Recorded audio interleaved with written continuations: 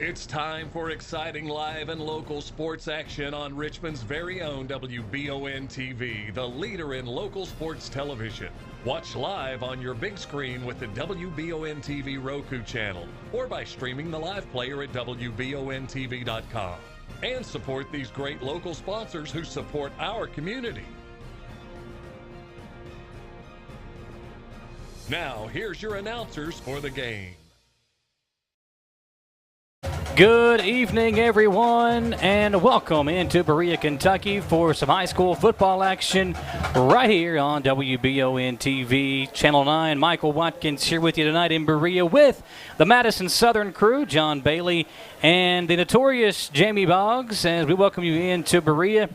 And here live, our coverage on WBON, as always, presented by Bishop Small Engine Repair. John, Jamie, you guys have been with this Madison Southern team for the first couple of games. An 0-2 start to the year, but it doesn't get much more difficult than being at home versus Southwestern and then on the road versus a GRC team that is pretty daggone good as well. Absolutely. Coach Mark Pena's first season coming into a really big challenge in this first slate of games. Lost a really close one to a comeback win to Southwestern, and I'll tell you what, GRC was impressive. That's going to be a team to watch in the coming weeks. We'll see them at Madison Central here later on in the season. But, John, we've got a long injury list that we'll get to later on. But, you know, when these two teams get together, it doesn't matter who's out on the field. It could be a game of checkers, a game of kickball between the staffs. It's always a fun environment, and I think we're going to get that here tonight as well. Yeah, I think it is. I mean, if you listened to the broadcast last week with Jamie and I at Southern and GRC, there was a lot of things that they did right, but the scoreboard didn't reflect that. So I think anything's possible tonight. Here live on the Citizens Guarantee Bank pregame show. With Citizens Guarantee Bank, your accounts are as close as your phone. Bank anywhere, 24/7. Check your balance, deposit checks whenever you want, transfer funds, and more with the MyCGB app. That's Citizens Guarantee Bank. Learn more at mycgb.com. Here live at Madison Southern. We talked about the injury report. We'll get to that here in just a moment, but it's Madison Central and Madison Southern, a rivalry all unto itself. We hear about, you know, at the college level, you've got Louisville and Kentucky. You've got Alabama, Auburn, and college athletics as well. It's always a fun one. Duke, North Carolina. But here at the high school level, it doesn't really get much bigger than an in-county rivalry, and that's what we have here tonight. Absolutely. And, you know, most of the time you can look at stats, you can go in with a favorite, but anytime there's a rivalry game, and I feel like especially on the gridiron, there's always the chance for that underdog team to come in, dig their heels in, and get that upset. Yeah, we're live here inside the Gateway Cycles broadcast booth. Welcome into the Gateway Cycles broadcast booth located in Mount Sterling. Gateway Cycles is there for you, and it's time to choose your next ride. Visit gatewaycycles.com. And, John, you know, being a former football player yourself, for the School of the Blind, what did you think? You told me I could use that line. Yeah, no, it's perfect. Okay, you told me I could use that line. So, yeah. But you know, you've been out here on the football field. You know when it's a big rivalry game that even the underdog will get up for it, and they want to pull off that upset. And I think after the way these two teams have started the year, with the expectations of what Madison Central came into the year with, Southern is the underdog going into this game tonight. But they don't feel that way, I believe, when they step on the football field. If you go into any fight expecting to lose, that's what's going to happen. Yeah. You got to come out here with your heart on your sleeve and take every punch you can, and they can pull it off tonight if everybody does their job and they play with a lot of heart tonight. We want to say thank you to all the folks that have been a part of our sports coverage and much more over the years. All of us here at WBON TV just want to say thank you. Thank you for your support during our growth over these last several years as your local sports source, your local news source, and now as your local TV stations on Channel 9. We appreciate all of the comments and feedbacks we continuously get from all of you. We are so proud to serve you and our community here with all we do at WBON, and we couldn't do it without all of your support. And we have a lot of folks out there at this game tonight. We also have a lot of folks watching at home.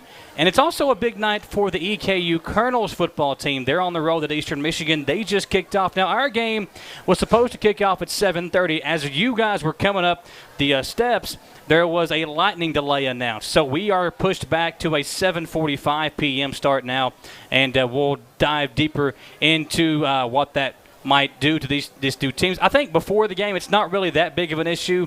Last week, you guys had that. Last week, we had it as well during the middle of the game. So we'll see if that does affect anything, but I think we'll get out there, we'll get the kickoff underway, and we'll start tossing that pigskin around and have a good night here tonight on WBON. Jamie and John and Michael here with you, folks. We'll step aside for our first commercial break here on the Citizens Guarantee Bank pregame show live on WBON TV, Channel 9.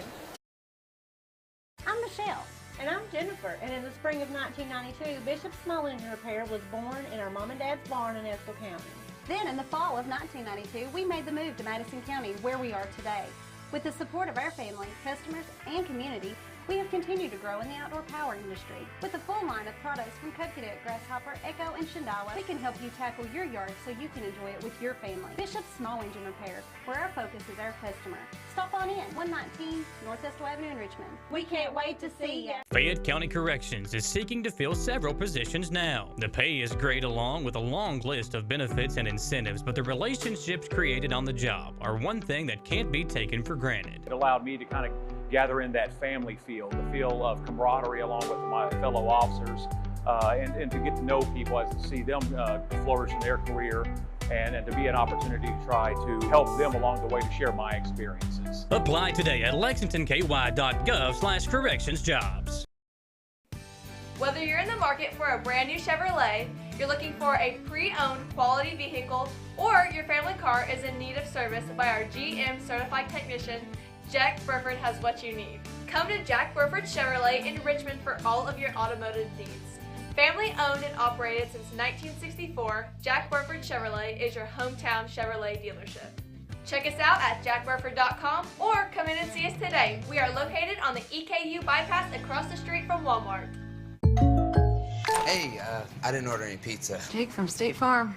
After you saved me so much dough on insurance with that Parker promo, I devised a promo for you. Here's the deal, Parker. State Farm offers everyone surprisingly great rates. Right.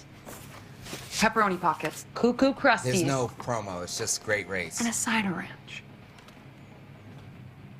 When you want the real deal, call State Farm agent Jerry Goebel in Richmond today. Like a good neighbor, State Farm is there. Orthopedic and Sport Physical Therapy will help guide you on your road to recovery. It is our mindset, a spirit driven to excellence, to help people heal faster and better. If you have pain or an injury, or you need experts in sports medicine, Orthopedic and Sports Physical Therapy is your best choice in rehabilitation, and you have direct access. In most cases, you do not need a referral to any of our 7 locations serving the region. Just give OSPTKY a call. Visit our website at osptky.com to find the location nearest you. Do you have dripping registers like this? Drywall issues like this? High humidity can cause a very uncomfortable and sometimes damaging environment. It doesn't matter the age of your system. Improper installation and sizing are the failure. Here at Madison HVAC, we look at your home as a complete system, not just the pieces of equipment attached to your house. Give us a call today at 859-625-1471 so we can provide your solution. And remember, we fix that too.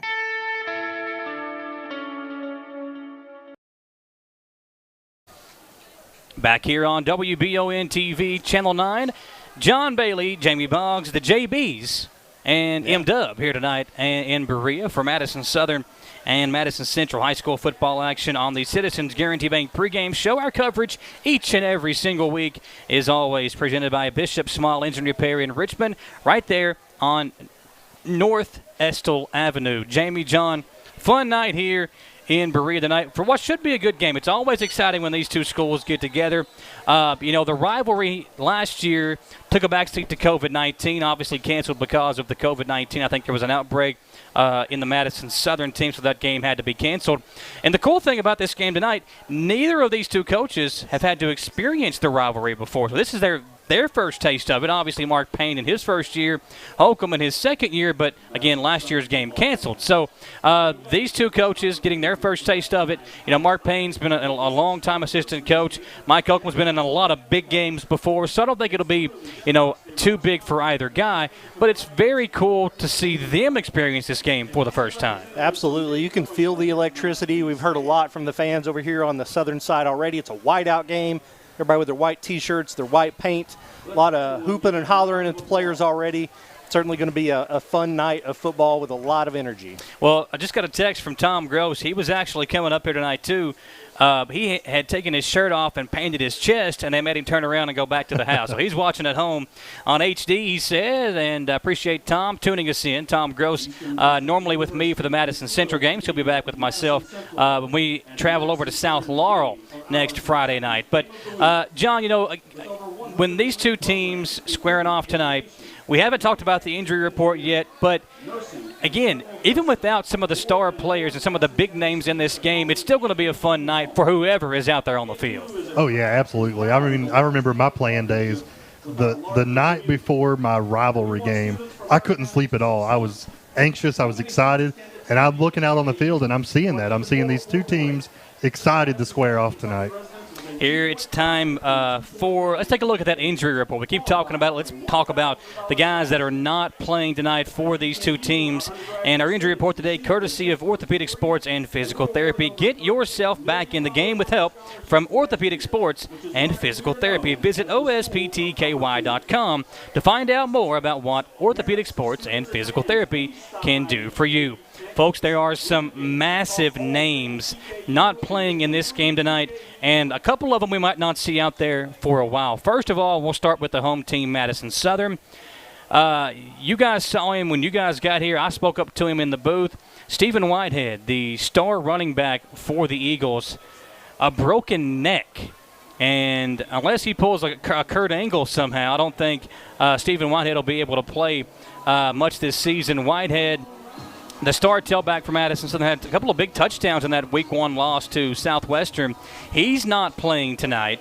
And, again, broke neck. He did tell me before the game that he would be back for the playoffs, and that is a big turnaround, I would think, for a broke neck. Now, knock on wood, thankfully I've never had to experience that before, but I think, a couple of months and being right back out there on the football field, that's a quick turnaround, I think. Now, on the other side, last week, no Kenyatta Harge for Madison Central, a sprained meniscus, and spoke to Kenyatta before the game. He said that the plan is to be out a couple of weeks, but after those 2 weeks, he will be going back to the physical therapy, OSPTKY. That's where our injury report comes from. He'll be going back to them every week just to test it and see if he's able to come back. So it's for sure last week and this week. Now, after this week, he'll be going back to see when he can be able to get back out onto the field. And tonight, no Brady Hensley, the star tailback for Madison Central. He is out tonight as well. Amazing year last year as a sophomore for Hensley, District Player of the Year. So those are three huge names not going to be in the lineup for either of these two teams tonight. Yeah, you mentioned Stephen Whitehead offensively for Southern is a huge loss, but he also plays both ways. He plays defense.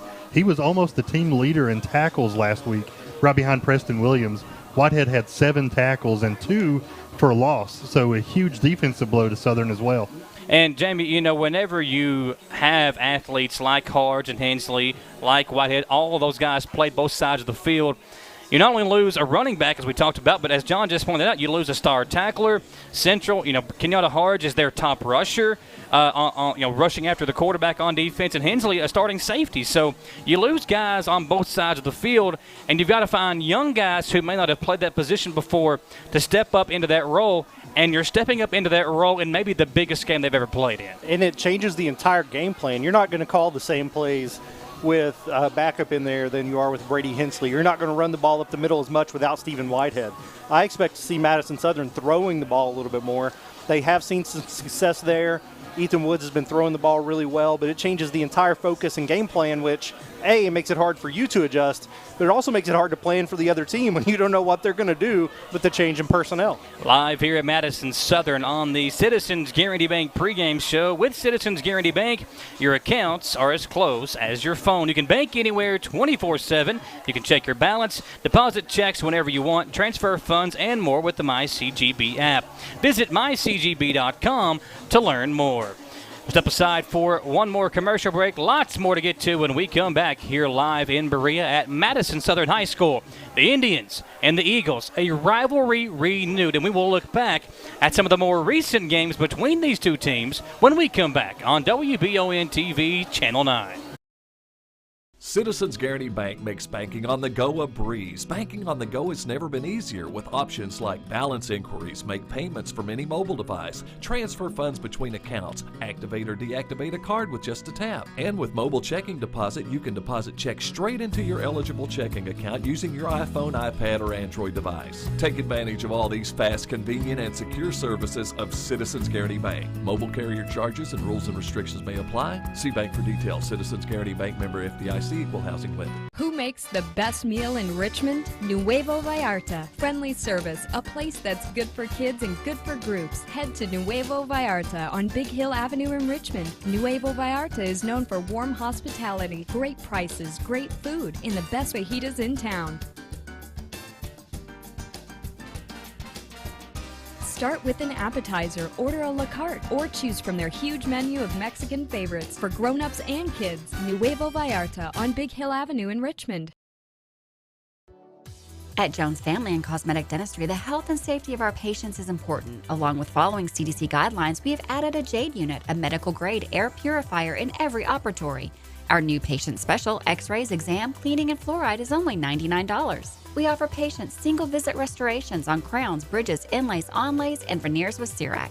We are equipped to handle all your dental needs from implants, teeth whitening, root canal therapy, and more. Call Jones Family and Cosmetic Dentistry at 859-985-0201. Chenault Vineyards has become a premier destination in Richmond for family and friends looking for fun and entertainment. The vineyard sits on 500 acres with breathtaking views and several different things for you to enjoy while you're there. Live music, tastings, tours, a walking trail, or maybe you'd like to host your own event at the vineyard. Visit ChenaultVineyards.com to check out the complete list of upcoming events. Like them on Facebook to stay informed, or like Chenault Vineyards on Instagram. I'm Richmond City Commissioner Mike Brewer, and I'd like to tell you about the proven progress and facts. While in office, we opened the Active Living Center, the Millstone Park, which led to the annual Millstone Festival.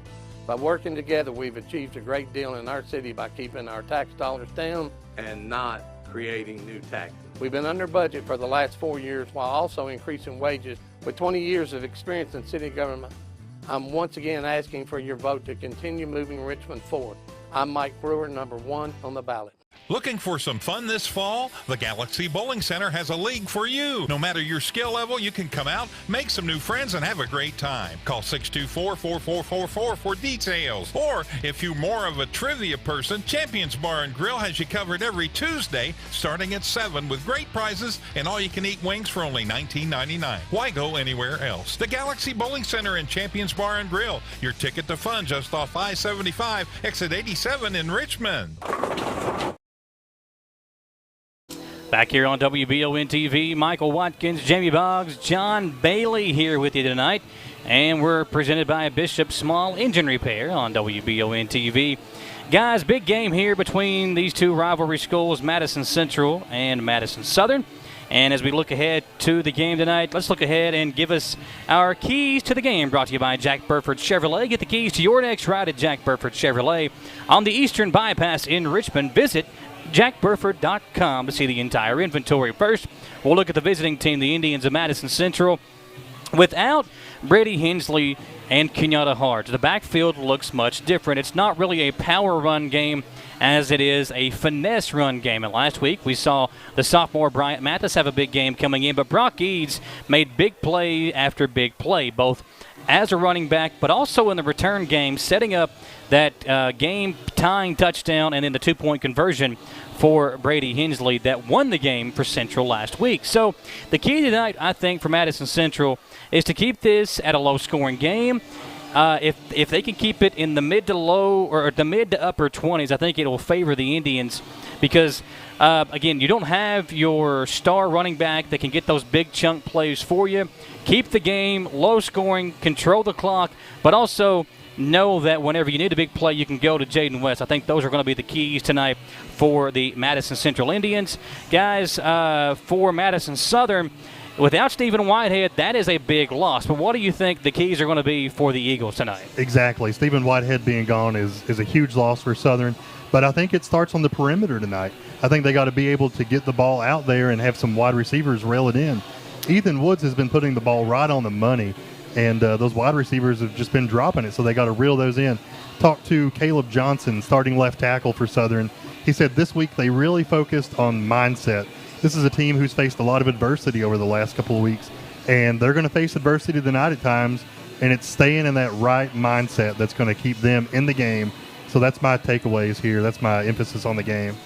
You know, whenever you've got a young team like Southern has, and it may not even be the fact that they're young players, but they're not experienced. They've not been in a starting role before. That's still considered a young player. You can have those growing pains early on in the season, but when it clicks, it can really click for you. I think that's what we saw last year from Madison Central. Early on in the season, they kind of overachieved, many people thought, but when it clicked for them and they took off, you saw how special that team could be, making it all the way to the semi-state game. I have said, and I said it during the preseason and during the offseason, I think this Southern team has the athletes and obviously the coaching staff. You got D.T. Boone out there. You got Tim Kirk, former defensive coordinator at Madison Central. You've got some guys that have been around the block a time or two and are very experienced coaches. If they can just put it all together, they can make a run in the postseason. And even after an 0-2 start, they have a long way to go to be able to have a successful year. Jamie, what have you seen early on in the year between these first two games that gives you confidence that this team can eventually get over the hump and put a good season together? Well, you mentioned the lack of experience, and it's not necessarily that they're young or that they're replacing older players. They missed the large part of 2 seasons for COVID, so it's just really a lack of reps. And I think over the course of the last 2 weeks, we've seen players at the skill positions really get more comfortable. Ethan Woods looked so much more comfortable throwing the football last week. I felt like the secondary covered really well. I think the offensive line stepping up, because that's the most experienced unit on this team, if they can step it up to their ability, that's really going to be the start of, like you said, those things starting to click. There are still stars out there to watch for tonight. Let's look at our Star Watch, which is brought to you by Jerry Goble State Farm Insurance. Like a good neighbor, State Farm is there, just like these players are for their teams. Like Jerry Goble State Farm Insurance on Facebook to find out more about maybe the insurance you didn't even know that you needed. Tonight, there are some guys out there that individually can light up the scoreboard. And you guys have one on your end at Madison Southern that I've always enjoyed watching, and that's Jayshon Etheridge. The guy's an absolute stud. I feel like we've been calling his name for 10 years because that's how good he is. He's made an impact since day one, since putting on the orange, white, and the navy. And I think he's the guy to watch out for tonight for Madison Southern. Absolutely. I think it takes 2 big pieces to be a great receiver, making tough catches and then making moves with the ball, making plays with the football after you catch it. And we've seen Etheridge do both of those things. He's made some tough catches, going up and getting it over defensive backs, and then taking it to the house when he gets some space. He's got 217 yards, averaging almost 110 yards receiving a game, 2 receiving touchdowns, and a rushing touchdown. We saw him a lot in the Wildcat last week, and I wouldn't doubt if we see some of that today. He's also a defensive player for Southern that they have to have. He was number 3 in total tackles for the team last week. So just all-around player.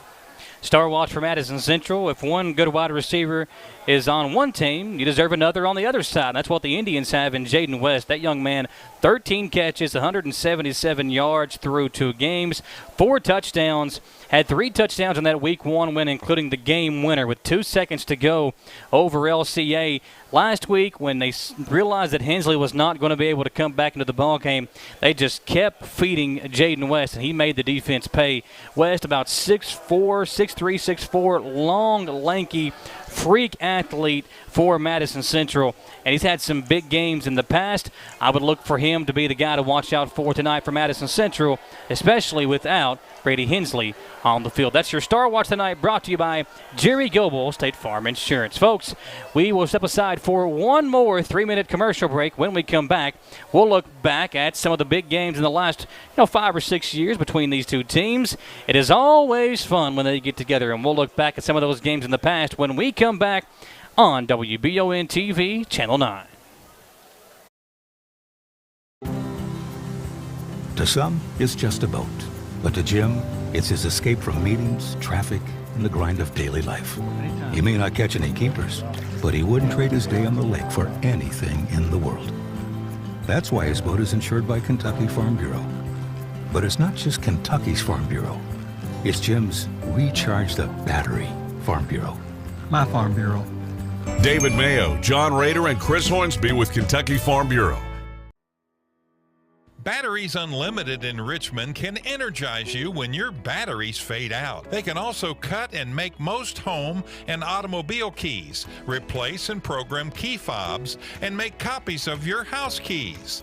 Plus, cell phone screen repair. Bring in your Apple or Samsung today. We are your home for all batteries. Go see Chris at Batteries Unlimited, Commercial Drive in Richmond.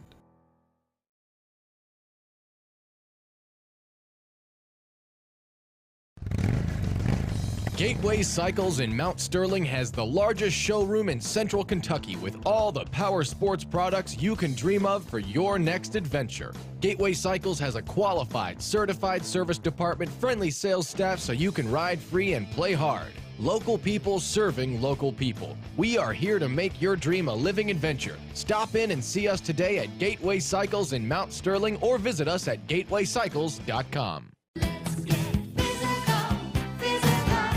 Need a physical for school or work? Need it right away? No problem. Berea Urgent Care has 2 convenient locations along with late hours to meet your needs. They're affordable too. Physicals at Berea Urgent Care only $20. DOT and CDL physicals are only $65. Berea Urgent Care number 1 by Walmart is open every day 9 to 9. Berea Urgent Care number 2 by Berea Drug open Monday through Friday 10 till 6. No appointment necessary. Berea Urgent Care, here when you need us.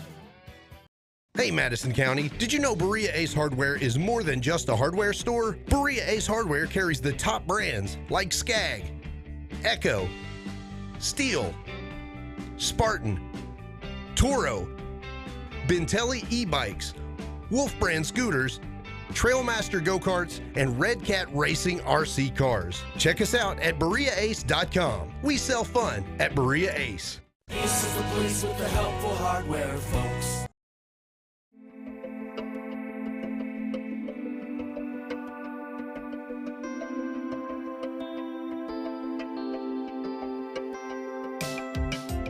Granite, marble, and quartz for any surface.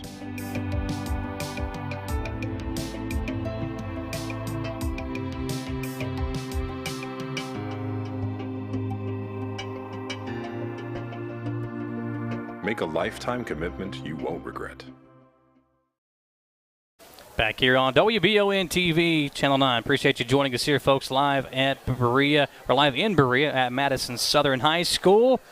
I tell you what, the rain came in a fury, but it's gone just as quick as it came.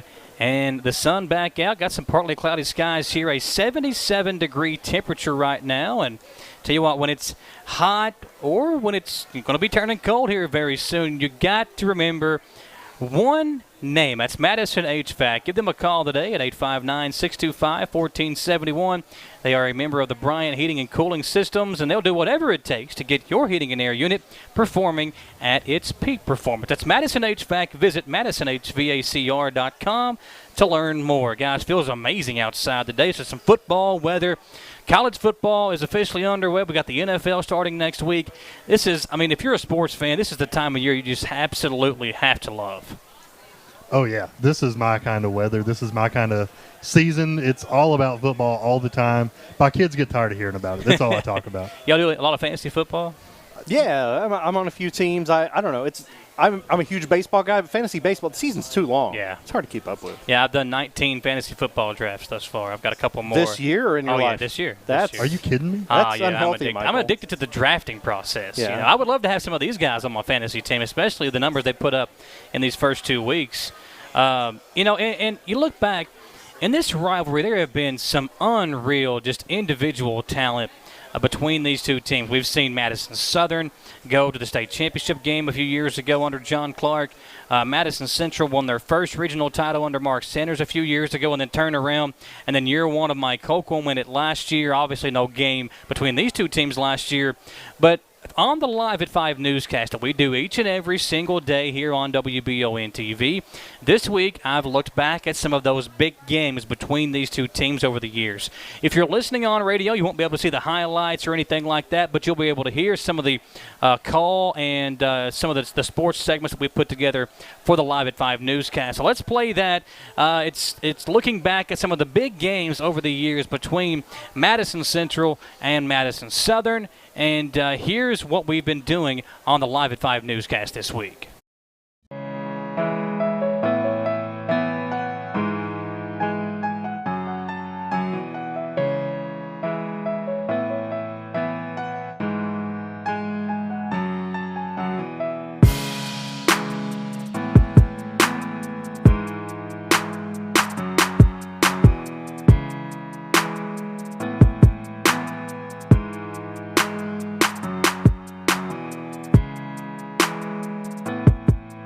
Off to him left side. Freddie bounces it out. Touchdown Indians. Untouched for 6. Freddie Janot.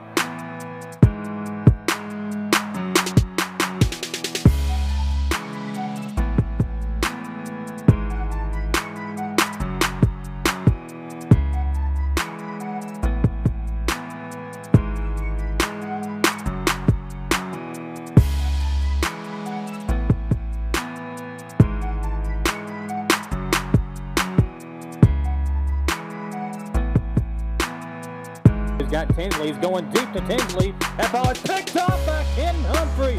What a play. They'll give it to Chenot up the middle. Freddie bouncing it out left side. Big hole. Back, finds space, finds a hole up the middle. Still on his feet. Chenot breaking tackle, spins away.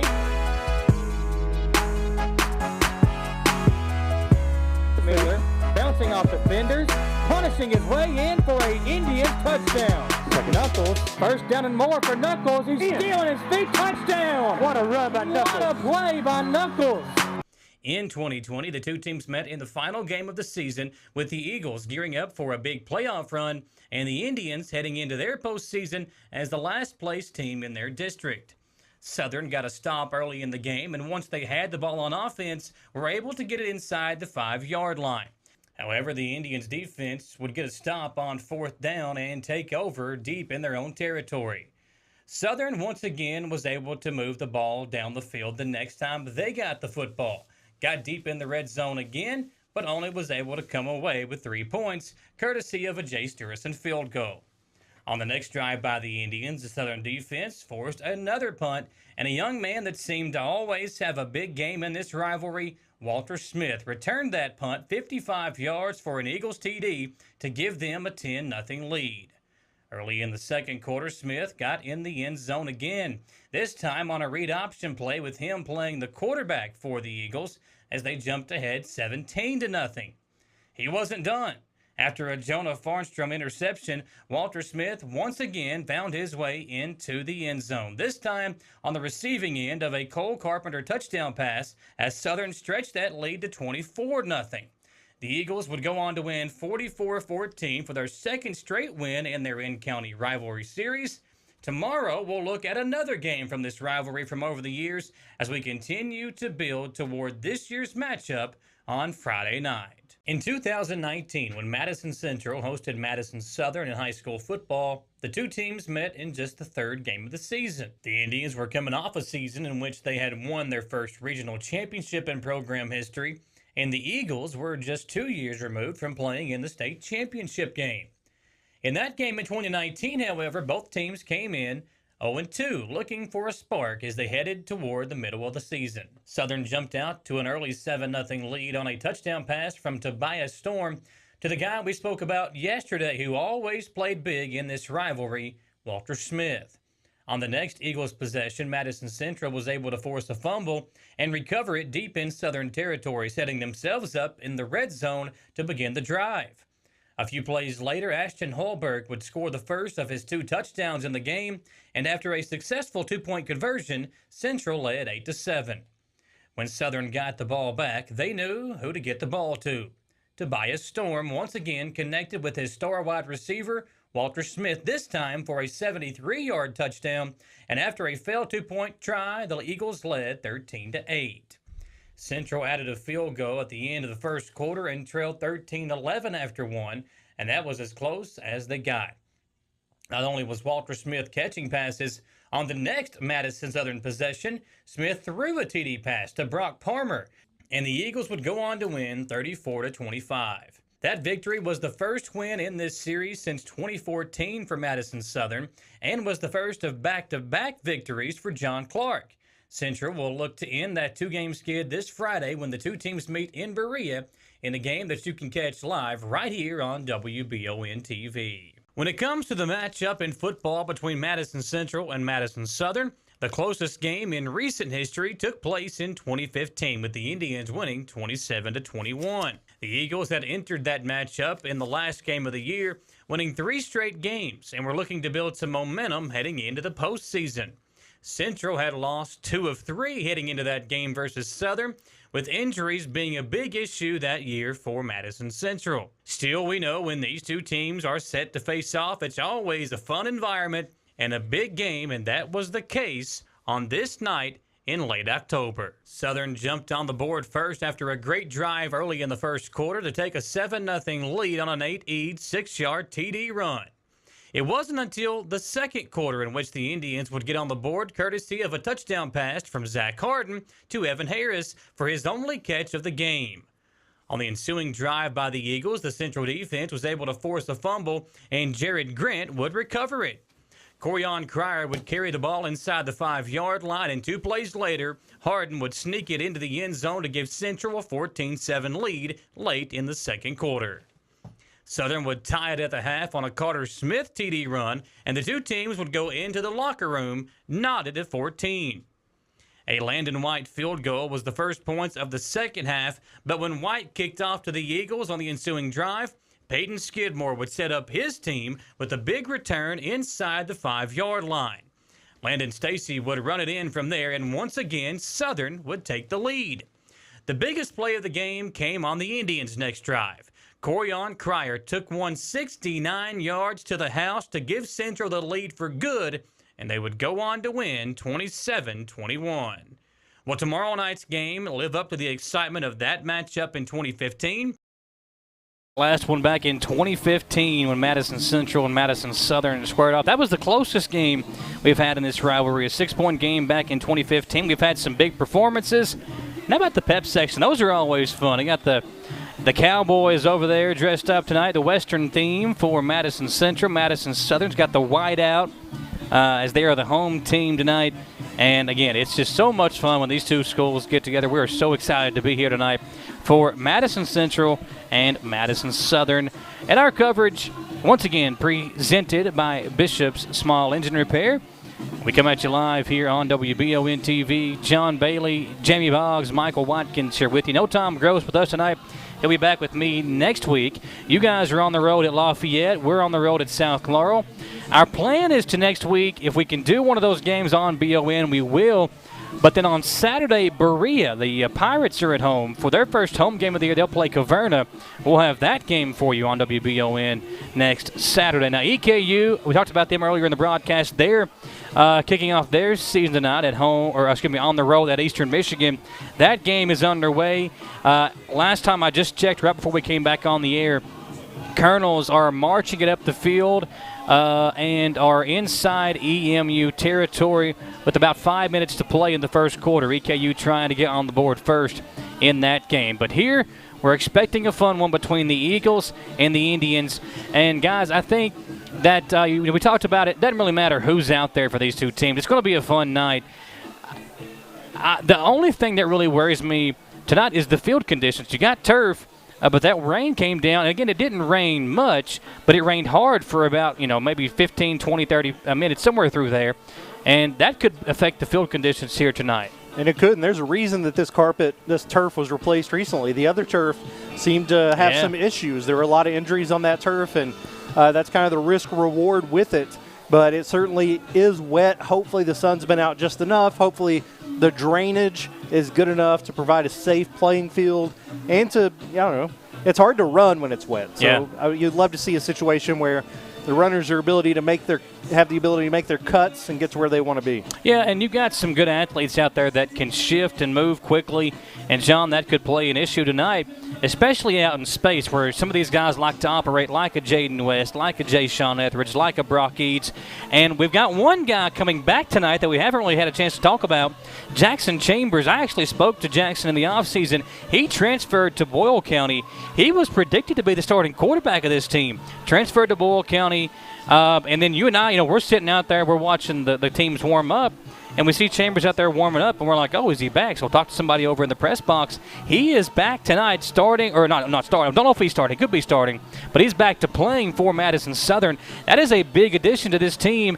You lose Whitehead, but you bring in Chambers, who can really play a multitude of positions. Yeah, I look to potentially see him on the defensive side. He can run the football, catch the football, throw the football. I coached Jackson when he was in the 8th grade in baseball. Really a special athlete, really a great kid. And we were kind of checking our rosters like, who's number 5 out there? So if you see number 5, you're watching there on WBON, that's Jackson Chambers. He may come in and make a little bit of difference. That's a wrinkle that Central wasn't ready for. I've been getting text all night while we're here, like people saying he's back. So community is excited to have him back, and I hope that translates to a good night on the field for the kid. Well, the reason he transferred was because he was worried that Jamie was going to be an assistant coach on the football team. When he found out Boggs was going to be up here in the booth with us, he said, "Oh, I'll come back then." That's a big thing. There's a lot of rumors out there about what I'm going to be doing. So, well, you are also a guy that can play a multitude of positions. So. You never know where you're going to see Jimmy Boggs at. I'm excited for this game. It's always a fun environment. These two teams, again, it doesn't matter what the sport is. Basketball last year, that game in the district championship game was one of the best basketball games I've ever been a part of as far as the intensity, the crowd. It was a low-scoring game, but it was just, you could tell it meant the world to both of those two teams to bring home that victory. Obviously, in basketball, Southern got the best of Madison Central. We'll see what happens here tonight. Kickoff is about 4.5 minutes away as the captain's meeting comes out there. The captain tonight for Madison Central will have Malachi Wood, Brock Eads, and Hagan Harrison. For Southern, that's big number 76, my man Brett Ursuline, the senior. You got number 47, Juan Rodriguez. Number 14 is Ethan Woods. Number 32, Keaton Lopez. So a couple of big names out there. I'll tell you what, Malachi Wood, Brett Ursuline is a big dude, and Malachi Wood the mountain, right? towers over him. Yeah. And obviously, Wood committing to the University of Kentucky at the moment. That's going to be a big addition to the Big Blue Wall. Ursuline's getting some looks as well. I think he'll be a college football player in his own right.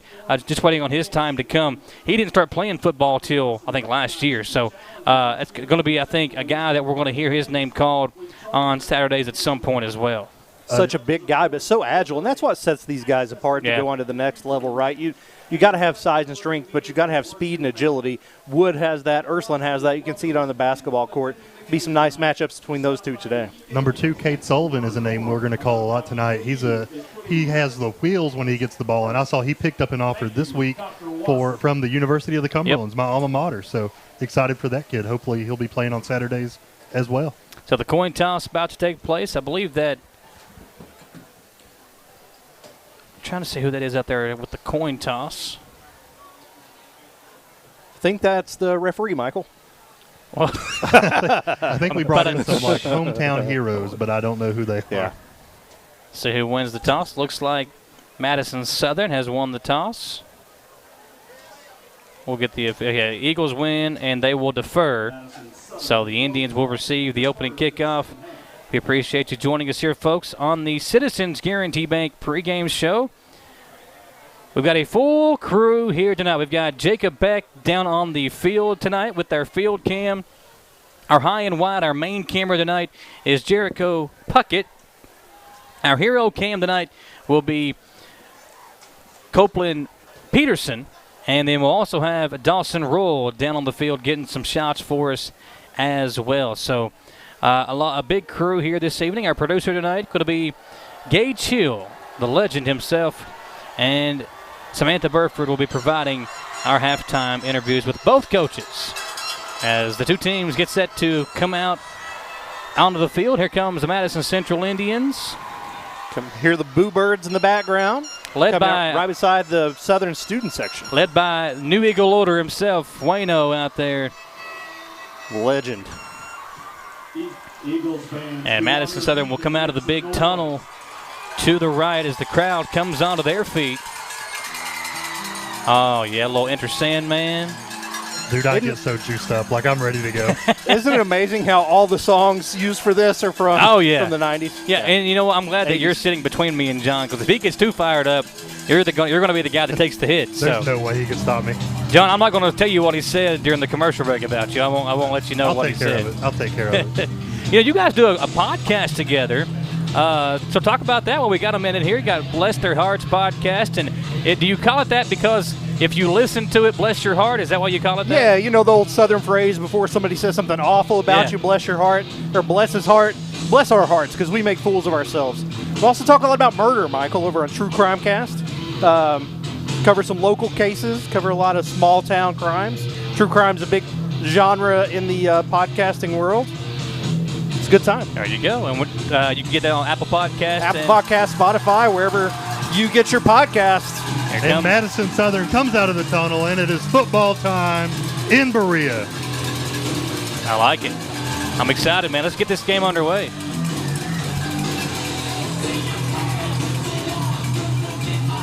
Cameraman took a spill there at midfield. A lot of energy in this stadium here tonight. I mean, it is a packed house tonight. Yeah. I do not see an empty seat.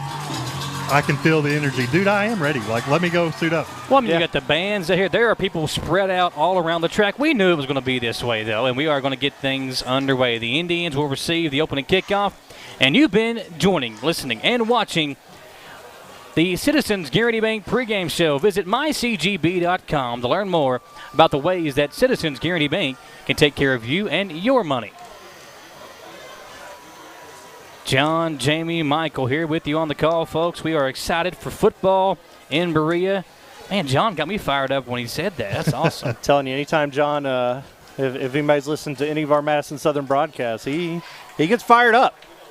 Kind of takes over the mic. So yeah, I apologize in advance, Michael. I'm gonna step on your toes a little bit.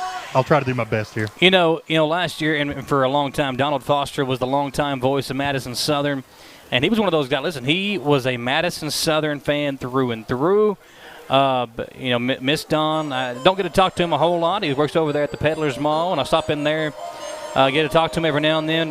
He loves local sports. He loves his Madison Southern Eagles. And Don, if you're listening or watching, man, we miss you. Got a big one here tonight. You know you'd love to be here for Madison Central and Madison Southern. Indians back to return the opening kickoff. It'll be Brock Eads, Jaden West, and Bryant Mathis. And it really is a party here in Berea. Grove Street party. Got a whole lot of money. That'll play tomorrow night at, Kroger Field? Yep. Kentucky and Miami of Ohio tomorrow night. Miami of Ohio, not going to be on regular television. You got to be in the stadium. Got to watch that on your phone or computer there. So here we go, the kickoff. And heading in the direction of Mathis, he'll return it from the 3-yard line. Coming up the left hash mark, now cuts it back more to the middle. Mathis, a big return for Madison Central to get this thing started. Mathis up the sideline, and he will step out of bounds across the 40 of Madison Southern to the 38-yard line. Great field position for Madison Central to get this thing started. And that's the one thing you don't want if you're Madison Southern. You're pumped up, the crowd's into it, and that kind of sucks the wind right out of you right there on the first play. I thought he was going to take it to the house. I did too. I thought he was gone. We talked about Jackson Chambers. He is on the field to start this ball game as a safety on that far side, wearing number 5. That'll be a big name to watch out for as we go throughout tonight and the season for the Eagles of Madison Southern, who come in at 0-2 on the season. Madison Central with the ball first. Great return by Mathis. And it's Hagan Harrison in the shotgun with 2 receivers near side, 1 to the right. They'll run it with Eads to the near side.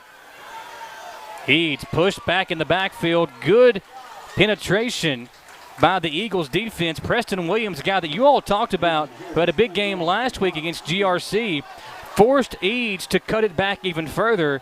And he's able to pick up some positive yardage, but a good job by the Eagles defense to get good penetration on that first play. That's what I like to see. I like to see players playing contained, doing a good job, everybody doing their job, and that's what led to that stop there. Jamie Boggs he'll do the play-by-play when Southern has the football. Indians have it first. 4 wide now for Harrison. A high snap. He rolls right, looks in the direction of West, who makes the catch. Jaden had to come back to it. When he did his curl pattern, he was at the first down marker. And coming back to the football, tackled at the 30-yard line, so a couple of yards short of the first down. It'll be 3rd and 2, Jamie. Big play here. You get this stop. I mean, it's probably 4-down territory, but even being able to get a stop here and forcing this 4th down could be a big momentous shift here for Southern. EKU on the board first. They lead 3-0 over Eastern Michigan. 11 minutes to play in the second quarter. Appreciate Tom Gross for that update. Trips left, 1 receiver right for Harrison. He'll run the option, pitch it out, and going to be about a yard short of the first down. Kaiser on the handoff, or on the pitch out. Big stop there for Southern on 3rd down to hopefully get off the field here. Maybe, are they going to, is this 4-down territory? This is definitely 4-down territory. Mike Holcomb is a guy that likes to roll the dice early in the ball game. It's kind of that no man's land, a little bit out of range of a field goal. If you punt, you don't really gain much, so why not go for it on 4th and a yard?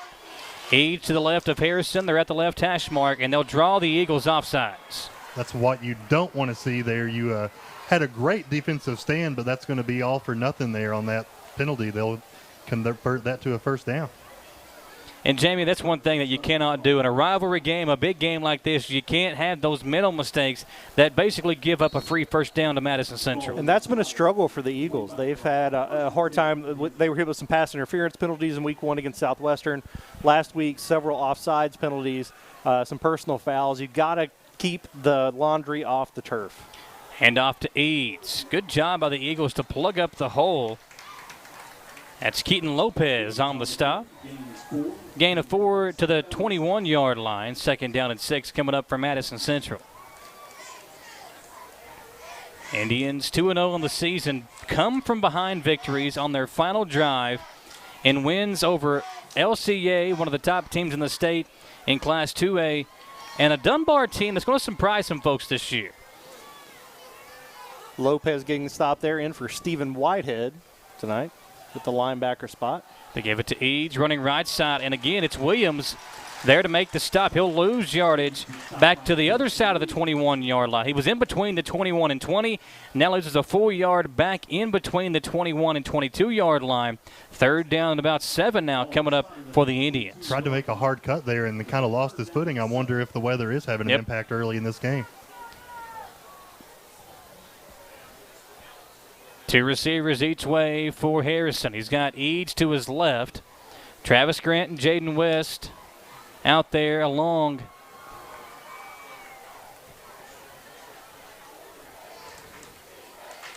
with a couple other receivers for the Indians. Now Harrison dropping back to throw. Steps up into the pocket and then will run for the 1st down. Scoots out of bounds, and a heads-up play there by the senior Hagan Harrison. Was that Will Levis out there? I mean, he had a great run. I mean, it looked just like Levis out there on a Saturday. Yeah, Harrison has the ability to run, but more often than not, his runs come on drawn-up plays, not really breaking out of the pocket. That time, he saw a lane and is able to pick up the 1st down after the receivers could not get open. So 1st and goal from inside the 10-yard line.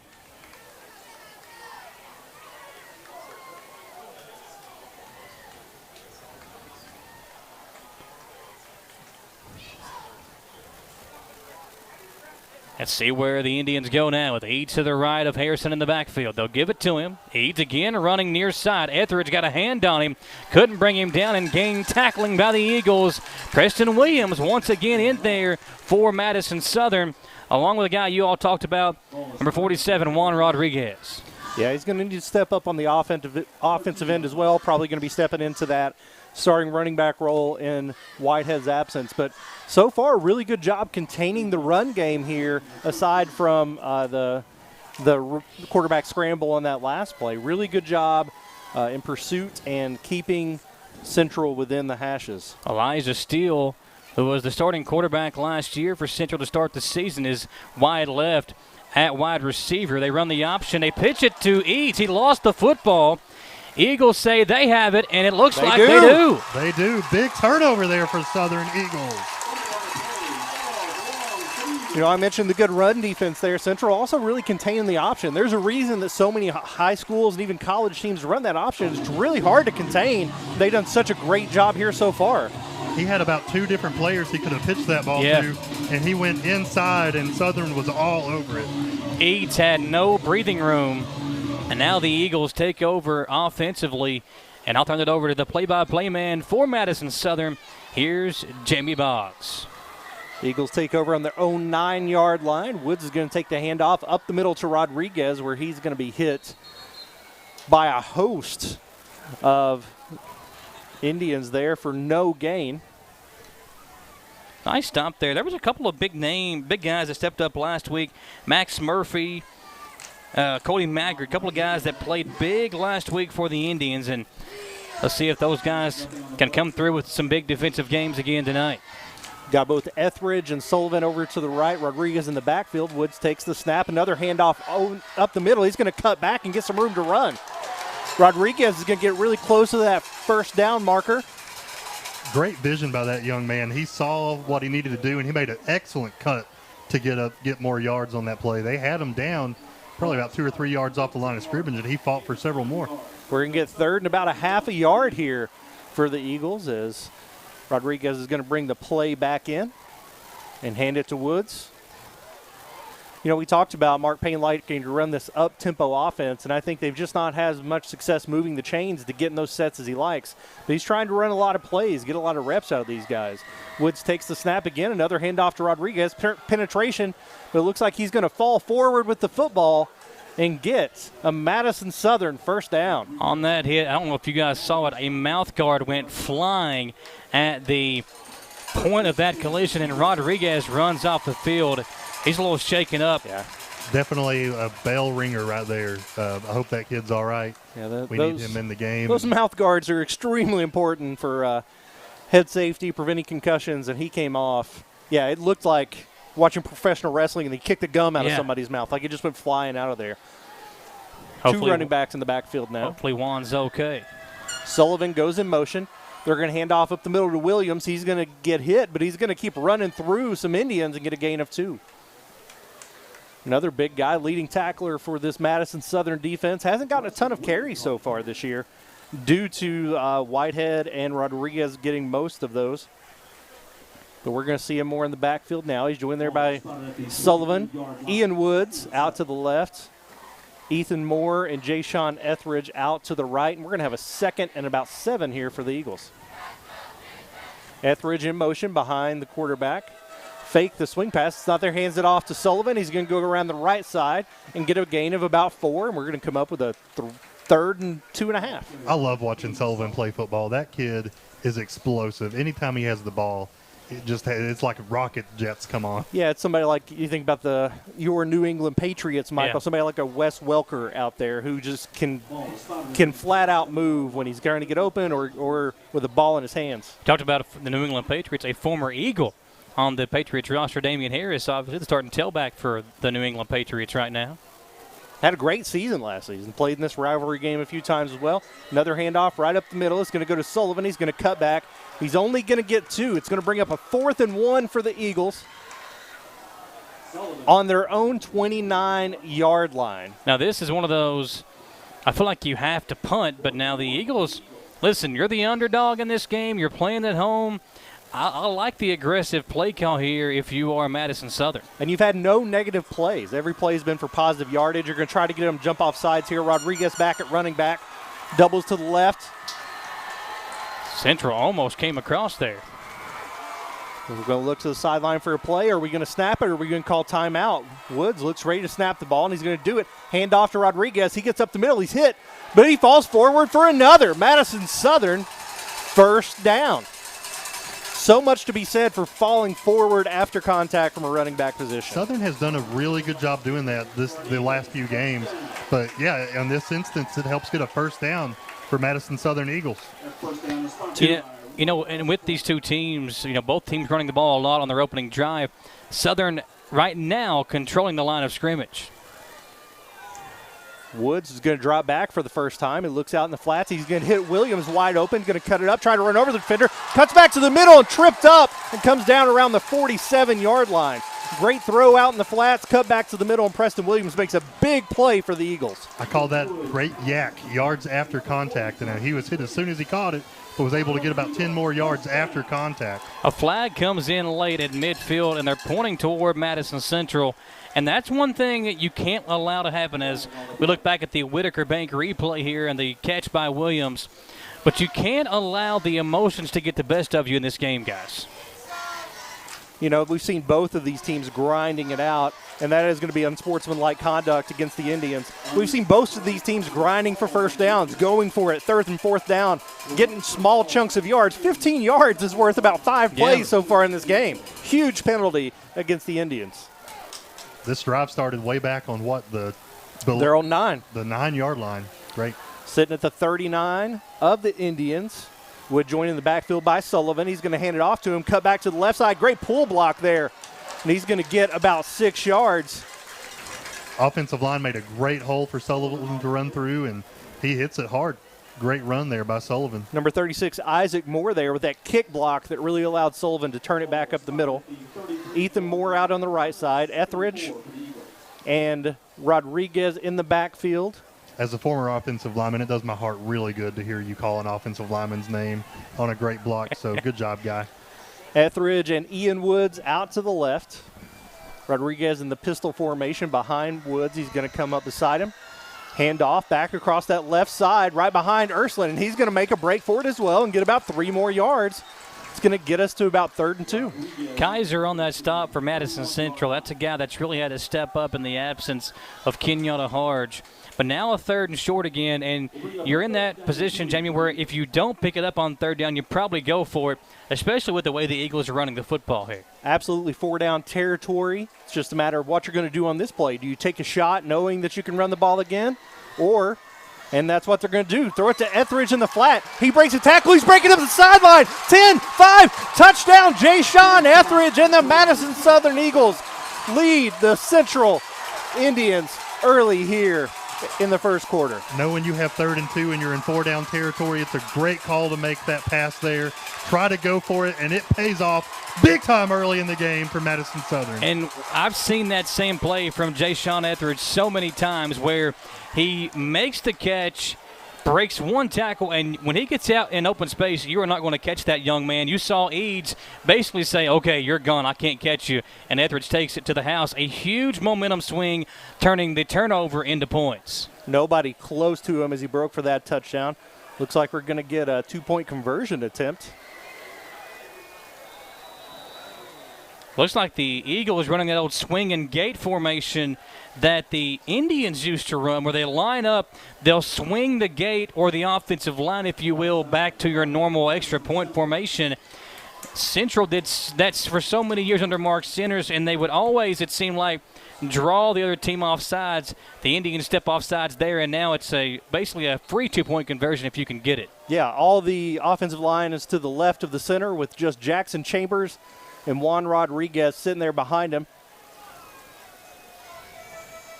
There you go. Williams will take the snap to Williams, and he's going to run it in. 8-0 Madison Southern Eagles, and those light show is going off. Fun night here, folks. Eagles take the early lead, and Jamie, the 2-point conversion, the touchdown. Eagles have all the momentum right now. We'll see if Central can get some of that back when we come back on WBON TV.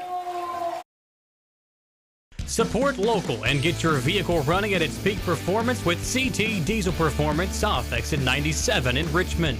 Chris Thorne and his staff specialize in diesel performance and repair that will service any vehicle, big or small, with oil changes, brakes, tires, alignments, and more. Broke down and need a tow? Well, call CT Diesel at 859-699-8712. Like them on Facebook to enter a weekly drawing for a free oil change. CT Diesel Performance off exit 97 in Richmond. Being prepared for various types of disasters is one of the best ways to ensure the safety of your family, friends, and community. The Madison County Emergency Management Agency and the Chemical Stockpile Emergency Preparedness Program is here and ready to support community emergency response. For how to be prepared, make emergency kits, know your zone, and shelter-in-place information, contact EMA CSEP at 624-4787 or visit madisoncountyky.us/EMA. Madison County EMA CSEP, your partner in preparedness. This to return, and Bryant, another big return across the 40 and across midfield. Mathis, for the second straight time on the return, gets it into Madison Southern territory. Now a flag comes in from the backside official that I believe is going to be against the Indians. There are actually 3 flags out on the field, so let's see what these flags are for. I believe one of them might be for a face mask, and the other 2 could be against Madison Central for blocks in the back. Let's see what we got here. Yeah, it looked like a potential horse collar or face mask there by Gino Ballard, number 3, who really chased down the runner. He was taking it to the house. Once again, the same thing happened with the last kickoff. Appreciate you joining us here, folks, on WBON TV. Michael Watkins, Jamie Boggs, and John Bailey here. And we've had an a very entertaining first quarter thus far at Madison Southern. Entertainment for the whole family, folks. If that's what you're looking for, you got to drive on over to Galaxy Bowling Center in Richmond. They've got the bowling complex there, the arcade, great food, and more at Galaxy Bowling Center in Richmond. Like them on Facebook to stay up to date with what's going on there at Galaxy Bowling Center in Richmond. See what the official penalties are.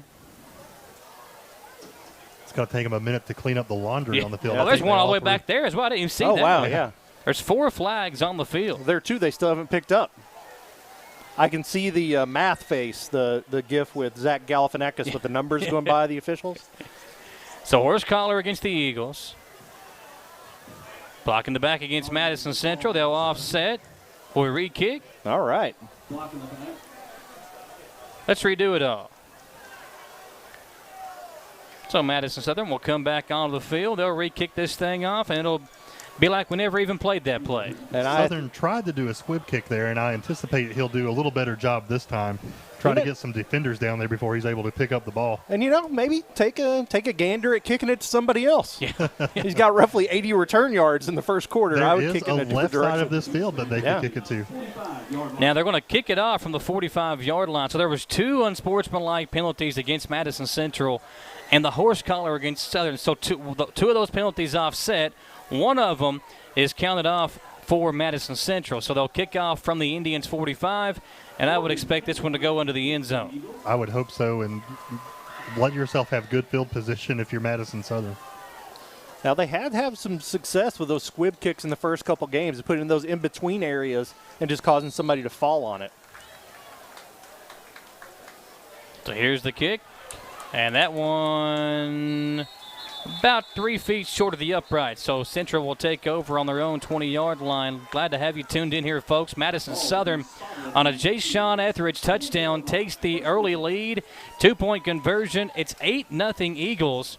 So we get a good shot there of some of the players for Madison Southern on the sideline. Jacob Beck, our cameraman down on the field tonight. Madison Central, without those big weapons of Harge and Hensley, we'll see what they can do here. Now, the good thing if you're Madison Central, you've been behind a lot in these first 2 games, so you've experienced that before. You know how to play coming from behind. Let's see what they can do. Got to take care of the football. Down 8-0, a minute 42 to play in this first quarter. Hand off to Eads. He'll go right side, and Eads again slips. It's about the 3rd time tonight that Brock Eads has slipped running the football. He seems to be the only guy with an issue with it right now. Yeah, you brought that up in the pregame as the field being kind of wet, but you're right. Eads seems to be the only one who's struggling with that. And, again, great pursuit by the Eagles defense to force him toward the out-of-bounds boundary. Second down and about 8. Get a good shot there of Dave Hensley, Brady Hensley's dad, the running backs coach for Madison Central. Second down and 8. As we near a minute to play in the first quarter. They'll send Kaiser in motion left to right. Elijah Steele on the near side is the wide receiver matched up with Etheridge. Harrison looking to throw. Harrison looking up the field. Got all day to let one fly, and he does, but incomplete. Intended for Travis Grant over the middle. It'll bring up 3rd and 8. And if you're Madison Southern, if you can get a stop right here, you would get the football back with pretty good field position yourself. Saw a great pancake block by Madison Central's offensive line. They gave him all kinds of time to throw that ball.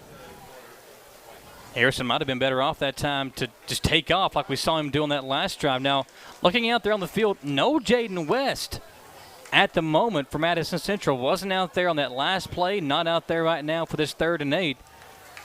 Hopefully get an update on him. Jaden West, the star wide receiver for the Indians. So Harrison will roll out right. He's looking to throw. He will throw, and it's going to be complete. And that pass hauled in there by number 10 for the Indians. A nice catch, and that'll pick up the first down. Great catch, fell down on the turf, caught it on his knees to extend this drive and give an Indians first down. It looked like West on the first drive of the Indians did come off the field kind of skipping, but you couldn't tell if it was an injury situation or if he was just excited. Number 10, that's KJ Wells, Walt Wells' son, the head coach of the EKU football team. Obviously, heavy heart for that young man right now. His dad suffering that cardiac episode on Sunday morning. Here's Harrison taking off from the QB spot on that far side of the field. Harrison picking up some nice yardage to make it 2nd down and a couple for the Madison Central Indians. But back to Walt Wells, the head football coach of EKU. Again, suffered that cardiac episode early Sunday morning as a flag on the play. I think this is going to be a unsportsmanlike conduct against Madison Central. Wells is home, returned home last night. So that's the good news. He's at home, resting and recovering. And his baby boy catches his first career pass here in this game just a moment ago. And at the last update we got, EKU down 7-3 against Eastern Michigan. So Walt might be pulling some double duty tonight, watching the Colonels and having to watch us as well. Yeah, such a scary situation for him. Glad he is at home. Unsportsmanlike conduct against the Eagles. Looked like Chambers made the tackle, and he and Harrison got tangled up. Couldn't really see what happened from up here, but Chambers is going to come out of the game, and that's 15 yards for the Indians. Yeah, Chambers making his return to the lineup tonight. Again, made the tackle. You could see Harrison looked as if he was saying something to Chambers. So the guy that maybe committed the crime first is who drew the flag. Here's a handoff back to Eads up the middle. Not much running room. A gain of about 2.5 yards as the first quarter comes to an end. Madison Southern strikes first, and they'll hold on to an 8-0 lead as we go to the second quarter here live in Berea. We'll step aside for a 1-minute commercial break and come right back on WBON TV.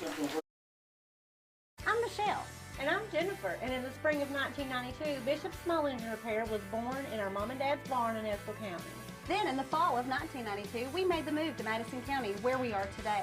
With the support of our family, customers, and community, we have continued to grow in the outdoor power industry. With a full line of products from Coconut, Grasshopper, Echo, and Shindawa, we can help you tackle your yard so you can enjoy it with your family. Bishop Small Engine Repair, where our focus is our customer.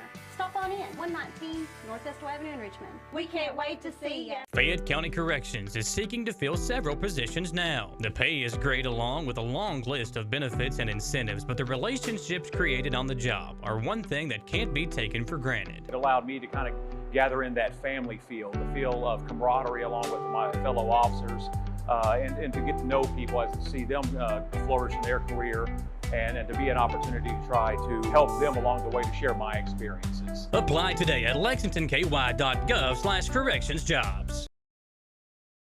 The two teams will flip fields, and Madison Central coming from behind 8-0, they trail as we begin the second quarter. The Indians moving the football into Madison Southern territory, courtesy of a penalty against the Eagles defense 2 plays ago. And then a Brock Eads carry for about 2.5 yards will set up Madison Central just shy of the Madison Southern 45-yard line. Ball right smack dab in the middle of the field. About to enter the mouth of the Eagle, if you will. What if I won't? Well, then I guess you won't. So here we go. Harrison going to run the option with Eads. Hagan will pitch it out to Brock. And Eads, a big hole. Lots of running room and a first down for Madison Central. Southern's done a really good job stopping that. We got more flags coming in over on the sideline. Yeah, pushing and shoving out there. You got to keep it clean, young man. We don't want anything to happen in this ball game. You get somebody ejected, you have to miss a couple of games. I know it's a big rivalry game as we look back at the Whitaker Bank replay here, and that pitch out to Eads. Nice job by Brock to run over a defender. And that was number 8, Ethan Moore, that made the tackle. He and Eads got up and had a little exchange of words. I don't think they were making dinner plans. Trying to separate the teams now and sort it all out. We talked about this being a big rivalry. Obviously, it's going to be heated. That makes it really tough on the officials to sort out who started it, who deserves to be punished, and who's getting the penalty yards here. Yeah, these guys have had a couple of meeting of the minds tonight. 11:42 to play in this second quarter. John Bailey, Jamie Boggs, and Michael Watkins. And how about this Madison Southern pep section? They have been fired up from the get-go. Right now, I think they're just kind of eyeing the officials to see what these flags are going to be and who they're going to be against as Ethan Moore comes over to the sideline himself. Mark Payne just making sure his guys keep their cool. We know how good this Madison Central football team is. If you're Madison Southern, we know how good they can be. You got a lead right now. You don't want to risk any free yards by these penalties playing a big part in this game. And we've seen a lot of it already. Here comes the against both teams lead official to finally sort this thing out, and it looks like Madison Central was backing up on sportsmanlike conduct against the Indians, and then unsportsmanlike conduct against Madison Central. Wow. So 2 flags against the Indians, and now we'll see the Madison Central coaching staff probably light up the officials. Mike Holcomb pointing out something as the yardage being marked off. The first down, I believe, would stand. Eads got the first down, but you would just lose the yardage. I would think it would be 1st and 10 from this Southern 40-yard line, and I believe that's what it's going to be. That's what's happening. I see the chains moving now as you were saying that, so that's exactly what happens. Yeah, so Eads got the first down on the handoff. The penalties occurred afterwards, and now the 2 coaches want to talk about it themselves. Mark Payne will call a timeout, and so will we. We'll take a batteries unlimited timeout, and we'll recharge our own batteries and come back on WBON TV. Whether you're in the market for a brand new Chevrolet, you're looking for a pre-owned quality vehicle, or your family car is in need of service by our GM certified technician, Jack Burford has what you need. Come to Jack Burford Chevrolet in Richmond for all of your automotive needs. Family owned and operated since 1964, Jack Burford Chevrolet is your hometown Chevrolet dealership. Check us out at jackburford.com or come in and see us today. We are located on the EKU bypass across the street from Walmart. Hey, I didn't order any pizza. Jake from State Farm. After you saved me so much dough on insurance with that Parker promo, I devised a promo for you. Here's the deal, Parker. State Farm offers everyone surprisingly great rates. Right. Pepperoni pockets, cuckoo crusties. There's no promo, it's just great rates. And a cider ranch. When you want the real deal, call State Farm agent Jerry Goebel in Richmond today. Like a good neighbor, State Farm is there. Back here on WBON TV, Mark Payne calls the timeout. I think just to talk to his guys and make sure that they understand, listen, we do not want to get wrapped up in the emotions of this game. Let's go out there and play football. We know it's a big game. We know it's a big rivalry. But if we just take care of business, that will be really where we can stake our claim in this contest. And the Indians coming out, it will be 1st and 10. They lose yardage back to their own 40-yard line. So on the wrong side of the field, Harrison will drop back to throw. He's got men wide open. He'll go deep to Jaden West, who almost hauls one in double coverage. Harrison put one on the money to West. He just could not secure it. Good defense. Jayshawn Etheridge matched up with the star wideout for Madison Central. That'll bring up 2nd down and 10.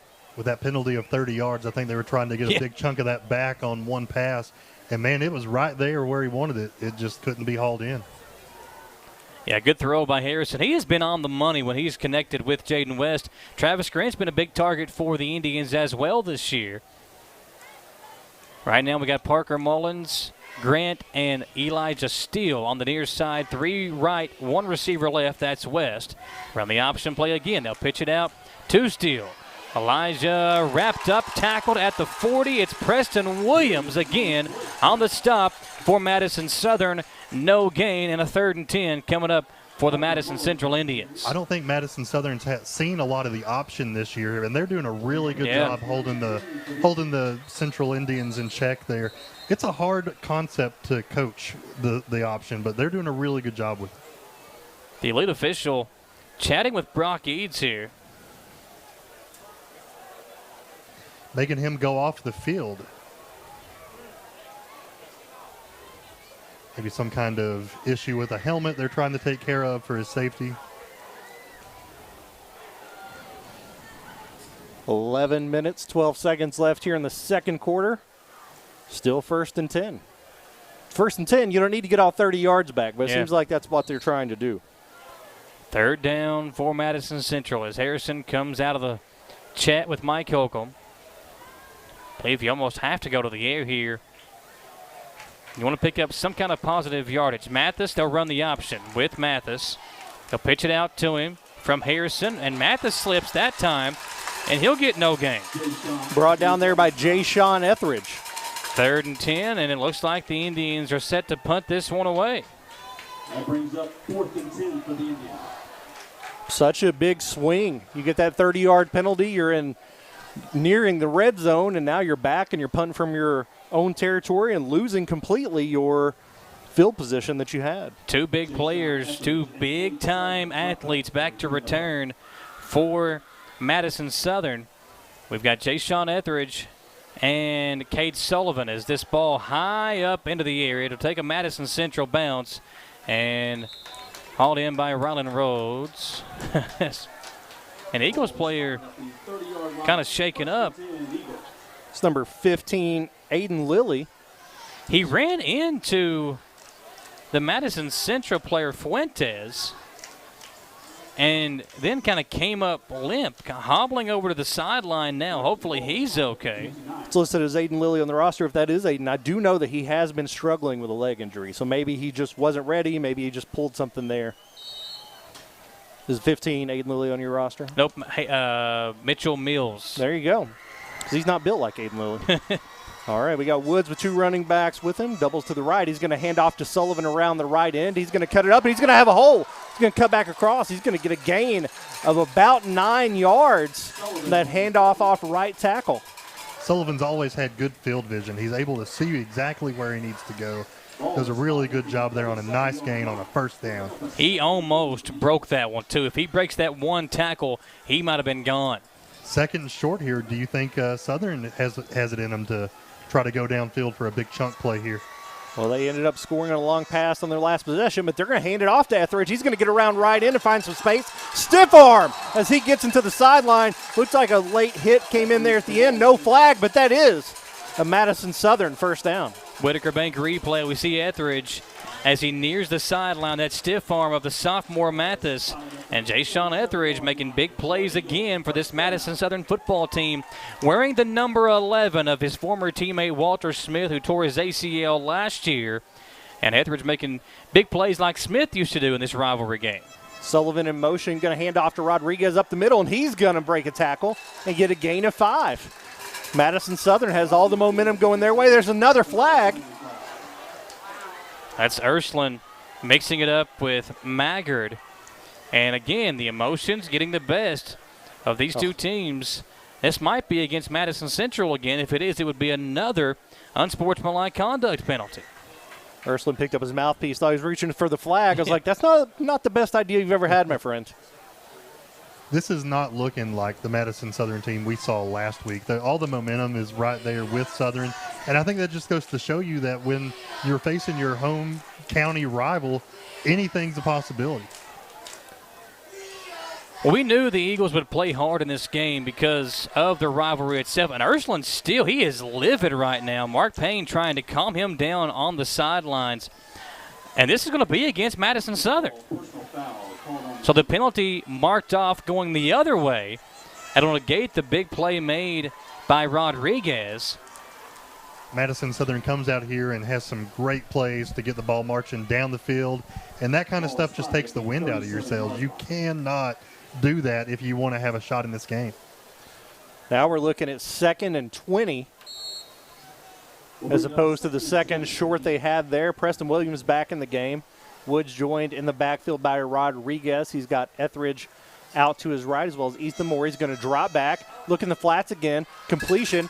He's going to be tackled, Ethan Moore, as soon as he catches the football for a gain of about 3. Still well behind the original line of scrimmage and going to have a long way to go here to get any kind of shot at a first down. Well, 3rd and 16 looks like. Yeah, is this a situation, Michael, you take the risk of throwing the football, or are you too concerned about a turnover at midfield? You got the lead. You get the ball to start the second half. I'm all for conservative, especially with the way your defense is playing right now against Madison Central. Got trips to the left. Sullivan, Moore, and Etheridge. Rodriguez joins Woods in the backfield. He's going to take the snap and drop back, looking to his left. Hot pursuit, and he's going to be sacked in the backfield there with another flag coming in. Parker Mullins. Mullins got in there for the sack. But now this flag could be very important, John, because if it's against Madison Central, you wipe out the flag or you wipe out the sack. Great pursuit there. He looked like he came in untouched. Woods did not see him coming. Yeah, on the Whitaker Bank replay, you could see Mullins got in there unscathed. Now let's check out this penalty flag. I know in college football you can give a warning or give an unsportsmanlike to your entire team, and the second time it happens on a personal player, they're ejected. I feel like we could be getting close to that. Is that a high school rule that can happen? I don't think that's the way that ejections work, but, man, so much laundry on the field, and that one's going to go against Southern as well. You know, if you're Madison Southern right now, Jamie, you have the lead. I understand you're wanting to trash talk. You have a lead right now. But Madison Central can strike fast, and you don't want to give them any momentum back with the way you're playing right now yourself. Central's going to decline the penalty instead of giving Southern another attempt at getting yardage, and Southern electing to punt here from their own 35-yard line. Isaac. Wow, Central 19. Almost blocked it. Eads will call for the fair catch back at his own 18-yard line. So a good job Avery to Davidson, flip the field. Great punt. Was that a new punter that we've seen tonight for the first Kate time? Sullivan had been punting for Southern for the last few games, did the Australian type, running with the football, and had a couple bad kicks, but Avery Davidson steps up and has a fantastic kick there. What a boot, man. He got that ball way downfield and gives Central backs them up into their own backfield. Davidson, a good soccer player, so not surprised to see him get a good boot into that one. And now the Eagle defense comes back out, trying to preserve this shutout at the moment. 8-0 over Madison Central, and the Indians back at their own 18-yard line. We'll see if they can get their own offense going. And again, no Jaden West out onto the field. KJ Wells split wide left. And here to the near side, it's Elijah Steele. Harrison will throw, being pressured. And incomplete, intended for Travis Grant. No flags. Hard to throw that pass when you have a Southern Eagle right in your face as you're throwing it. So great pressure on the quarterback there on that defensive play by Madison Southern. Great awareness there not to take the sack, but also we saw a couple of intentional grounding penalties last week for Southern. So great awareness there by Harrison. Trevor Dennis is in there as a wide receiver for Madison Central as well, wide right. So the Indians mixing in some guys we've not called their name before. Harrison looking to throw, and that one was almost picked off. Was looking at KJ Wells over the middle. Jay-Sean Etheridge right there defensively, and he almost hauled that one in one-handed style. That would have been a great grab. I thought he had it, but it was just quickly in and out of his hands. It's going to lead to a third down, right? Third down and 10. Thanks for being my eyes, guys. I think that means you owe me a soda, Jamie. I got you. 7:35 left here in the second quarter. Eagles lead 8-0. Harrison again in the shotgun, just trying to get some kind of offense going. Got plenty of time to throw. Steps up, completes to Eads. A flag on the play. Harrison might have been over the line of scrimmage when he let that one go. Ball comes out. Indians recover. I believe it was Dennis that dove onto it. It would be fourth down either way. Let's see what the flag is. Again, I think it was the fact that Harrison was over the line of scrimmage. Check it out here. He takes off. And up, he's behind the line. So not sure what the flag was. Must be a hold, which would be even worse if you're Madison Central. Well, at that point, it is a hold against the Indians. And they will decline. Holding is called on the Indians, and the penalty is declined. They bring up fourth down. Tom giving us another update on the EKU game. The Colonels get a touchdown pass from McKinney to Smith, and they now trail it 14-10. 2:24 to play in the first half, so a big game there for EKU on the road at EMU. Morin will punt for Madison Central. Doesn't get much on this one, but it will take a Madison Central bounce into Southern Territory and fall at the 47-yard line. About a 40-yard punt, not much there from Morin, but you do flip the field, and the Eagles will begin it on their own side at the 40. I'll say the 48 actually. Really impressed with Madison Southern defensively right now. Last week we saw GRC pretty much able to do anything they wanted to offensively. Looks like a completely different team out there tonight. It really does. It's hard to tell what adjustments have been made, but certainly something's different about this team. They brought it tonight, and they're going to take over at their own 48. Woods with Sullivan joining him in the backfield, as well as Etheridge. Preston Williams at the wingback position. Etheridge joins Ethan Moore out to the right. Williams goes in motion to the left. Woods takes the snap, hands it off to Sullivan, who's going to get a lot of pursuit in the backfield, gets away from some of it. Still going to have a loss of 2. I feel like as soon as he got that ball, he had a defender right in his face, just really not able to make anything out of that play. Great job by the Indians defending that play. The sophomore, Tavion Kirby, number 70 there for Madison Central. He is going to be a name for the next 3 years that Madison Central fans are going to love. Made a big play there, and he's the one that made that stop for the loss of 2. Isaac Moore in for Preston Williams. You got the wristband fanatics giving signals to Woods out on the field there. Sullivan still in the backfield. He's going to come up beside Woods. Woods is going to take the snap, pitch right to Sullivan, hit in the backfield, breaks a tackle, but he's going to come down for a loss of another 2 yards. And we're going to have a 3rd and 14. Parker Mullen stepping up again, making a big play defensively in the backfield. Forcing that 3rd and long now, guys, and we haven't seen the Eagles really throw it deep down the field yet. On 3rd and 14, do we see it now? Why not? Go for it. That's my motto. It's a great time to find out if that's going to be there. 5:47 left here in the first half. Ian Woods joins Etheridge to the left, 2 wide receivers to the right. Juan Rodriguez in the backfield with Woods. He's going to take the snap, draw back to pass. He's looking left, steps up with the pressure. He's going to throw it over the middle. It's going to be knocked down and nearly picked off. Almost picked off by Central. That is a great defensive stance there. Elijah Steele gets their team off the field and looking at a punt. You know, that was a good situational awareness there from Woods to get out of the pocket into a place where he could throw, but nearly picked there by Steele. Great defensive play, and Southern here is going to try to maintain good field position as Avery Davidson is back in to punt the football. Ethan Woods, first-year starter for this Southern team, and great pocket presence. Like Jamie said, able to step up and avoid a big sack. We have seen a few fake punts from Southern. Not this time. Davidson's going to boot it. Great kick. Fair catch called by Eads. Nearly drops it, but it's going to be 1st and 10 for the Indians on their own 28-yard line. This new punter for Southern is really coming in and really changing the game, getting the ball several yards down the field. So great job, Southern, making that adjustment in this week. Guys, we know it's still early on, but the adjustments or the game plan that Central put in place through a quarter and a half has worked beautifully at the moment. Now, we know Central's got that big playability, but without Brady Hensley and Kenyatta Harge and no Jaden West in the game again, Going to be hard for Madison Central to get those big chunk plays we're used to seeing from them. They'll run the option as Hagan tries to keep it himself.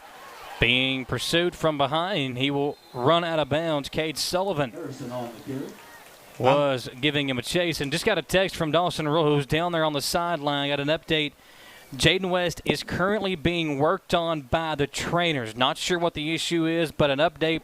West currently being looked at by the trainer. We'll try to get you an exact update on what the issue or the situation is there for West. Seeing a lot of arm tackles tonight. And as an old school football player, that really drives me nuts. Yeah. You got to make contact early, wrap up both hands, drive them to the ground. Yeah, that wasn't bad coverage. Everybody stayed with their assignment, but they just didn't finish the play, like John said. Harrison from the right hash mark. He'll run the option left side, cuts it back, and a big hole for Harrison. Hagan's got speed, holds on to the football as he picks up another first down. And Harrison says, guys, I know some of my big-name weapons are no longer on the field, but don't forget about me. And he keeps it for another big carry, this time into Eagles territory. As we check out the Whitaker Bank replay, Harrison pulls the okey-doke as he goes, hits the brakes, and heads back the other way for a first down Indians. I've never seen a kid throw the brakes on like that. I mean, he threw the e-brake on and did a Tokyo Drift situation out of there. Hagan back in the shotgun, high snap, hands it off to Eads. Brock running left side, and he'll spin away from a tackler but go down at the 35-yard line. And a injured Eagle down on the field right now for Madison Southern. Training staff coming out, the training staff provided by Orthopedic Sports and Physical Therapy. There's a reason that so many of these local teams trust the experts at Orthopedic Sports and Physical Therapy, and you need to as well. If you have a nagging injury, maybe you have some pain that you'd like to get rid of, they have a quiz on their website, osptky.com. You can take that quiz and see if the pain that you have is something that would go away on its own or if it's something you should see a doctor for. Visit osptky.com to take that quiz right now. At my age, Michael, there's not a lot of pain that really goes away on its own. I don't think that's a thing. I think I need help. The pain of being Jamie Boggs, that's too much to overcome sometimes. It's really a burden. Unfortunately, that was Jay Sean Etheridge down, but fortunately, he is up and moving. Yeah, he hopped up quick, too. You know, we've seen a lot of cramping issues over the last couple of weeks with our games. Not sure what you guys have seen. And right there, we got a good shot of number 41, Stephen Whitehead. Whitehead with the neck brace on. You can see it in the shot as there we go. We'll see number 41 back behind the cheerleaders there. Still as intimidating as ever, even in a neck brace. With the neck brace on, the long curly hair. Sure do hate to see that for that kid. He had a big season ahead of him. Thoughts and prayers are with him for his recovery. See if Central can put one in the end zone here before the half comes to an end. Down 8-0, 4:20 to play in the first half. Still no Jaden West out onto the field. Harrison to Bryant Mathis. He'll fake it to Mathis, keep it himself. Running near side, really nowhere to go for Harrison. He tries to sneak away from Cade Sullivan, but Sullivan runs him out of bounds at the 37-yard line. That was really a couple plays in a row where Central had broken containment, but Sullivan was able to stay on the outside, force Harrison out of bounds for a loss to force a third down and likely passing situation. This is 4-down territory for Madison Central. If they don't pick it up here, they would go for it on 4th down. We are stalled at 4:05 at the moment. One receiver near side, that's Elijah Steele. Two receivers left for Harrison. That's where he runs the option. A big hole, pitching it out to Eads. Eads cuts it back, has a first down and more. Eads inside the 20-yard line. And Madison Central for the second time tonight in the red zone. And on their first possession, Jamie, they were able to get it there, but fumbled the football with Brock Eads. Now they have it 1st and 10 inside the 20 at the 18 of Madison Southern. Like John said earlier, a lot of arm tackling. You get away and you get in traffic and you get away scot-free if you're not going to be wrapped up and driven to the ground. Central's they have the same game plan. Southern's just got to make those tackles. Now running option near side. Hagan will fake the pitch out, keep it himself. Harrison will dive, and get into the end zone. Made a great dive on the pylon, and that's going to be a great Central score. Touchdown Indians, 8-6. Madison Southern with the lead. More flags coming on the field after the score. I feel like it's rare we can get through a series without laundry on the turf. And now Braden Hall, freshman, who's in the game for the Eagles, is down on the sideline. And this looks like a cramping issue here. As again, the staff from Orthopedic Sports and Physical Therapy trying to stretch him out. Indians, they're going to be aggressive, and it looks like they're going to line up and go for two here, guys. And I don't blame them trying to tie this game up with, as of right now, some momentum on your side. Absolutely. Braden Hall, another fantastic athlete. Had the pleasure of watching him throughout his middle school career. Just a ton of speed. Hopefully that is a cramping situation, and he'll be back. But, yeah, the difference between this drive and other Central drives, in my opinion, is that in the first few drives, Southern was forcing them to the sideline and not allowing that cutback. Man, now Central's not attacking the sideline as heavily as they were. Now they're cutting back to the middle where we see more and more holes opening up. We looked as if Central was going to go. Oh, that's Preston Williams. That's not number 10. That's number 40. That's Williams for Madison Southern. So I saw the 1-0, didn't see the 4 connected. That is Williams, and that's a big loss for Southern if he can't get back out there on the field. Indians won't go for 2. They'll send Pat Morin in for the PAT. Morin's been perfect so far, and he will continue to be. Nice boot. 8-7, Indians down by a point. Madison Southern will receive when we come back, and I'll hand it back over to Jamie Boggs on the other side of this break. 1 minute on WBON TV. Orthopedic and Sport Physical Therapy will help guide you on your road to recovery. It is our mindset, a spirit driven to excellence to help people heal faster and better. If you have pain or an injury, or you need experts in sports medicine, Orthopedic and Sports Physical Therapy is your best choice in rehabilitation, and you have direct access. In most cases, you do not need a referral to any of our 7 locations serving the region. Just give OSPTKY a call. Visit our website at osptky.com to find the location nearest you. Do you have dripping registers like this? Drywall issues like this? High humidity can cause a very uncomfortable and sometimes damaging environment. It doesn't matter the age of your system. Improper installation and sizing are the failure. Here at Madison HVAC, we look at your home as a complete system, not just the pieces of equipment attached to your house. Give us a call today at 859-625-1471 so we can provide your solution. And remember, we fix that too. Indians about to kick off after their first score, now down by a point, 8-7, 3.5 to play. Here is Jamie Boggs. Sullivan and Etheridge back to receive. Great kick that's going to land inside the 5. Sullivan drops it. He's going to pick it up and try to make something happen. Cuts back toward the middle of the field. He's got some room around the end. He's going to be surrounded by Indians, and they're finally going to bring him down around the 20-yard line. A big hit to end that play, but tell you what, that's a good job by Sullivan to take something or nothing and turn it into something there, guys, and give him good field position. Anytime somebody loses control on a receiving a kick, it certainly makes everybody uncomfortable, and it's a big hole to dig yourself out of. Yeah, not only did he lose it once, he kind of fumbled it around before he finally picked it up and ran with it. Ian Woods and Jay-Sean Etheridge to the left. Sullivan's going to come out after that big hit. You can ring my bell. We've sung that a lot over the first couple of weeks of the season. Hard pass. Well, nobody asked you to sing. Ethan Woods joined by. That's what I'm here for tonight. Juan Rodriguez in the backfield. Going to be a flag, probably a substitution penalty. Yeah, Central running a player onto the field late, guys. I thought the flag was going to be for the booth up here with that singing that we heard from Michael. Wow. See, Tom would never say that. And I'm fired.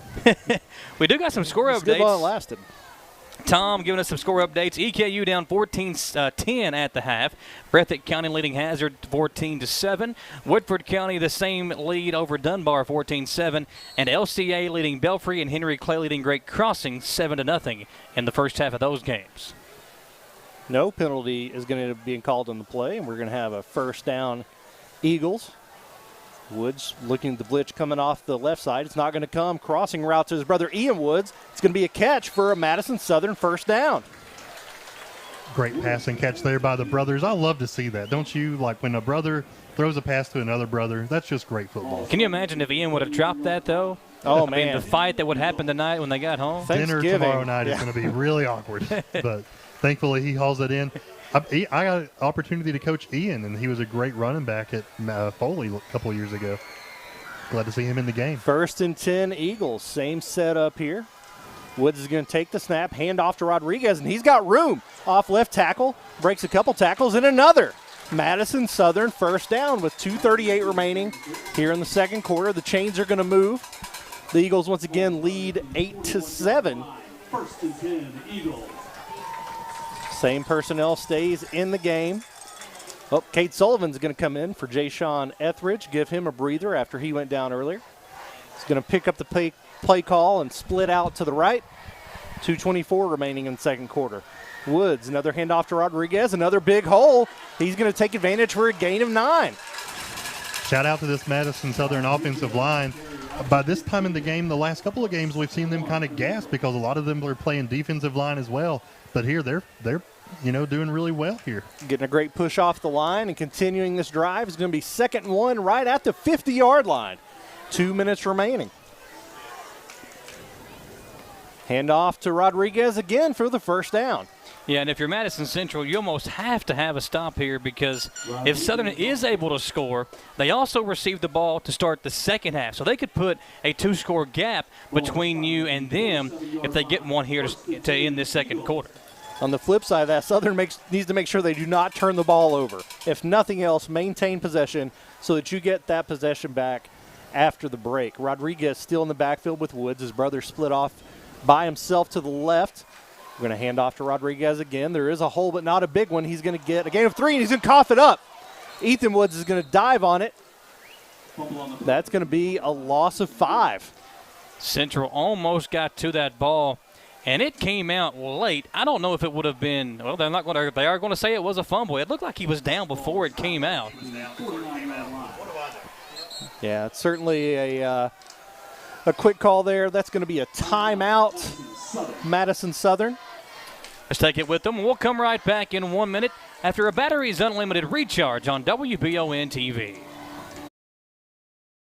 Citizens Guaranty Bank makes banking on the go a breeze. Banking on the go has never been easier with options like balance inquiries, make payments from any mobile device, transfer funds between accounts, activate or deactivate a card with just a tap. And with mobile checking deposit, you can deposit checks straight into your eligible checking account using your iPhone, iPad, or Android device. Take advantage of all these fast, convenient, and secure services of Citizens Guaranty Bank. Mobile carrier charges and rules and restrictions may apply. See bank for details. Citizens Guaranty Bank, member FDIC. Equal housing lender. Who makes the best meal in Richmond? Nuevo Vallarta. Friendly service, a place that's good for kids and good for groups. Head to Nuevo Vallarta on Big Hill Avenue in Richmond. Nuevo Vallarta is known for warm hospitality, great prices, great food, and the best fajitas in town.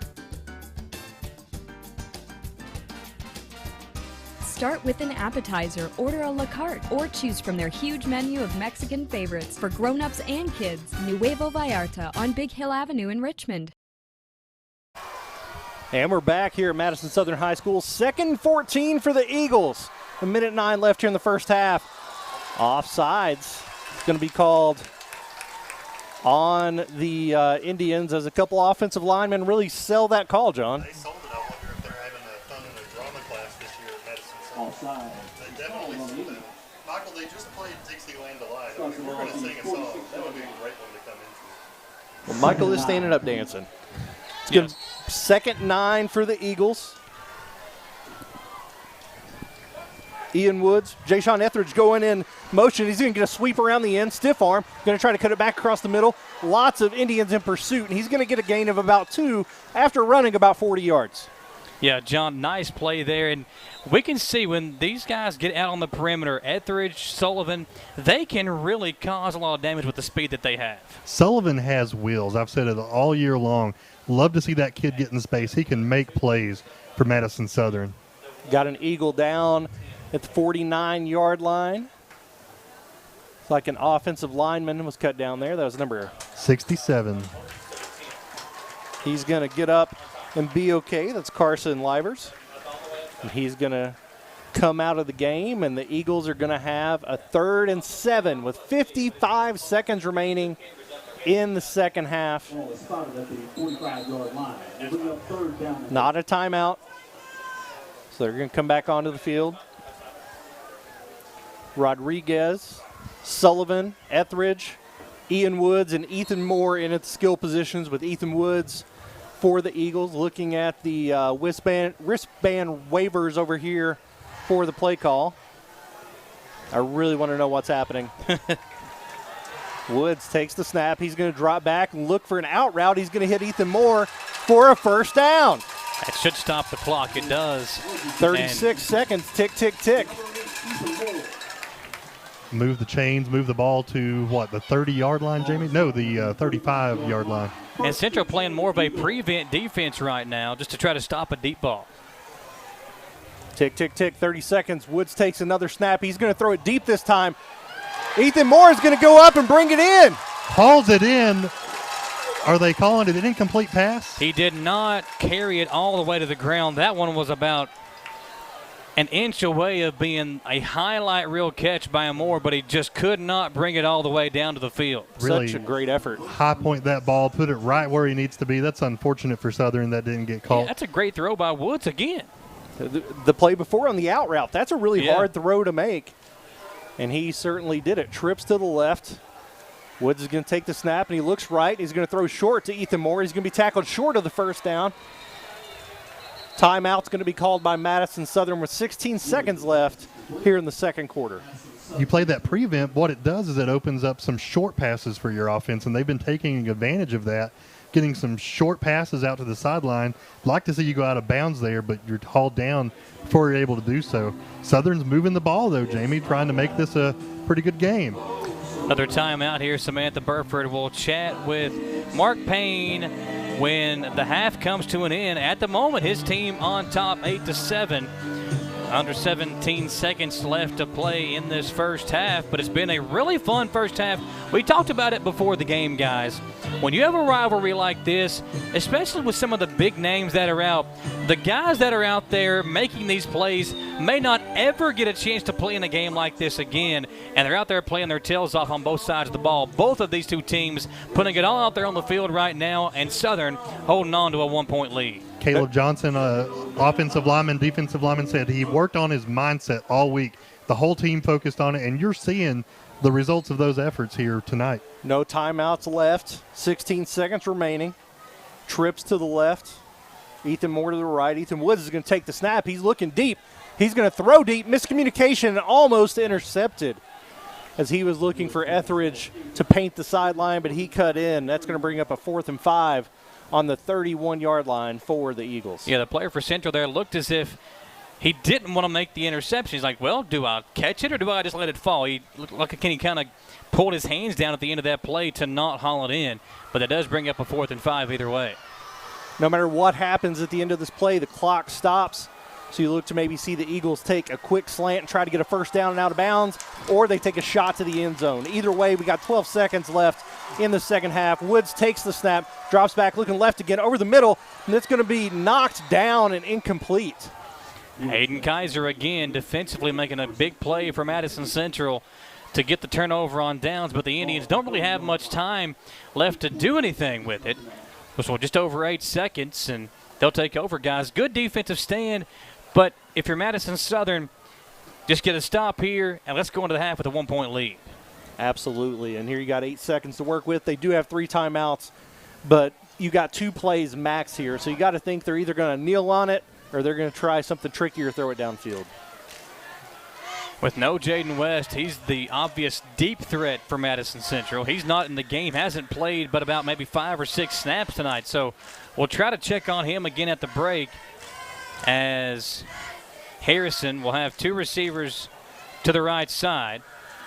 He'll run to the near side and has a pretty good size hole. It closes up quickly, and Harrison taken down as the first half will come to an end. Madison Central and Madison Southern in a tight one here in Berea, an 8-7 lead as the Eagles will trot off the field. Mark Payne continuing to talk to his guys as Samantha Burford will grab Mark Payne and get his first half thoughts. We're going to look right up here. All right, Coach, let's talk about, there's obviously lots of emotions happening in this big crosstown rivalry. Give us your thoughts on your team first half. First half, hey, we came out with fire like we talked to them about coming out with fire. Right now, we're following the game plan. Hey, our kids have a lot of heart. They have a lot of heart, and I feel like we're showing that right now. So let's talk about Madison Central. Obviously, they've had a lot of turnovers and penalties, but your defense has been extremely impressive tonight. You've held them to only 8 points.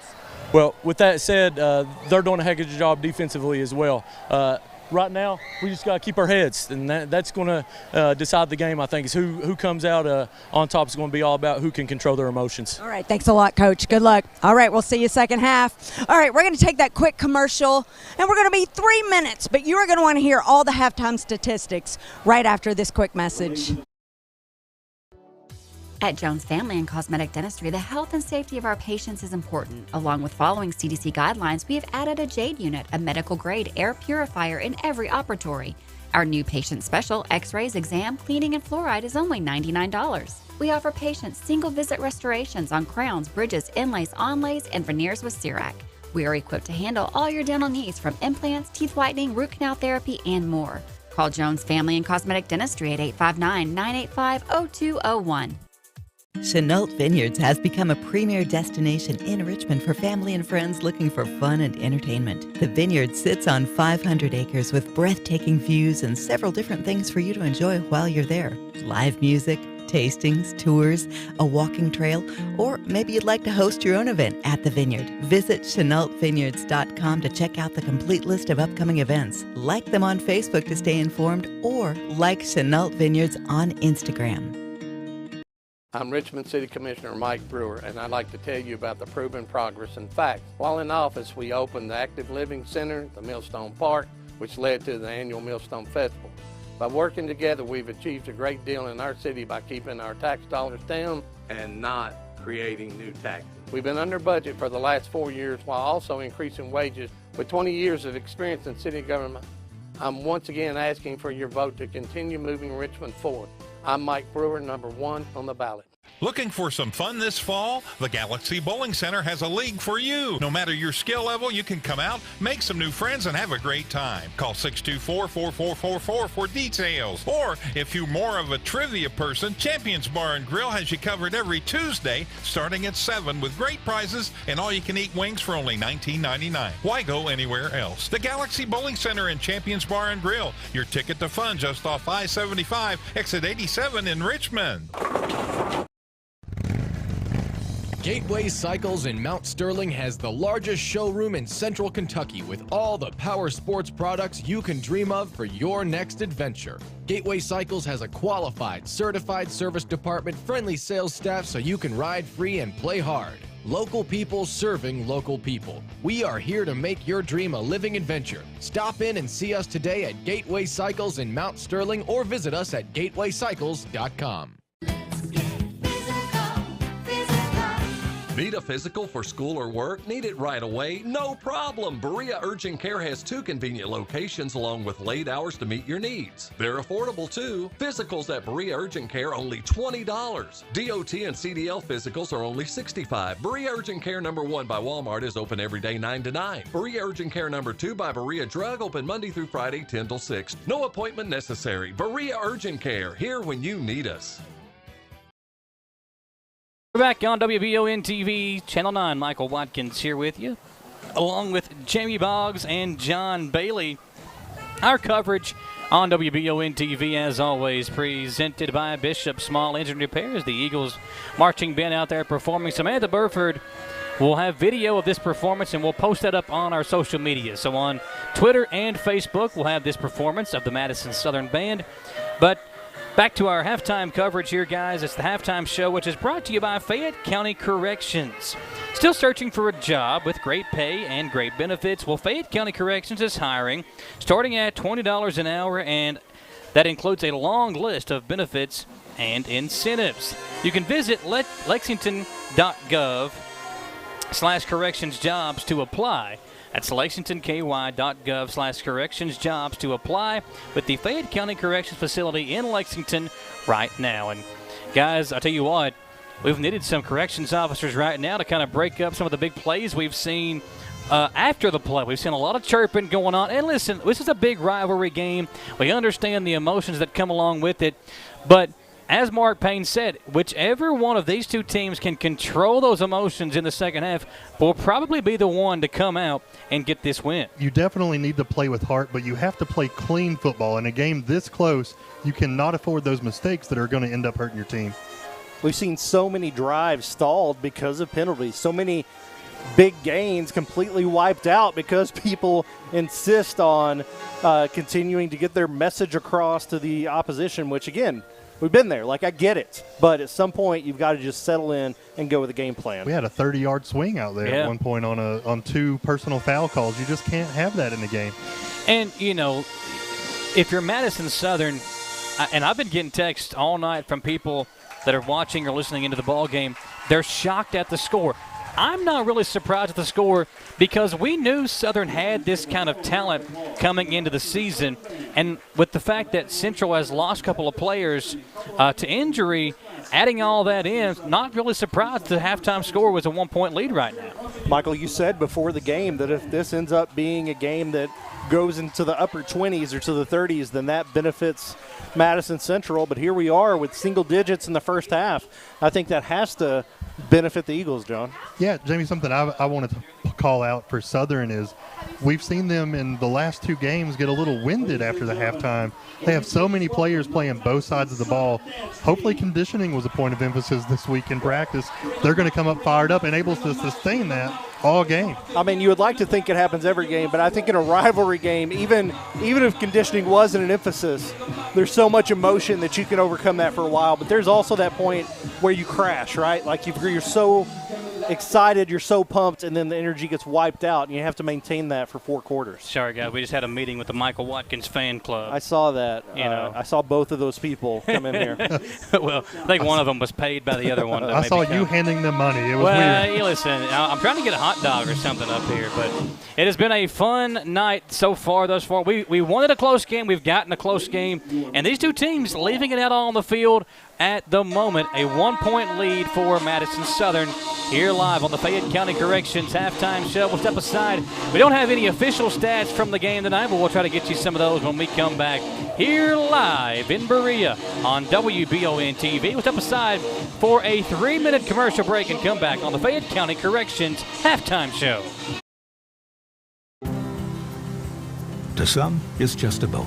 But to Jim, it's his escape from meetings, traffic, and the grind of daily life. He may not catch any keepers, but he wouldn't trade his day on the lake for anything in the world.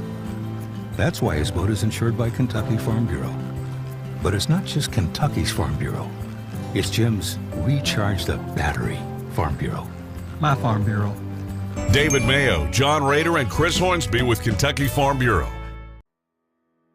Batteries Unlimited in Richmond can energize you when your batteries fade out. They can also cut and make most home and automobile keys, replace and program key fobs, and make copies of your house keys. Plus, cell phone screen repair. Bring in your Apple or Samsung today. We are your home for all batteries. Go see Chris at Batteries Unlimited, Commercial Drive in Richmond. Hey Madison County, did you know Berea Ace Hardware is more than just a hardware store? Berea Ace Hardware carries the top brands like Skag, Echo, Steel, Spartan, Toro, Bentelli e-bikes, Wolf brand scooters, Trailmaster go-karts, and Red Cat Racing RC cars. Check us out at BereaAce.com. We sell fun at Berea Ace. Ace is the place with the helpful hardware, folks.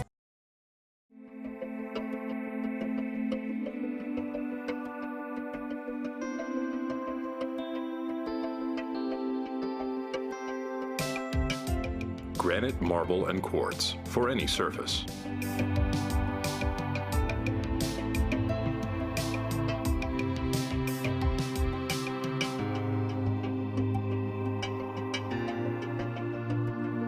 Make a lifetime commitment you won't regret. Support local and get your vehicle running at its peak performance with CT Diesel Performance off exit 97 in Richmond. Chris Thorne and his staff specialize in diesel performance and repair that will service any vehicle, big or small, with oil changes, brakes, tires, alignments, and more. Broke down and need a tow? Well, call CT Diesel at 859-699-8712. Like them on Facebook to enter a weekly drawing for a free oil change. CT Diesel Performance off exit 97 in Richmond. Being prepared for various types of disasters is one of the best ways to ensure the safety of your family, friends, and community. The Madison County Emergency Management Agency and the Chemical Stockpile Emergency Preparedness Program is here and ready to support community emergency response. For how to be prepared, make emergency kits, know your zone, and shelter-in-place information, contact EMA CSEP at 624-4787 or visit madisoncountyky.us/EMA. Madison County EMA CSEP, your partner in preparedness. WBON TV, look at that. That guy's so lonely right now. Dawson Rule sitting by himself down there on the field right now. Got him a haircut the other day, though. He looks good. It's a hard-working young man right there. Really appreciate what Dawson Rule does for us at WBON TV. And he's out there hanging out with Big Wayne at the moment. Mike Holcomb about to come out of the locker room for Madison Central. Samantha Burford will chat with him when he comes out of the locker room. But guys, a 1-point lead, and I would expect some of the same stuff we saw in that first half to happen again here in the second half. Tough, hard-nosed football and a close football game the rest of the way. Yeah, Coach Payne mentioned the team that wins this game is going to be the ones that keep their head, but I think you also got to make adjustments. Yeah. What things have and have not worked, what can we do to expose weaknesses from the other team? So it's a big strategy game at halftime as well. Well, we've got you look at these two head coaches. It's their first game in this rivalry. First time that Mike Holcomb has experienced Central and Southern. First time Mark Payne has experienced Central and Southern. But if you look at the two coaches, Mike Holcomb now has 301 wins as a head coach. Mark Payne has none. Right. A big difference in the experience factor. We'll see if maybe that plays a role as we go forward. But very interesting first half.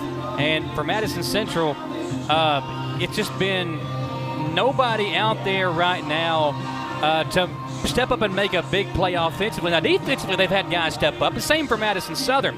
But who is going to be the guy to step up on offense and make a big play? Absolutely. We're missing a lot of those top names that we mentioned. Jaden West came off the field after the first half with no shoulder pads on. Not sure if he's going to be able to come back into the game. It's been a lot of work there on Hagan Harrison to make things happen, and he's been doing that, but you have to think that Southern's going to make an adjustment to try to stop him as well. Have we seen Chambers come in at all on offense for Madison Southern? We have not on offense. That would be a name I would expect to see out there on that field in some capacity on offense. He has been playing some defense. Yeah, and, if you're Madison Central, if you have no Jaden West the rest of this ballgame, then you're without your literal three best players on offense, Jaden West, Brady Hensley, and Kenyatta Hards. Those are three massive names to be without if you don't have those guys here in the second half. But on the other side, Madison Southern, no Stephen Whitehead. So that's a big loss for them. He's out for probably the rest of the regular season. So, you got to make adjustments. You got to play the guys that you have available. But still a lot to be determined in this ball game. A 1-point lead at the moment for Madison Southern. And Mike Holcomb, again, coming out of the locker room. Samantha Burford waiting on him. Her and Dawson sitting there chatting. And I'm sure Coach Holcomb, he told me one time he could never tell Samantha no. If she comes up to talk to him, he will always give her an interview. But this might be one of the more interesting ones through his tenure as the Madison Central head football coach as they get set to come out of the locker room here down by 1 to start the second half. There we see Harge. Still just trying to see if I see West out there anywhere at the moment. I don't see Jaden West. There's Hensley coming out onto the field. Again, no Brady Hensley available tonight either. And I don't even see West coming out onto the field. So no Jaden West at the moment, even coming out of the locker room. As again, Samantha awaits Mike Holcomb. There's West. He does have the shoulder pads on, but he is obviously limping as he comes out onto the field. Right there, Jaden West, again, just slowly limping out onto the field. That's not a good sign if you're a Madison Central fan. I hate to see that for any young man who's not able to play the rest of this game. This is a game you definitely want to be in. All right, Holcomb is coming out of the locker room. Samantha will chat with him, and we will get his thoughts on that first half. All right, Coach, let's talk about, first off, this first half. You guys have had lots of turnovers with penalties. Talk to us about what you said to your team at the half. Well, we're just trying to keep playing the game. You know, there's just a lot of things happening, and that's just, you know, we're a lot of emotions out here. We knew that coming in, and a lot of excitement and things. And, you know, we've got a lot of people in playing positions that they don't start at, but that's fine. We're good with it. We're just going to keep playing and keep seeing what happens. We're going to try to make something good happen. All right, Coach, thanks a lot. Good luck. All right, I'm going to throw it back to you, Michael. Here we go, second half. It ought to be a good one. Madison Central and Madison Southern, second half coming your way. Let's step aside for a short 2-minute commercial break and come back with a second half kickoff on WBON TV.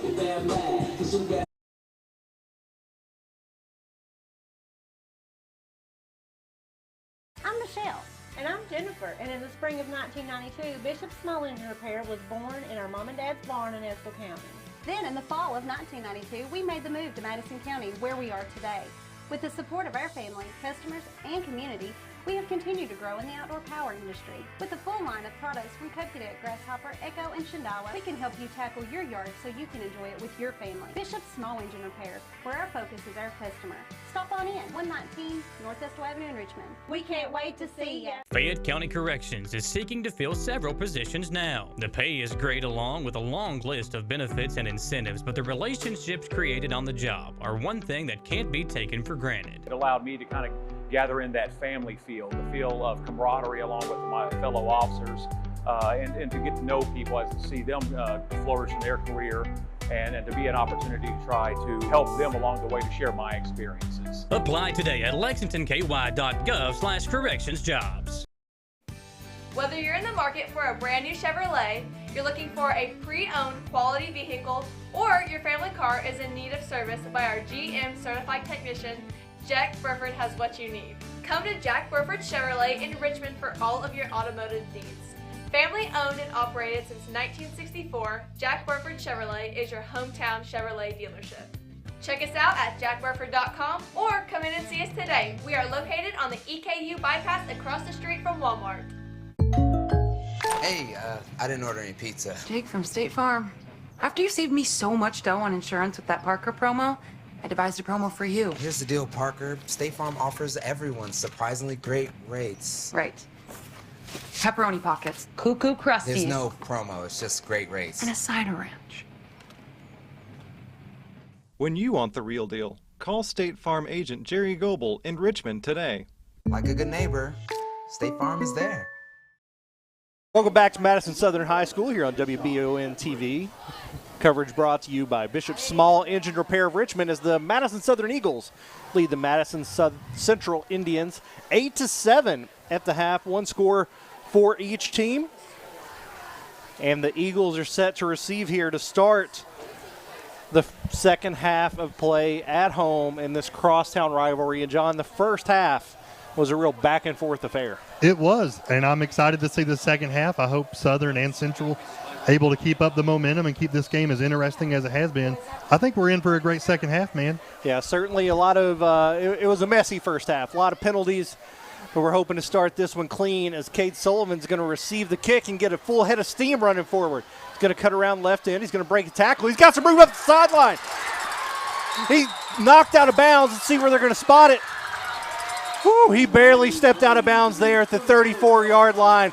Just about took it to the house. Got me up out of my seat, Jamie. I thought he was taking it all the way downtown. Man, I love watching Cade Sullivan play football. I know I say it a lot, and I'm going to keep saying it. He is a playmaker. A lot of speed there. In the first couple kickoffs he's received, he hasn't been able to get a full head of steam. But he certainly got it there. Southern's going to try to take over and get a big score here. Juan Rodriguez in the backfield.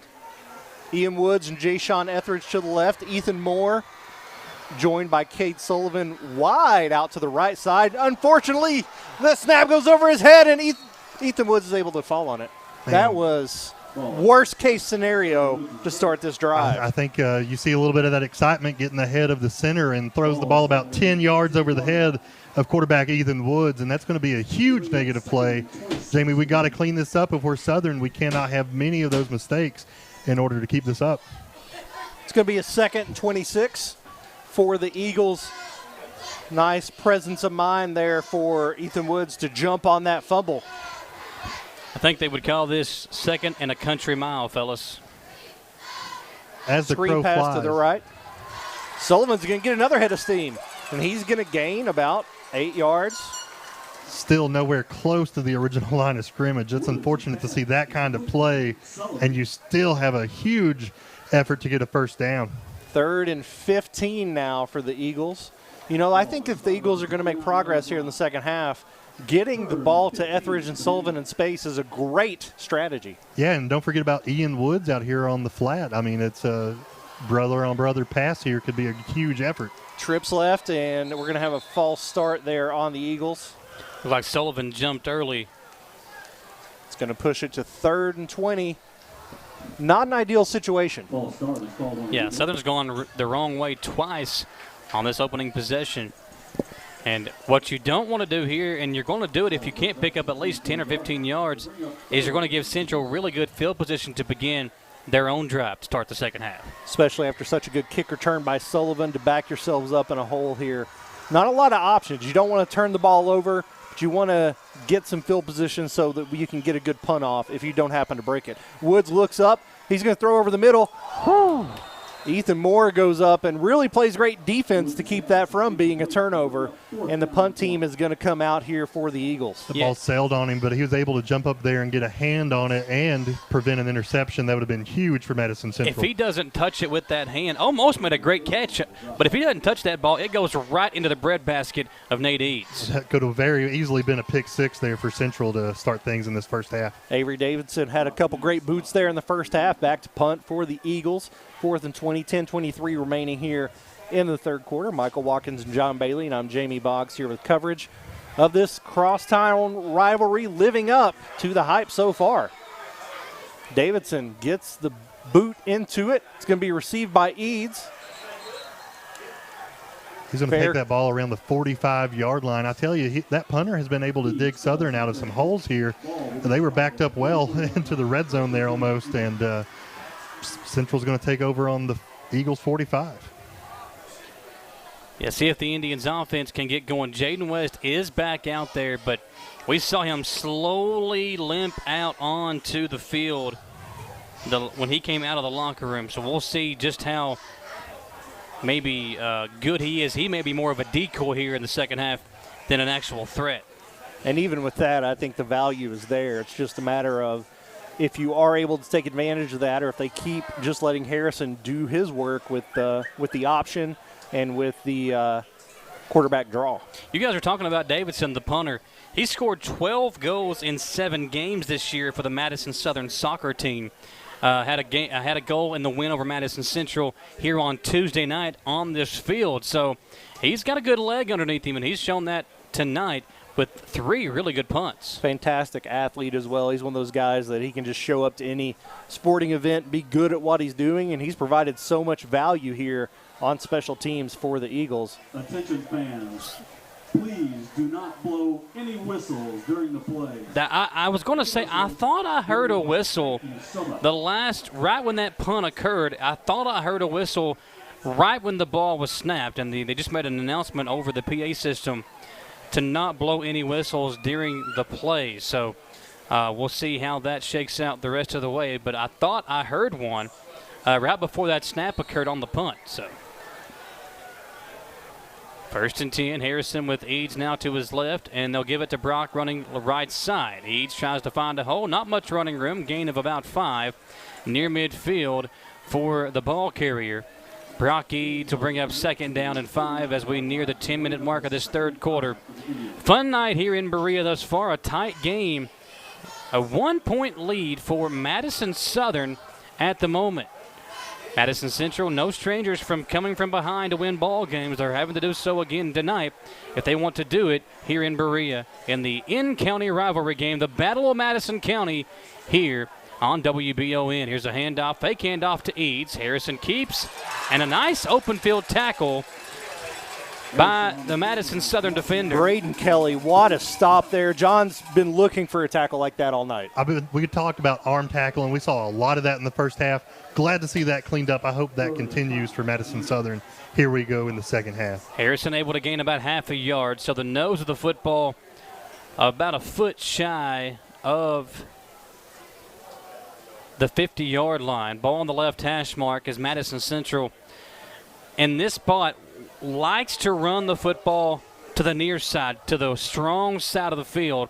Harrison's in the pistol with Eads about 4 yards behind him. They'll run the option play to the near side. Harrison finds a hole, tries to get that first down. He's backed up. Ball came out. Central is saying they have it. I believe they marked him down before the ball came out, and Eads trying to pull away his quarterback. And he's about a yard shy of the first down marker, fellas. And something I saw Southern do there is break contain. And if you do that too many times, Central's going to see that, and they're going to take advantage of it like we saw earlier in the first half. Sorry, Jamie, I didn't mean to cut you off. No, it's okay. That's what he had success with, was going wide and cutting it back toward the middle. Thankfully, there was somebody at home there for Southern, as it looks like they're going to go for it. Normally in this spot, it is easy to just hand it off to Brady Hensley, run behind Malachi Wood, and pick up a first down. There's no Brady Hensley. There's no Kenyatta Harge to lead the way, and it's 4th down and a yard. They'll give it to Eads, and Brock Eads, bouncing off defenders, will move the sticks for Madison Central. Folks, while we've got a chance, I do want to let you know about some more coverage coming your way here on WBON next Saturday morning. As part of the Madison County Youth Football League, we'll have coverage at 10 a.m. The Madison County Packers versus the Casey County Pee Wee team at 10 a.m. And then at 11:30, the Madison County Raiders versus Casey County, the junior division, at 11:30. Both of those games at Madison Central next Saturday morning. Brady Hensley's little cousin Rush on that Raiders team. It's a family of runners, I'll tell you that. Harrison will keep it himself. Runs up the gut and gains about 6 yards. Across the 40 into Eagles territory, Madison Central now has the football and are looking to do something with it here. One of those drives where they're just moving the ball up the field, getting positive yardage on each play.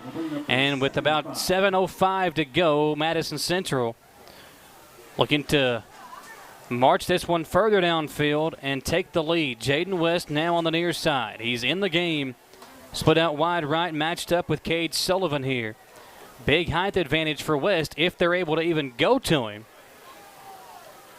And was told it was a hamstring issue for the Central star wide receiver.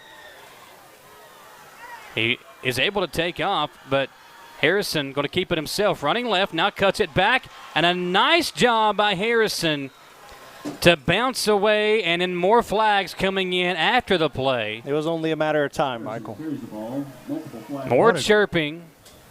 What a great cut by a quarterback there. I mean, that kid saw an open lane, and he took it, and he was able to stop on a dime. Check out the replay here. There you go again. Puts the brakes on 2 different times and just able to shift away from defenders. Central's backing up, so this must be against them. Great downfield vision. You hate to see it reversed by another penalty.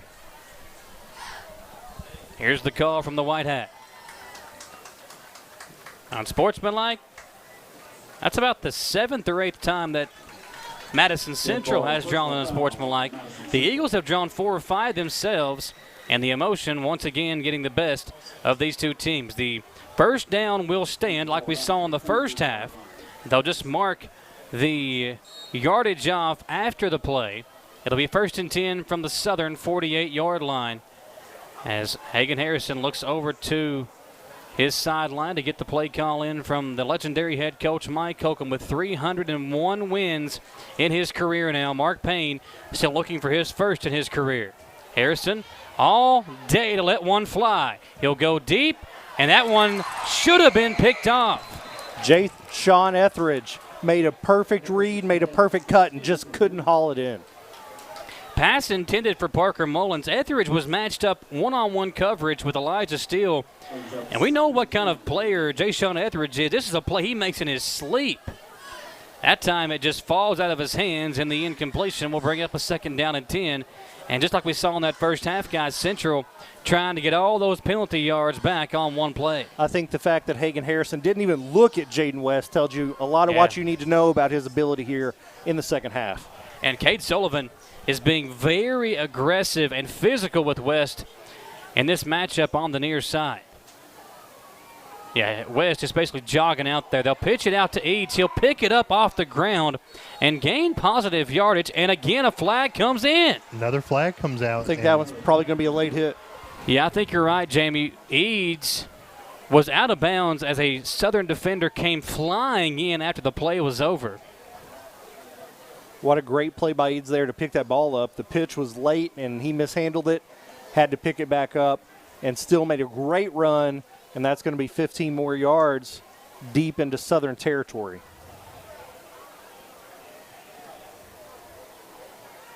Here comes the white hat with the call. This guy's been busy tonight. Personal foul against Madison Southern. You know, all these flags being thrown on the field tonight, you guys up here chirping during the halftime, you know, it's a good thing those officials weren't up here. They would have threw a couple of flags on you guys. I think they would. If you could get a sponsor for these flags, we'd all be rich. That's true.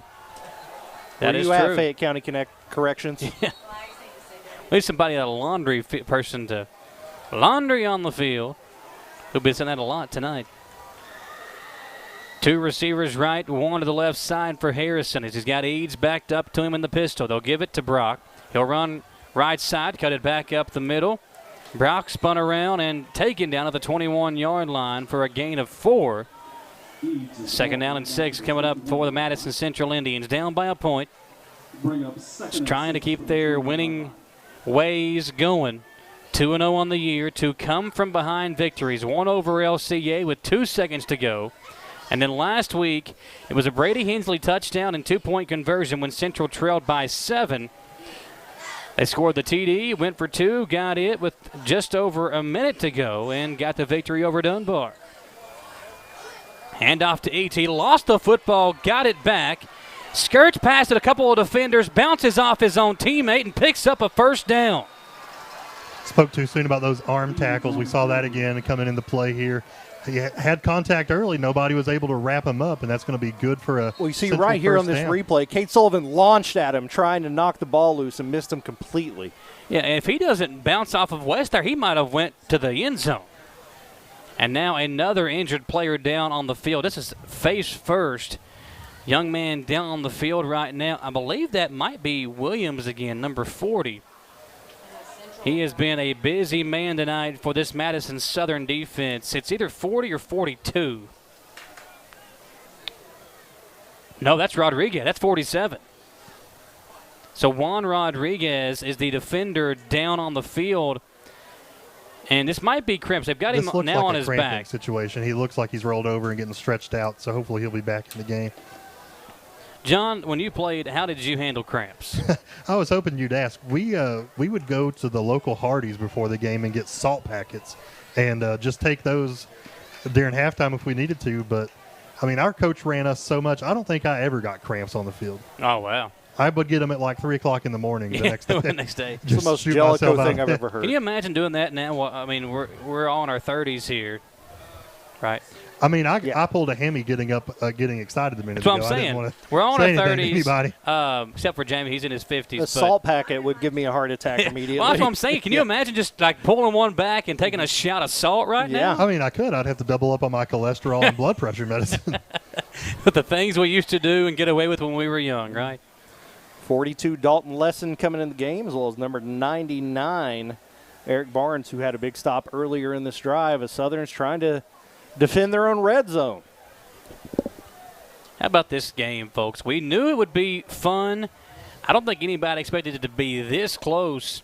But you got to give this Madison Southern football team credit. We knew. We talked about it in the pregame. Listen, all it takes is these guys to put it all together. We know they've got a lot of talent on this roster, individual guys. It's just finding them and putting them in their right spot, putting the right play call in. Mark Payne learning how to work with these guys. He's a first-year head coach. But tonight they've really been able to put it all together especially on defense. Stopping this offense of Madison Central is not an easy task to do, even without the guys that are not out there. Still a really good job by this Madison Southern defense to do what they've done tonight, and right now they're needing to step up and come up with another big stop. It's 1st and 10 Indians as they continue to work on Juan Rodriguez down on the field right now. Southern needs to find a way to get off the field here. I think what Central's doing a really good job with right now is really eating into that time of possession. I think they've held the ball for about 5 minutes here on this drive and really eating some time off the clock. Rodriguez getting carried off of the field there to continue the work on the sideline. Just not sure if it is a cramp they just can't get out or if something else is going on. There's no longer a Hardee's in Berea, or I'd go get some salt for the boy. It's a long drive over to Richmond. There's 2 of them over there. Can't believe you don't have salt packets in your pockets, John. For this situation. They'll give it to Brock Eads. 1st and 10, Madison Central. Eads running far side. Again, he has been the only one consistently struggling to stay on the field, and now there's an injured Southern player on the field, and that looks like cramps as well. Give my man some turf shoes. And Eads, I thought he was about to put him in the figure 4 leg lock, grabbed his left leg and held it up there, but just trying to help him stretch out that cramping issue. And again, when we see things like this, that could be something worse. We're hoping that it's a cramp. Right. Another injury down on the field. Let's take a short commercial break, folks. 1 minute, and we'll come back here on WEKY and WBON TV.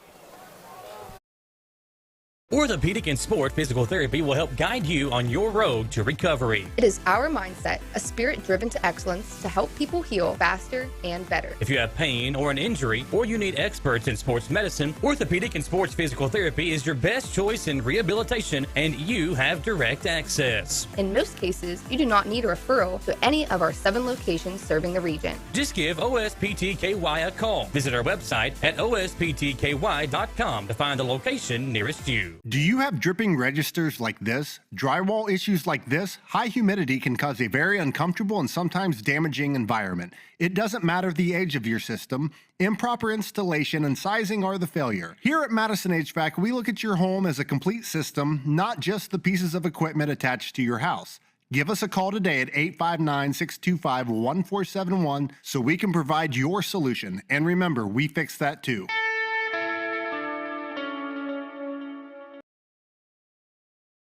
Another injured player coming off the field for Madison Southern. That's now 2 guys that have had to be basically packed off the field. It's number 15, Mitchell Mills, injured right now for Madison Southern. So that's 2 guys, 2 big defensive players. Mills and Rodriguez no longer in the game for the moment for Madison Southern. Indians have it 2nd down inside the 10-yard line. They'll give it right back to Brock Eads. Eads will get this one inside the 5, down to the 2. 1st and goal, Madison Central. Really great forward momentum there from Eads to run behind Malachi Wood and to get deep inside the 5. No huddle offense, right back up to the line of scrimmage. Harrison in the shotgun. To Eads, touchdown, Madison Central Indians take the lead for the first time tonight. This time it's Brock Eads running one into the end zone from 2.5 yards out. And the Indians lead it now 13-8. Check out the Whitaker Bank replay here as Eads punches one in. They get the handoff. Good blocking there. Travis Grant right there to lead the way along with Hayden Kaiser. And now it's Eads down in the end zone with the cramping issue. Miss Allie doing her job from Orthopedic Sports and Physical Therapy as Eads is trying to get off of the field. Eads is a guy that's going to have to come right back out onto the field and play safety. So now if you're the Indians, do you go for 2? I believe you have to try to make this a 7-point lead. And looks like they're going to. Harrison will have Mathis to his left, Kaiser to his right, Travis Grant, the tight end, to the right side, along with Elijah Steele, Jaden West wide left. Central now leading it by 5, 13-8, 4:09 to play.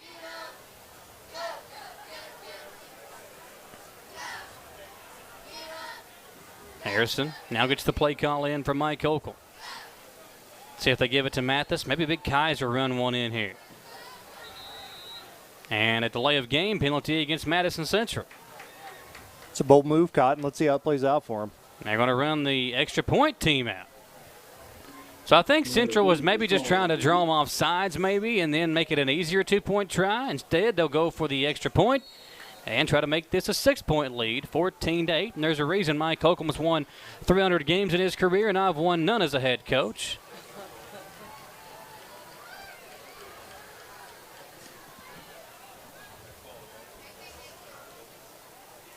Morin for the PAT. It's up, and it is through the uprights.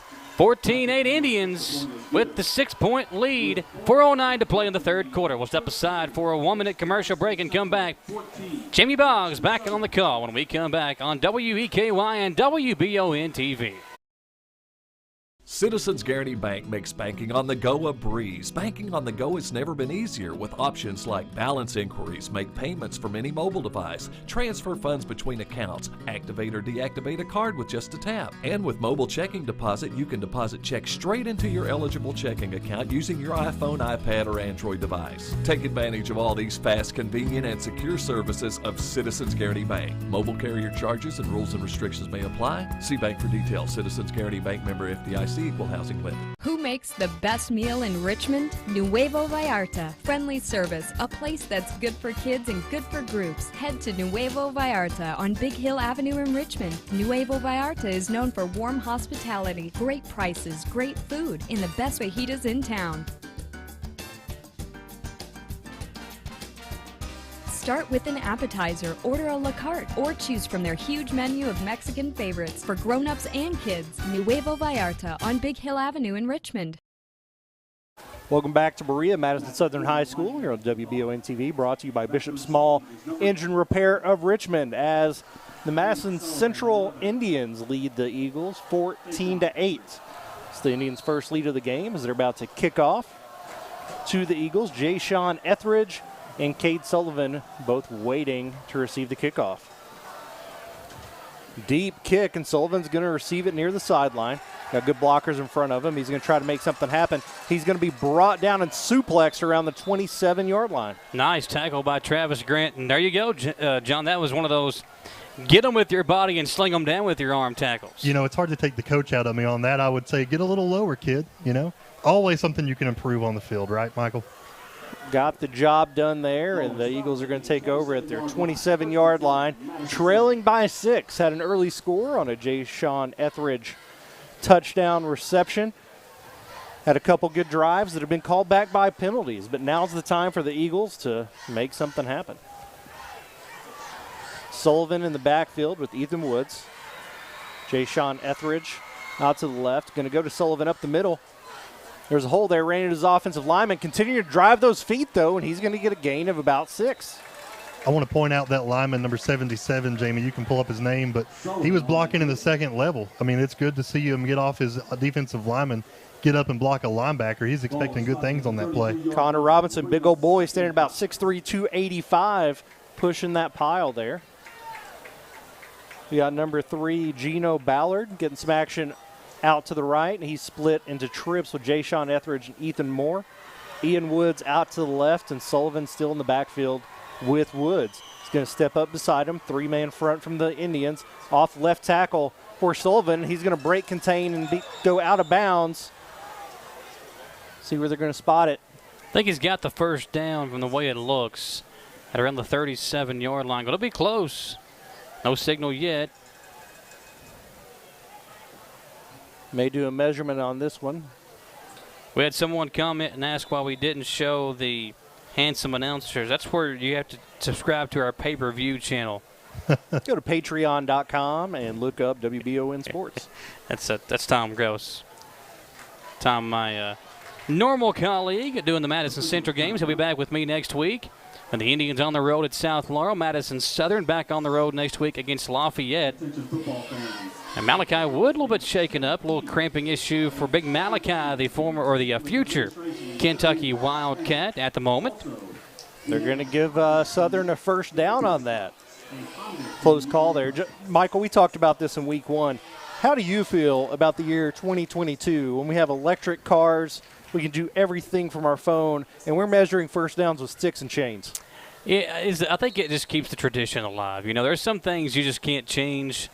like baseball trying to speed things up. I understand it, but that's just part of the game. It's part of the reason people love the game of baseball. It's part of the reason people love the game of football. It's those little bitty things like that that keep the tradition alive. Sullivan still in the backfield with Woods. Trips to the right, steps up beside him. Going to fake that play, going to throw it out in the flat to Etheridge, who's going to try to run before he catches it. Incomplete pass, going to bring up 2nd and 10. Right here in the middle of the field, John, I don't know if you saw it. I was watching those offensive linemen. That's exactly what I was about to say. You got big number 50 and big 70 for Madison Central, and I think it was number 76 and 67 for Southern on this near side. The big uglies up front just punishing each other onto the field. Those boys are fighting in the trenches hard. On that screen pass as a tackle, I'd like to get out there in the flat and block a cornerback. I know you like to hit little people, John. Pass just off the mark to Ian Woods. Great out route there. A lot of pressure in Ethan's face, and that's going to bring up a 3rd and 10. Oh, John, you guys I love it. I love it. So you guys just giving each other a hard time. Bless your hearts, the podcast. Listen to Jamie it. was a cornerback. Spotify. He's just worried about what I could do to him. I would have just olayed you bull style and then stuck the wide receiver. 20 years ago, but hang on now. The only reason you could have done that is if he played in the JV game, though. Yeah, that's right. That's true. Were you playing down level? That would have been great. Thank you, Michael. Slid Michael a 20 for that one. Trips to the right. Woods drops back. He's got time this time. He's going to step up and try to run it. He's going to be hit. Keep driving forward. Only get a gain of about 6. So we're going to have about a 4th and 4 at the 43-yard line. They're going to have a decision to make here. Yeah, I like the aggressive style. And, again, they've been aggressive all game long. They were on their earlier drive in a situation like this in the first quarter on their very first drive, I believe. They went for it in this spot, and they're going to again here. Certainly a risky move here. You wonder if they're just going to try to draw the opposition offsides. No, they're going to snap it, and they're going to have a quick throw to Etheridge that's going to get a Madison Southern first down. It's not going to be Etheridge. Who made that catch? It's number 8. Ethan Moore. Multiple catches. There by Ethan Moore. Really quick play by Southern. I thought, like you said, they were going to try to draw them off sides. Turns out they did a fast play and caught Central off guard, caught me off guard. I love that play call because, as you said, it draws them off, or you catch them off guard. Central's thinking, okay, we got a breather for a moment. Instead, quick snap and the conversion. That quick slant's been there often. It's there again. We're going to have a pass interference call, even though he comes down with the catch. Gain of 5 for Moore. Again, same play basically. They go right back to it. Week in and week out, that slant has been there. Moore has not really been reliable in receiving that football, but he's caught 4 or 5 footballs tonight, making incredible catches and moving the chains for his team. And this is going to be another Madison Southern first down. We said it early in the pregame, but, I think one of the keys to Southern's game is getting the ball out in the perimeter. You don't have Whitehead in there to rely on, that big man in your backfield. They've been spreading the ball around really quick, and it's working out for them. As long as they can continue playing clean football, they're moving the chains, Jamie. Doubles to each side. Up, trips to the left. Moore, Etheridge, and Ian Woods over to the left. Number 3, Gino Ballard over to the right. Cade Sullivan in the backfield with Ethan Woods. 1st and 10 at the 35-yard line of the Indians. Waiting on the officials to blow the whistles and resume play. Minute 42 remaining in the third quarter. Not sure what they're waiting on here. Mark Payne has sent one of his assistant coaches over to the sideline, trying to see what's going on.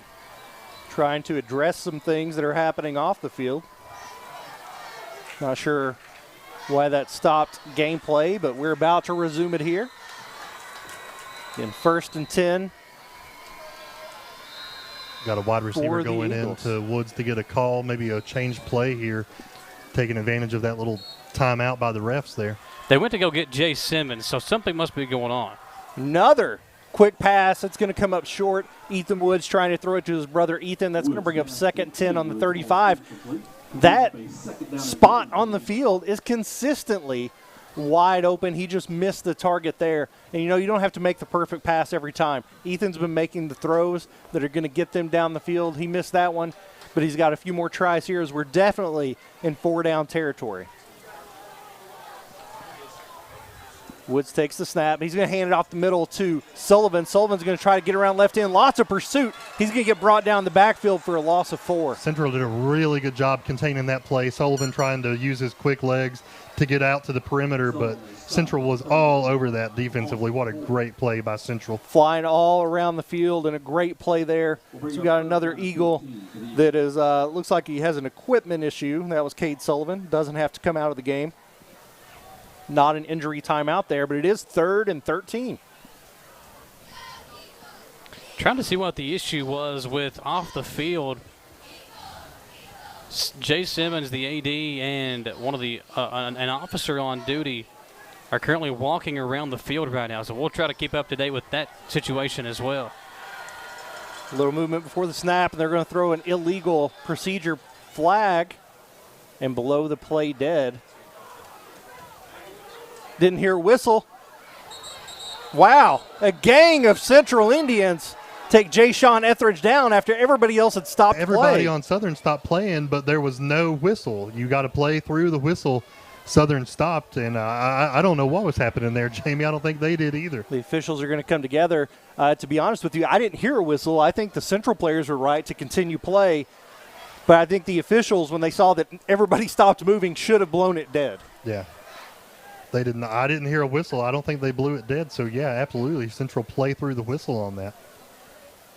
Officials are trying to figure out what to do here. I think they may have dropped the ball a little bit on that one. Maybe there was a whistle. We talked about some whistles from the crowd earlier, which I don't understand as a fan, John. You bring a whistle to a game, you blow it in the middle of the play. You don't know whether it's going to impact your team positively or negatively. Yeah, I mean, I've coached football before, and we've had an inadvertent whistle with the ref, and maybe there was a whistle on the far side of the field that we couldn't hear over here. That is the issue. So that's what I just got an update from Dawson Rule, who is literally right next to the coach that ran off the field. Apparently there is a whistle in the Madison Central pep section, and that's what they heard. When Etheridge stopped running, they heard a whistle, and now all the officials are together. Southern coaches very upset right now because of that whistle situation. Yeah, the Southern players stopped playing, and it caused Etheridge to get attacked by 5 Indians in the backfield. Yeah, so, safety's a priority here, and I think the refs. I don't know. Did you call that dead? I don't think you can call that dead. I think the fans have been warned, and that's a sideline infraction for Madison Central, and could potentially be an unsportsmanlike conduct on their sideline, which would result in a Madison Southern first down. And now they're going over to talk to Mike Holcomb about it. And obviously the coaches and the players on the field can't control what's happening outside of the stadium or outside of the field of play. You know, DT Boone, these coaches over there, very upset right now as to what exactly is going on. And they're going to see the Madison Central players.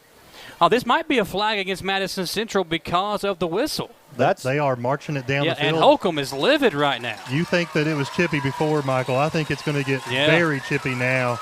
But that is going to result. Is that going to result in a what down is it? Not I don't sure. even know where this, we are This anymore. should be 3rd down. But it's going to give them the ball at a pretty manageable 3rd down. The white hat coming to explain what's happening. An announcement over the PA incoming. Please do not blow any whistles during any play. Thank you. Another announcement about not blowing whistles, and that's obviously what happened there. Madison Central was penalized because of a whistle from their fan section. Coach understandably frustrated. I mean, it's totally out of his control, but it is affecting his team at this point, and I cannot imagine the frustration that would cause me if I'm a head coach. I see the frustration from both sides, right? Like he can't control that. From the Southern side, you're putting your players' safety at risk by them stopping play due to that whistle. And that's what Jay Simmons and the police officer who were on this side of the field marched all the way over to the other side just to try to find where this whistle was coming from.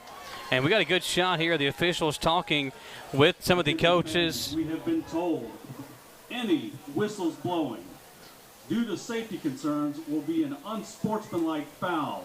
So announcer just came on and said any other whistles blown will automatically be an unsportsmanlike conduct. shout out to the Berea Police Department here. They have officers on duty to manage this crowd. Richmond sent police officers too. So inter-county rivalry, but police departments working together tonight to make this a safe and fun family environment here at Madison Southern.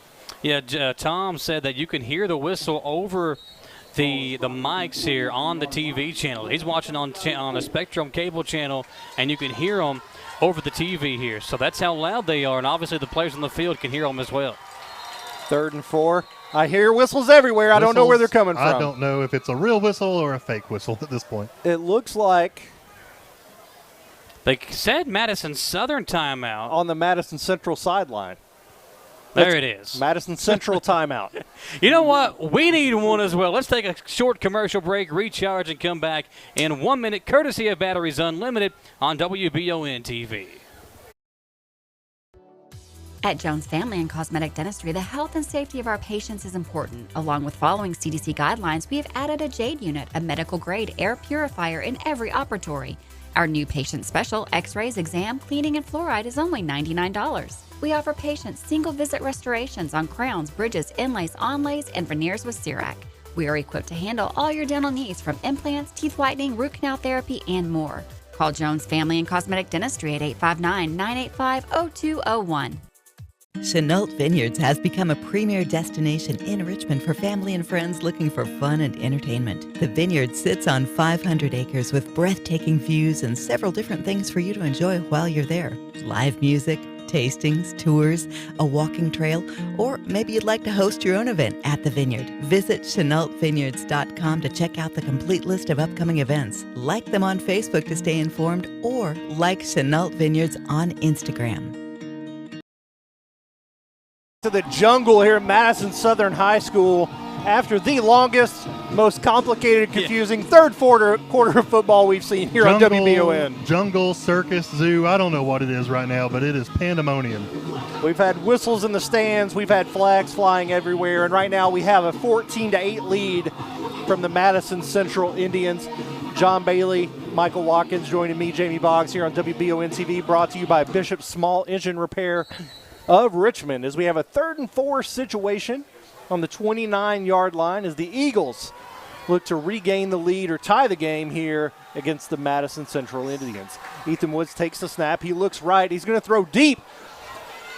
It's going to be caught and taken into the end zone for a touchdown. There's a flag on the play. There is laundry on the field. We'll see if this stands. Great catch there by Ethan Moore, but did he push off? Check out the replay here, Jamie. Moore makes a great catch, but right there extends the arms. Looks like that one might be coming back. The ever so rare offensive pass interference is what Southern's worried about. Let's get the call from the official. And it's such a great throw there. Even with that, he put it on the money, and Moore made a great play to kind of adjust. He did shove off, but then had to turn around and make the catch. Central seems like they like the call that's going to be coming in here. I don't know if they do or not. They're going to wave off the flag. Off the flag. Touchdown, Madison Southern. The officials got together, decided that was not a pass interference call, as we have a light show and the crowd is loving it here at Madison Southern High School. 14-14, they tie the game, looking to take the lead here in the 3rd quarter over the Madison Central Indians.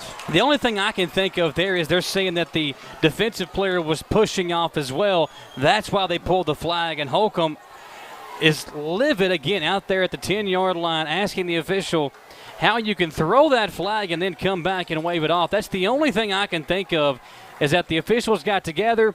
They deemed that the defensive player was shoving as well, and that's why they pulled the flag. Now, if you're Southern, they're lining up in that swinging gate formation again. If they don't draw Central offsides and they try to kick the extra point, you got to make sure you put this thing through the uprights here, or we're all tied at 14. Yeah, there's certainly some chicken fighting going on between the receiver and the DB. Holcomb's finally retreated back to his sideline, as we're about to see what trick Madison Southern pulls out of their bag here. Michael, I've never seen this play in all my years of football, so you were definitely the expert on this play. It works a lot because, if you're a defender, you see somebody move, so you move with them. But what Southern is doing is just moving the offensive line back to their normal spot to set up for the PAT. We're going to get a delay of game call. against Madison Southern. So now they're looking at a 2-point conversion potentially from the 7.5-yard line. Now they're going to send the kicking unit out, I believe. They only had 10 players on the field, looks like. Nope. Nope. A lot happening right now. I don't know what's going on. They're going to kick the PAT with Davidson. For the lead in this crosstown rivalry. Now, is this his first kick? He has not been kicking the extra points. So this would be his first point after attempt. Been great punting the football. Let's see if he can take the lead. The snap, the kick is up, and it's blocked. Huge block by Parker Mullins to keep this game at a tie score. Madison Central's picking it up to run with it, but it was blown dead as the player landed on it. And that's going to leave us at a tie game here at Madison Southern High School. We'll be back for more coverage after a 1-minute break here on WBON TV. Gateway Cycles in Mount Sterling has the largest showroom in Central Kentucky with all the power sports products you can dream of for your next adventure. Gateway Cycles has a qualified, certified service department, friendly sales staff so you can ride free and play hard. Local people serving local people. We are here to make your dream a living adventure. Stop in and see us today at Gateway Cycles in Mount Sterling or visit us at gatewaycycles.com. Need a physical for school or work? Need it right away? No problem. Berea Urgent Care has 2 convenient locations along with late hours to meet your needs. They're affordable too. Physicals at Berea Urgent Care only $20. DOT and CDL physicals are only $65. Berea Urgent Care number 1 by Walmart is open every day 9 to 9. Berea Urgent Care number 2 by Berea Drug open Monday through Friday 10 till 6. No appointment necessary. Berea Urgent Care, here when you need us. We're back here at Madison Southern High School. Indians, Eagles, knotted up at 14 apiece. We're basically 1 quarter away from deciding who will win the first battle of Madison County since 2020. No game last year because of COVID-19, and we are back with a fury. What a classic this one has turned out to be. If you're a Madison Central fan, these first 3 games of the year might want to get you some more blood pressure medicine. Here we go. Indians will return. It'll be Mathis to pick it up at the 20-yard line. Mathis has had a couple of nice returns tonight, and he will add to that as this one is taken all the way up to the 39-yard line. Great field position once again for Madison Central. And if we see a running play on first down, that'll probably be the final play of this third quarter. Going back to that drive by Southern as they went down the field, they really threw the ball the entire way down the field. Not something we've seen before, but without Stephen Whitehead out there, Juan Rodriguez got shaken up in the first half. It seems to be working, resulting in an Ethan Moore touchdown reception to tie this football game. So Harrison with Eads to his left. That's where he goes on the handoff. Brock coming near side. He'll lose yardage back to the 36-yard line, a loss of 3. And that will be the final play of the third quarter. 14-14 your score, folks. We are going to head to the 4th and final frame here in Berea and come back with a game that is going to be decided in the next 12 minutes here on WBON TV. I'm Richmond City Commissioner Mike Brewer, and I'd like to tell you about the proven progress and facts. While in office, we opened the Active Living Center, the Millstone Park, which led to the annual Millstone Festival. By working together, we've achieved a great deal in our city by keeping our tax dollars down and not creating new taxes. We've been under budget for the last 4 years while also increasing wages. With 20 years of experience in city government, I'm once again asking for your vote to continue moving Richmond forward. I'm Mike Brewer, number 1 on the ballot. Looking for some fun this fall? The Galaxy Bowling Center has a league for you. No matter your skill level, you can come out, make some new friends, and have a great time. Call 624-4444 for details. Or, if you're more of a trivia person, Champions Bar and Grill has you covered every Tuesday, starting at 7 with great prizes and all-you-can-eat wings for only $19.99. Why go anywhere else? The Galaxy Bowling Center and Champions Bar and Grill. Your ticket to fun just off I-75, exit 87 in Richmond.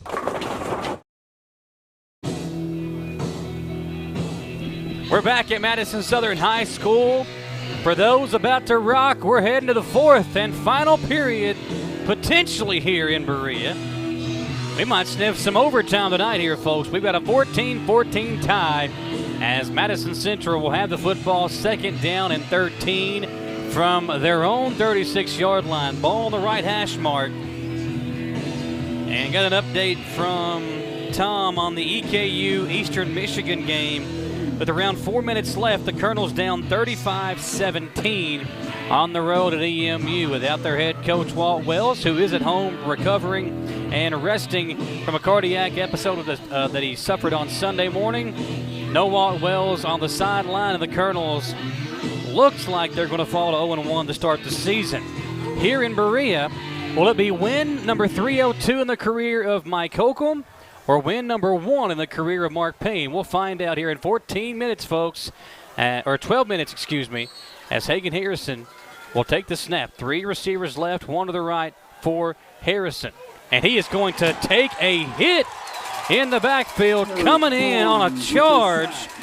That's going to be number 99, Eric Barnes, coming in and driving through the offensive line for a tackle there. Back-to-back tackles for loss for Madison Southern. That sack by Barnes, huge, as it allows Madison Southern now to kind of play a prevent defense here on 3rd and about 23.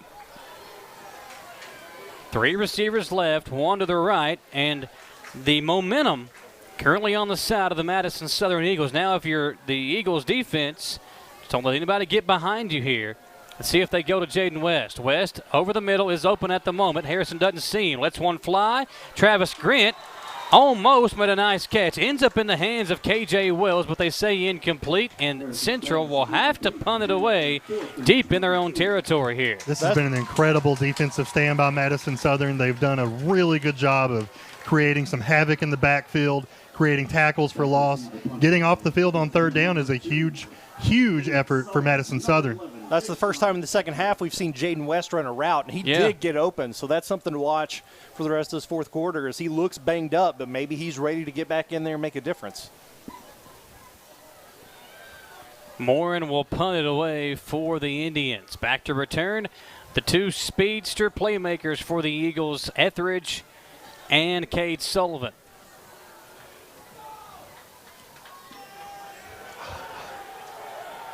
High end over end punt.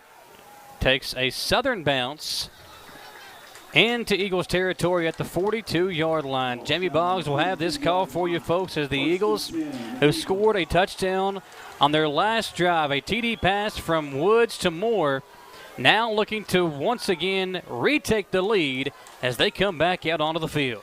The defense did their job on the football field. Now it's time for the offense to see if they can put some more points on the board here. Some of the best field position we've seen Southern start with. Joined in the backfield is Woods with 2 running backs. Etheridge and Moore split out to the right. Sullivan is going to get a swing pass out in the flat. He's got some space. Hurdles a defender. Breaks a tackle for a 14-yard gain. And another Madison Southern first down. He jumped over a defender on that. Replay. Let's see the replay on this. Sullivan making things happen, completely eluded the defender by jumping him. My boy Sullivan on that play. Great job, Madison Southern. It's going to be first down and 10 at the 45-yard line. 10 minutes, 21 seconds remaining in the ball game. And, John, that's the hardest you've ever hit me. Yeah, I'm sorry, man. I tell you what, I'm a little too excited over here. I think I caused some technical difficulties with your headset. Punched the daylights out of you. Hand off to Etheridge on the left side. He's going to get hit in the backfield, break a couple tackles. He's going to lose a lot of yards. He got wrapped up in the back, or got stood up in the backfield, rather, and stayed on his feet. 2 more defenders came in to finish up that play. Great defensive stand there by Madison Central. Going to be stuck with a 9-yard loss there. Going to bring up a 2nd 19, taking a little wind out of the sails from that earlier play. They need John to fire on back up again.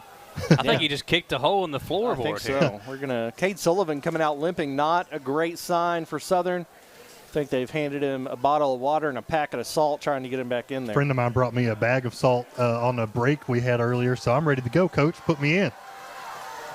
Doubles to the right, doubles to the left. Lone running back in the backfield. Woods takes the snap. He's going to hand off up the middle. Going to get back a little bit past the line of scrimmage. Great run there. Great, Rodriguez on the carry. Great offensive line push. Gives them a great gain of 11.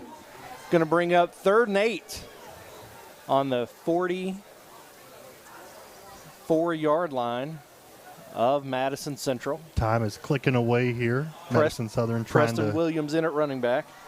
Sorry, Boggs. Woods. Williams in the pistol formation.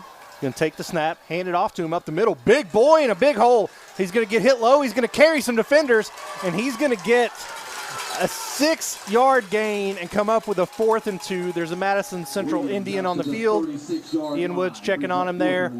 Going to bring up a 4th and about 2 to get this first down at the 37-yard line of Madison Central. He was hit quite early, but was able to put his arm out, stop himself from falling down, and able to get several yards after contact. Great effort there. He's really had a couple Stephen Whitehead-like runs in him during this game, and this is a huge play. This continues the drive, continues momentum. If Southern's able to get this first down, if Central gets the stop, then they're going to have the ball and have a potential to run a lot of clock out and try to get some points on the board. This is one of those spots on the field where I think it's definitely 4th down territory, or do you try to punt it and pin them back and try to get a defensive stop here? I think with the momentum the way it's going, I try to run it up the middle or put Sullivan in motion and go around the edge. You know, you look at these two teams tonight. For Madison Central, with no Hensley, he's more of the power back, but he's got speed as well. You've got Nate Eads and Mathis out there who are more guys like those scat back type running backs. With Southern, you know Stephen Whitehead, who is their power back, but Rodriguez, Williams, whichever guy they have back there, those two guys will run over top of you. That's really been a big difference in this ball game. It has been a physical game from start to the 8:19 mark here in this 4th quarter. And I think whichever team can just continue to battle through the physicality that we've seen will be the one that comes out on top. Now, knock on wood, for the last quarter, I guess second half of that 3rd quarter and the start of the 4th, it's been a much cleaner game thus far since the halfway through that 3rd quarter mark. Much fewer flags. Williams and Sullivan in the backfield with Woods. Doubles out to the left, Ethan Moore to the right. Going to hand it off to Sullivan. Wow. He's stuck in the backfield, and that's going to be a turnover on downs. The ball is going to go back to the Madison Central Indians. So much penetration through the offensive line there. Central snuffed that one out really quick, and they were able to turn over the ball on downs, and it's going to be a 1st down, Central. Parker Mullins makes a huge play defensively once again for the Indians. He had that big sack in the 3rd quarter and comes up here, gets in the backfield. He and Fuentes combining to get that stop.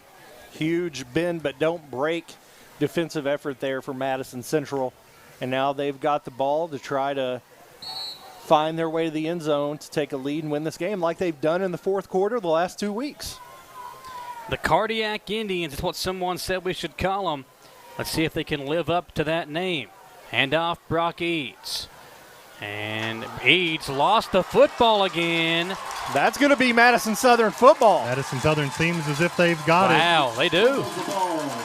Second time in the game that Eads has coughed it up, and this one might cost his team in a big way. I have not seen an official call yet from an umpire, waiting on that, but Southern seems to think they fell on that one. Yeah, the Central offense has walked off the field as well. 1st and 10, Eagles. There it is. Call. 1st down, Madison Southern. We're going to have the ball at the 44-yard line of Central. Ethan Woods in the game, 2 wing backs.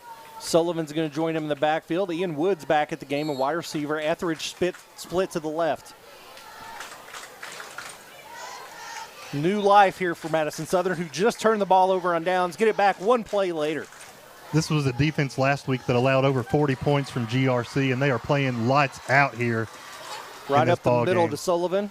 Breaks a couple tackles. He's going to get a gain of 3. 3 yards in a cloud of dust will get you where you need to go, Michael. Yeah, Mullins that time again got in the backfield and was unable to get a hold of Sullivan, but he did make him change course and still able to pick up 3 yards. Sullivan does not look 100% out there. He came off the field a few plays earlier.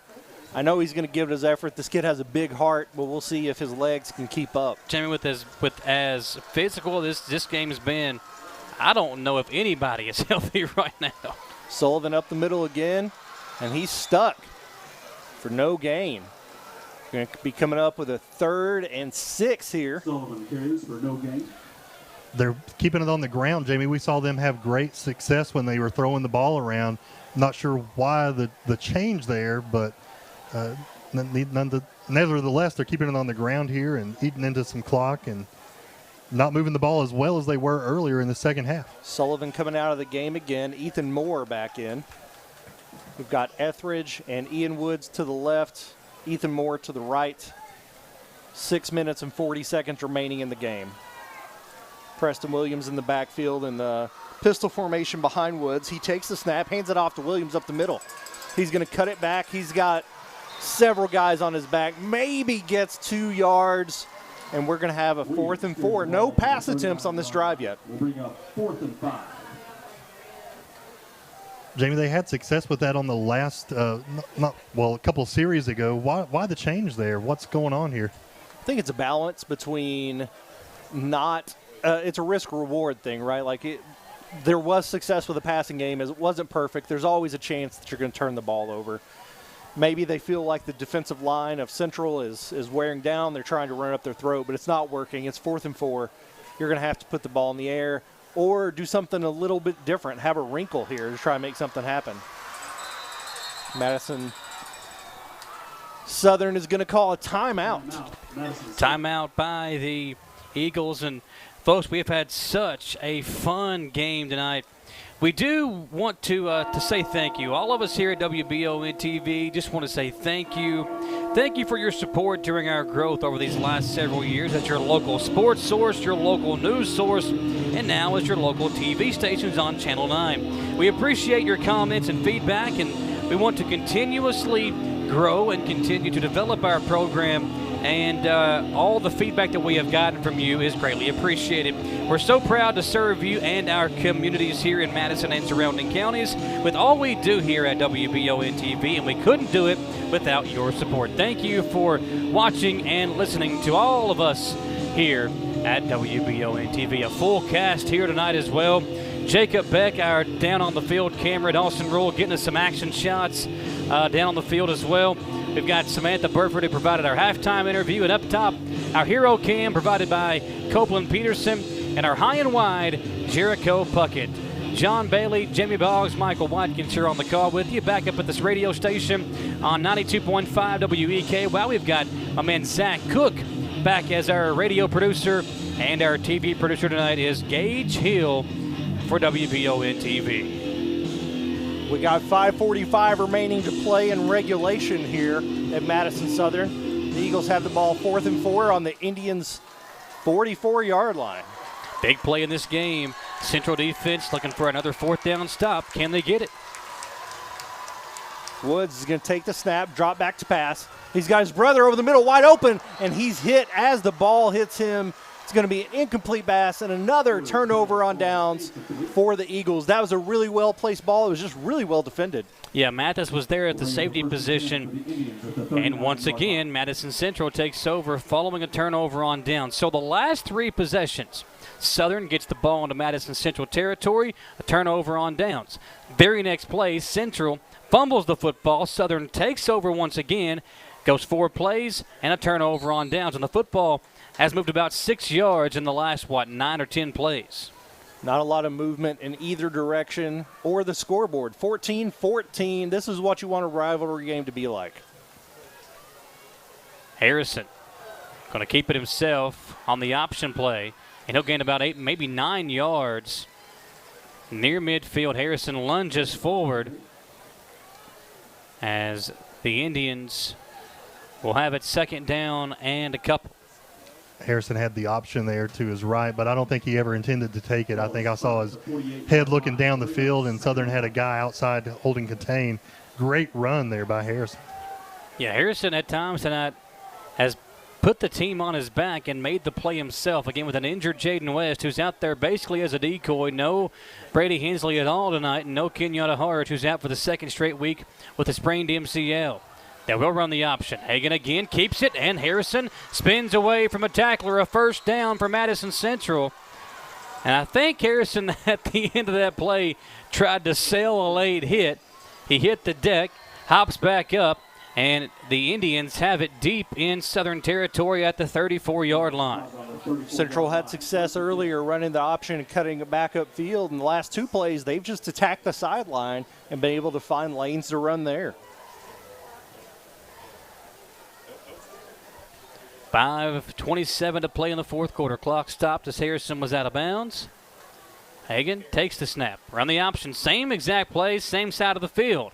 Harrison just kind of dancing around and, again, skirts out of bounds across the 30 to the 29-yard line.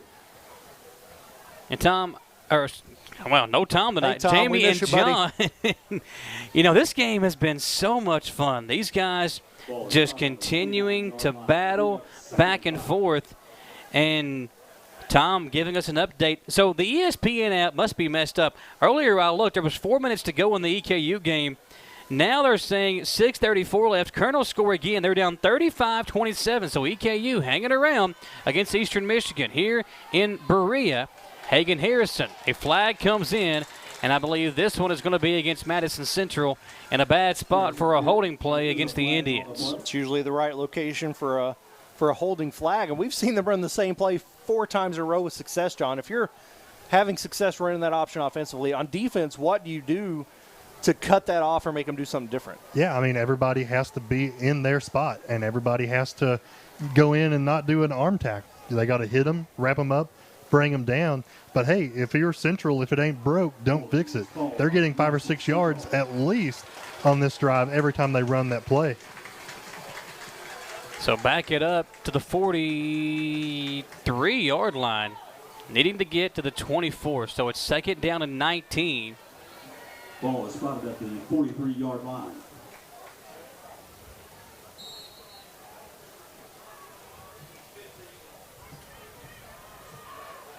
Clock will churn as we dip under 5:14 to play in this fourth quarter. Madison Central with the football in Eagles territory. Now, one thing that the Indians do have that they haven't really deployed much this year is their kicker, Pat Morin. Harrison looking to throw. Being pressured out of the pocket. Hagan looking upfield. He's hit, and once again, it was big number 99 coming in on him. That's Eric Barnes, who got the push out of bounds, the junior. Not sure what happened with the offensive line of Central there, but really the entire defensive line was in pursuit. Caleb Johnson's running off the field. Get a little bit quicker look on the defensive line, try to get some pressure on what has to be a passing situation here with under 5 minutes left for Central. Central moving the ball really well in this drive. Unfortunately, that penalty put them back behind the chains.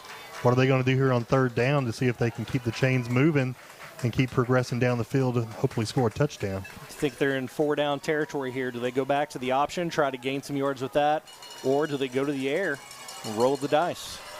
Third down, Harrison looking deep. Steps up in the pocket, lets one fly. Jaden West could not hold on to it. It's through the hands of the star wide receiver who has battled injury all game long. It'll bring up 4th and 16, and it looks like Mike Holcomb is going to try to pin the Eagles even deeper and send out his punter, Pat Morin. If West brings that in, I think he may have taken it to the house. He was at full head of steam, headed toward the corner. The defenders were making a play on the ball, not him. The Eagles really caught a break there. And Travis Grant, diving effort, almost made a catch off the ricochet.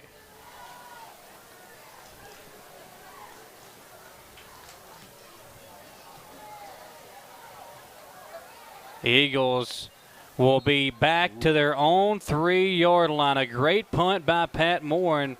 They're going to put this at the 5. So Madison Southern, if they want to win the Battle of Madison County, will have to go 95 yards in just over 4.5 minutes to do so. We'll see if they can get the job done. I'll hand it back over to the play-by-play voice of the Eagles. Here's Jamie Boggs. Madison Southern with their backs against the wall, John. We saw them late against Southwestern really make a push and a comeback and move the ball down the field through the air. We've seen them move the ball through the air today, but pinned deep, they may have to keep it safe on the ground. They might have to. They've got to be tired. They've got to be gassed, but I think their heart is in it, and if they want to win this game, this is the drive to do it on. Let's see if they can go 95 yards for a Madison Southern touchdown. Woods is going to hand off to Sullivan up the middle, and he's going to get out of the hole with a 5-yard gain, get it out to the 10, bring up a 2nd and 5. If you can move the ball and get big chunks like that, move the chains, eat up the clock, get in the end zone, kick a field goal, that's what it's going to take here. It's really a matter of how much can Sullivan do. He's been banged up. He's tired. He's cramping. He's had to come out every now and then. Now Preston Williams is going to that tailback position. Sullivan obviously not feeling great, but his heart's not going to let him come out of this game, even though his body would probably prefer it at this point. Looks like he's grabbing that hip down there. He's taking a beating tonight, but what an effort. A lot of heart from that kid. Preston Williams is going to get up the middle. Different kind of runner. Big dude is going to be brought down after a very short gain. Now we're going to be looking at a 3rd and 3 deep in their own territory. Did the quarterback take a hit there, Jamie? Were you able to see that? Who's bending over there in the backfield? No, that was the wing back there that was up front trying to block for Williams, who, again, a big guy, tough guy to take down, but the Indians did a great job defensively. You got Etheridge and Ethan Moore out to the right, Ian Woods to the left. Preston Williams is going to get the ball again up the middle, and a host of Indians are going to bring him down short of the first down and bring up a 4th for Madison Southern deep in their own territory with 3 minutes left to go in this football game. Kudos to Madison Central on that. I mean, they did a really good job potentially going 3 and out here. Southern is leaving their offense on the field at 4th and 2. Brings up 4th and 1 for the Eagles. Oh, here comes the punting unit. Better hurry up out there. You don't want to give up another 5 yards and be punting from your own end zone. Madison Central is, at this point, with the way the first 2 weeks have gone, they've got Southern right where they want them at. And back to return this punt, which is a good sign for Indians fans. Jaden West back near midfield as he awaits the punt from Davidson. And Central they're not going to get it off. It is going to be a delay of game. And Central's had good pressure on all the punts tonight, even though Davidson's gotten them off, and he's had 3 good punts as far as distance goes. He would be punting from the 1-yard line if that play would have got off. Now, like you said, he's going to be in the back of the end zone punting this football away. Never was a punter, but got to imagine having any color other than green under your feet adds a ton of pressure. And Davidson's looked great. Is he going to have another good kick in him tonight? Yeah, first game as the punter as well, so added pressure in that aspect at the moment for this young man as he drops back in this big rivalry game, a big moment for Davidson. A lot of confusion coming out of the timeout. We still have Madison Southern players running on the field. Clock running down to 7. Looked like Central was going to come after it. There's a flag. This is against Southern. You're backed up even further. Southern wasn't set. No, offside. Oh, it is false start. Wow. So 5 more yards. And again, the confusion with the offense stayed on the field about 5 seconds longer than probably Mark Payne would have liked. And that aided in that first delay of game, and now a false start. And Davidson is about 3 feet from having his foot out of bounds. Such a tough spot. You jump up to catch the ball and take a step back, and it's a safety. He's got to be careful with his feet. Now the officials once again coming together. They have had a lot of these meetings tonight. He's a little too close to that back line than I'd like him to be. It looks like Central is going to come after it and try to block it as well. Yeah, I don't blame them here. They do have 2 guys back to return, Mathis and West. Everybody else looks like they're going to try to bring pressure here. Special teams could make it or break it. This could be a huge problem for Southern. Snap to Davidson. He steps up to catch it, and he gets the kickoff. Wow, nice Goes to the left punt. side. It's going to take a Southern bounce, and it's going to go out of bounds at about the 42-yard line. Is there a Central player that back there that forgot what he was doing and had to jump out of the way? For them, or at the moment, it looked as if he was going to try to catch that and run with it as Southern players were converging in on him. He thought better of it at the last moment. I'm sure there were some Central coaches yelling at him to get away from that thing. We all have dreams of running one back. I think that's what he was doing there. So Madison Central, for the third straight week with around 2 minutes to go, has the ball in their hand with a potential game-winning drive in front of them. The last 2 weeks they were behind. This week it's a tie game at 14. Can the Indians do it once again? Harrison looking to throw. Hagan throws incomplete. Jaden West couldn't make the catch. It'll bring up 2nd down and 10 for the Indians. Such a new challenge for Southern. They really haven't had to focus on West defensively. But now he's obviously a weapon. He's obviously mobile, and he's got to get a lot of your attention out there. 2nd down and 10. And the thing about West, he can break a tackle or two. He's a big kid, about 6'4", long, lanky athlete. Sullivan comes off the field again for the Eagles, and he's been the guy matched up with West for most of the night, so that's not optimal. Got Trevor Dennis here on the near side. They'll run the option. Harrison fakes the pitch out, keeps it himself, and no gain on the play. 3rd down and 10 coming up for Madison Central, and the Indians, I believe, are going to call a timeout. Holcomb wants to talk it over with his guys. 94 seconds to play. Let's talk it over ourselves and take a Batteries Unlimited timeout and recharge when we come back on WBON TV. To some, it's just a boat. But to Jim, it's his escape from meetings, traffic, and the grind of daily life. He may not catch any keepers, but he wouldn't trade his day on the lake for anything in the world. That's why his boat is insured by Kentucky Farm Bureau. But it's not just Kentucky's Farm Bureau. It's Jim's Recharge the Battery Farm Bureau. My Farm Bureau. David Mayo, John Rader, and Chris Hornsby with Kentucky Farm Bureau. Batteries Unlimited in Richmond can energize you when your batteries fade out. They can also cut and make most home and automobile keys, replace and program key fobs, and make copies of your house keys. Plus, cell phone screen repair. Bring in your Apple or Samsung today. We are your home for all batteries. Go see Chris at Batteries Unlimited, Commercial Drive in Richmond. We come back out of the timeout. Indians have it 3rd and 9 at the 41-yard line. Probably 4-down territory again. Harrison rolling left side, looking in the direction of West. He'll throw over the middle. Pass caught for Jaden West, and he lost the football, and Madison Southern will recover it at the 16-yard line. Jaden West wanted 6. Instead, Madison Southern gets the football, Jamie. Yet another big turnover for Madison Southern in their own territory to stop a Central drive. Huge moment for the Eagles.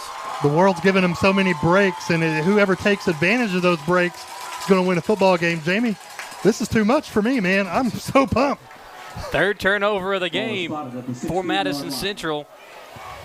3rd fumble of the game as well. That's the big thing. All in Southern territory. Yeah. And also, Jamie, if you think about it, West, even if they don't score on that play, you're in field goal range for Pat Moore at the very least. And you got another minute and a half, absolutely. Doubles for Madison Southern. Ethan Woods takes the snap. He looks right, going to throw over the middle to Ethan Moore. It's caught.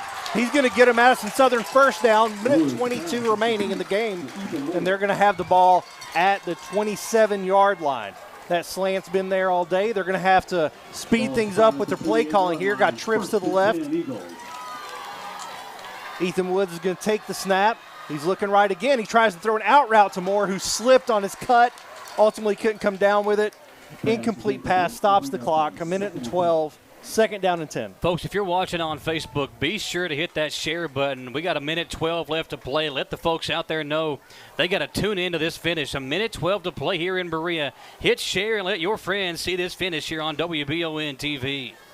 Ethan Moore to the right, Etheridge, Sullivan, Ian Woods to the left, Rodriguez in the backfield. Ethan Woods looking to make a name for himself in this rivalry game. He hands it off up the middle to Rodriguez, who gets a big gain, nearly a 1st down. The 1:07 and 1:06, tick, tick, tick.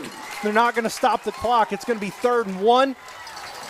Southern has 2 timeouts. They're not taking one. They're looking to get back on the ball. 56 seconds remaining in the game. Same setup, trips to the left. Ethan Woods takes the handoff or takes the snap, and he looks to throw it deep. Etheridge is there. He dives. Incomplete pass. Offensive line giving him all day to throw that pass. Here we are, guys. 4th and 1, which you've converted several times. You're in your own territory on the 36-yard line. 47 seconds to go. This is why they pay head coaches most of the money, right? You know, you would think right here you'd be looking at Rodriguez to just run up the middle and get a first down, but heck, I mean, at this point, do you take a chunk play and try to go for it? I think you just go safe and give it to Rodriguez here and see what you can do. You say safe. I don't think anything's safe at this point. We'll see what they try. Tries to draw them off sides. That's a no-go. They are going to throw a flag. Is that going to be off sides on Central and give Southern a first down? It is! Wow. I didn't see a lot of movement from that defensive line from here. I saw it on the right or the left far side of the football field. Defensive line moved, and that was enough to draw a flag and get a Southern first down. Check out the replay of that miss, or that incompletion to Etheridge. We're trying to see if they got off sides or not, so if we can catch that play for you. But now the Eagles have it 1st and 10 at their own 43. Big play coming up here. Doubles each way, single back formation. Woods is going to hand it off again. Rodriguez has got a little bit of room. He's going to get about 5 yards. Got to hang on to that football. 41 seconds left in the game.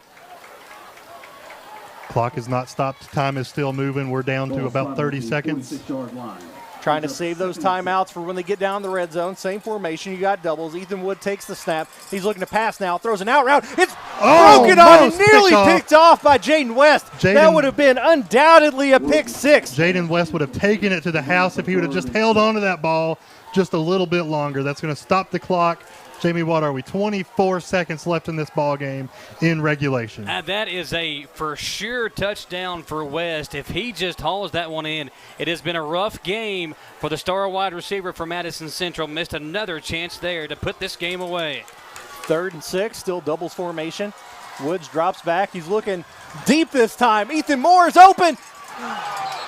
Incomplete pass called. It looked like the defender was in its chest and never turned his head around. There's a flag late. Is that going to be a pass interference? Is that going to be a personal foul? I think this is going to be against the Madison Southern sideline. That official staring down a Madison Southern coach.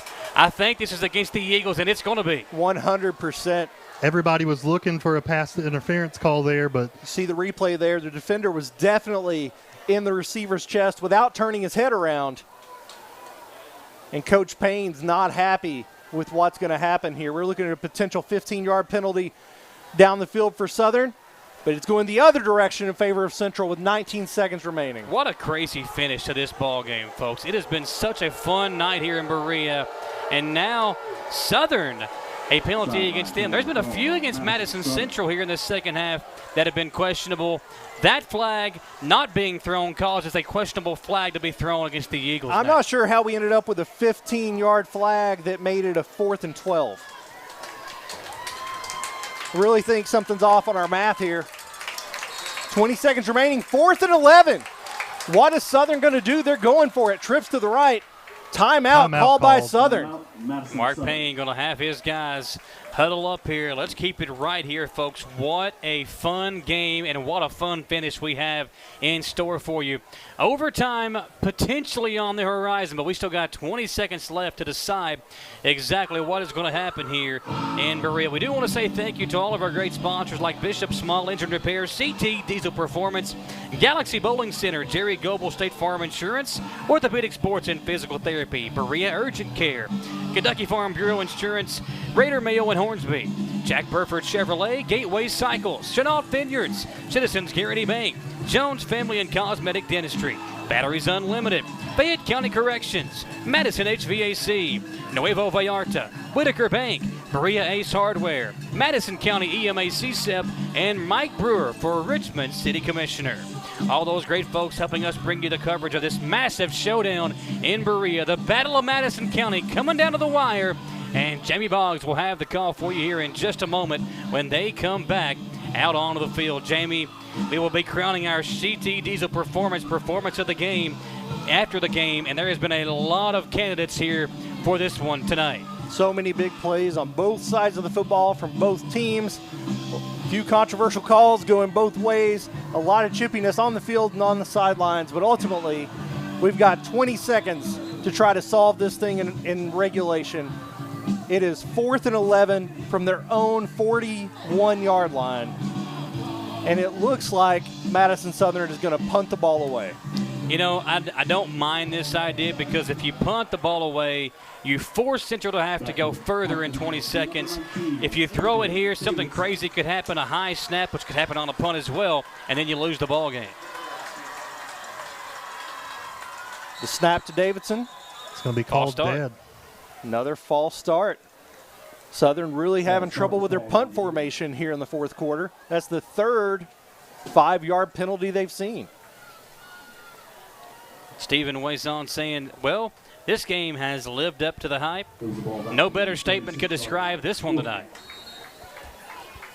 Jackson Chambers, the long snapper here, getting on the same page with the up back to get it to Davidson to try to put Central in a bad situation offensively. Snap to Davidson. He's going to get it off. Good kick. Hanging in the air. West is going to receive it. What's he going to do with it? He's going to reverse field and throw it to East. It's going to end up on the ground. East tries to pick it up. Defenders everywhere. Madison Southern trying to jump on it. East is going to end up with the football at the 19-yard line. Little trickery there from Madison Central did not work out in their favor. Threw the ball behind the other receiver there, and man, this one's got me on my feet, Michael. If Central comes down with that ball, Michael, that's a good look at a kick or a couple plays. Yeah, that is a insane play.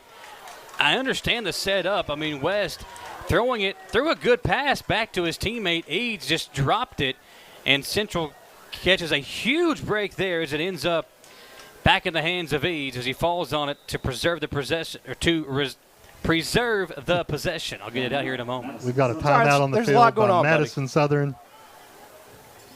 That's Madison Southern. The Eagles want to talk it over. We do not want to miss a moment of the action, folks. We'll keep it right here. 14-14 your score, 7.3 seconds to play. Central probably time to get one playoff. And, Jamie, with the craziness of this game, with all the penalties and the turnovers, this just seems like if I'm Madison Central, I'm taking this football, I'm taking a knee, and I'm going to overtime. I don't want to risk anything else going wrong in this football game. I agree that's the conservative call, but is that the Coach Holcomb call? Is that the 301-win Breathitt County legendary run of wins? We've seen him roll the dice before. Last year, or last week, they score the touchdown and then they go for two instead of trying to tie the game. So he's rolled the dice before. Paid off then. The Madison Central and the Mike Holcomb way is probably go for something, big here. West seems to got healthy the more this game is going on. So, I'll watch for something crazy to try to get the ball in his hands here. I triple team him here, put all your tall, fast people back at the 50 and see what happens. But it does look like Central's got all their players close to the ball, maybe taking a knee. Yeah, you do not want to let something get behind you if you're a Madison Central defender. Harrison going to go up under center, take the snap, and we are going to overtime. Folks, OT on the horizon. Do not step away. We will come right back in 1 minute here on WEKY and WBON TV. Hey Madison County, did you know Berea Ace Hardware is more than just a hardware store? Berea Ace Hardware carries the top brands like Skag, Echo, Steel, Spartan, Toro, Bentelli e-bikes, Wolf brand scooters, Trailmaster go-karts, and Red Cat Racing RC cars. Check us out at BereaAce.com. We sell fun at Berea Ace. Ace is the place with the helpful hardware, folks.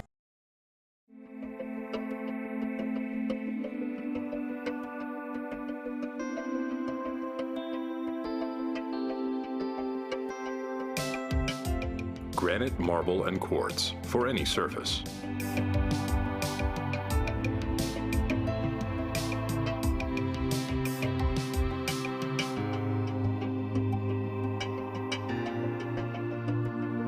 Make a lifetime commitment you won't regret. Man, oh man, we are having some fun in Berea tonight. It's past my bedtime, but we are about to take overtime. Now, we were told that during the OT period that both teams would have a possession beginning at the 10-yard line. So we'll see if that is the case. The guy that told us that probably knows more than any of us. Yeah, I'm not going to be honest. I'm going to be honest. I'm not a very good reader, but according to the brief scanning of the KHSAA overtime procedures, that is going to be it. You get to go 10 yards to get a score. The other team gets the chance. If one team comes out of it with more points, then they are the victor. What a way to wrap one up here. The Battle of Madison County. Two teams battling for the right to have bragging rights for a year, and for one team looking to go to 3-0, for the other trying to avoid falling to 0-3. Madison Central will send Ethan Woods out to midfield. Malachi Wood, the captain for Madison Central, coming out with Mike Holcomb, and we'll have the coin toss to see who gets the football first. I love the plan by Madison Central is let's send a giant to the center of the field. Malachi Wood is a big dude. Good shot there from Jacob Beck of this coin toss here. Really good shot from Beck.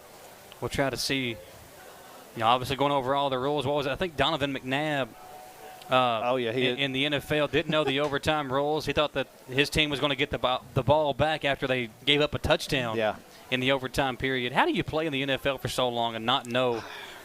No clue. Here, I think you win the toss, you get the same option. You can take the ball or you can choose to defer.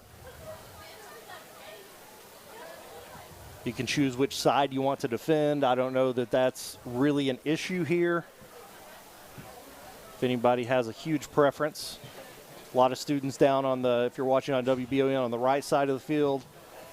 Not a lot going on down the left end, so maybe Southern's going to want to defend that rowdy side. Yeah, so I think you're right. So Southern they switched it up. Will have the football, and they'll go left to right. They will go left to right here and have the football first in the overtime period. And I think there are advantages to both. If you have the ball first, you get to set the tone and set the expectations for the other team. If you get the ball second, then you know what bar you're shooting for. Tell you what, if you're Madison Southern head coach Mark Payne, you cannot be more proud of the way your team has played tonight. Look at that guy. He is fired up. The new head football coach of Madison Southern, trying to get the first win of his career in the Battle of Madison County. What a way to do it if you can get the job done. Eagles need to score first here. They will have possession first. Jamie Boggs will have the call for you as Madison Southern will have the football at the Madison Central 10-yard line. And even before they get going, Cade Sullivan's going to come to the sideline. He's battled injury the entire game. He's not going to be able to go. We're going to have Ian Woods split out to the left, Ethan Moore out to the right, as well as Jay Sean Etheridge, who we haven't heard from in quite some time, and Ethan Woods joined in the backfield by Juan Rodriguez. Southern crowd coming to life here. 4 downs, no first down options. End zone, field goal, or turnover.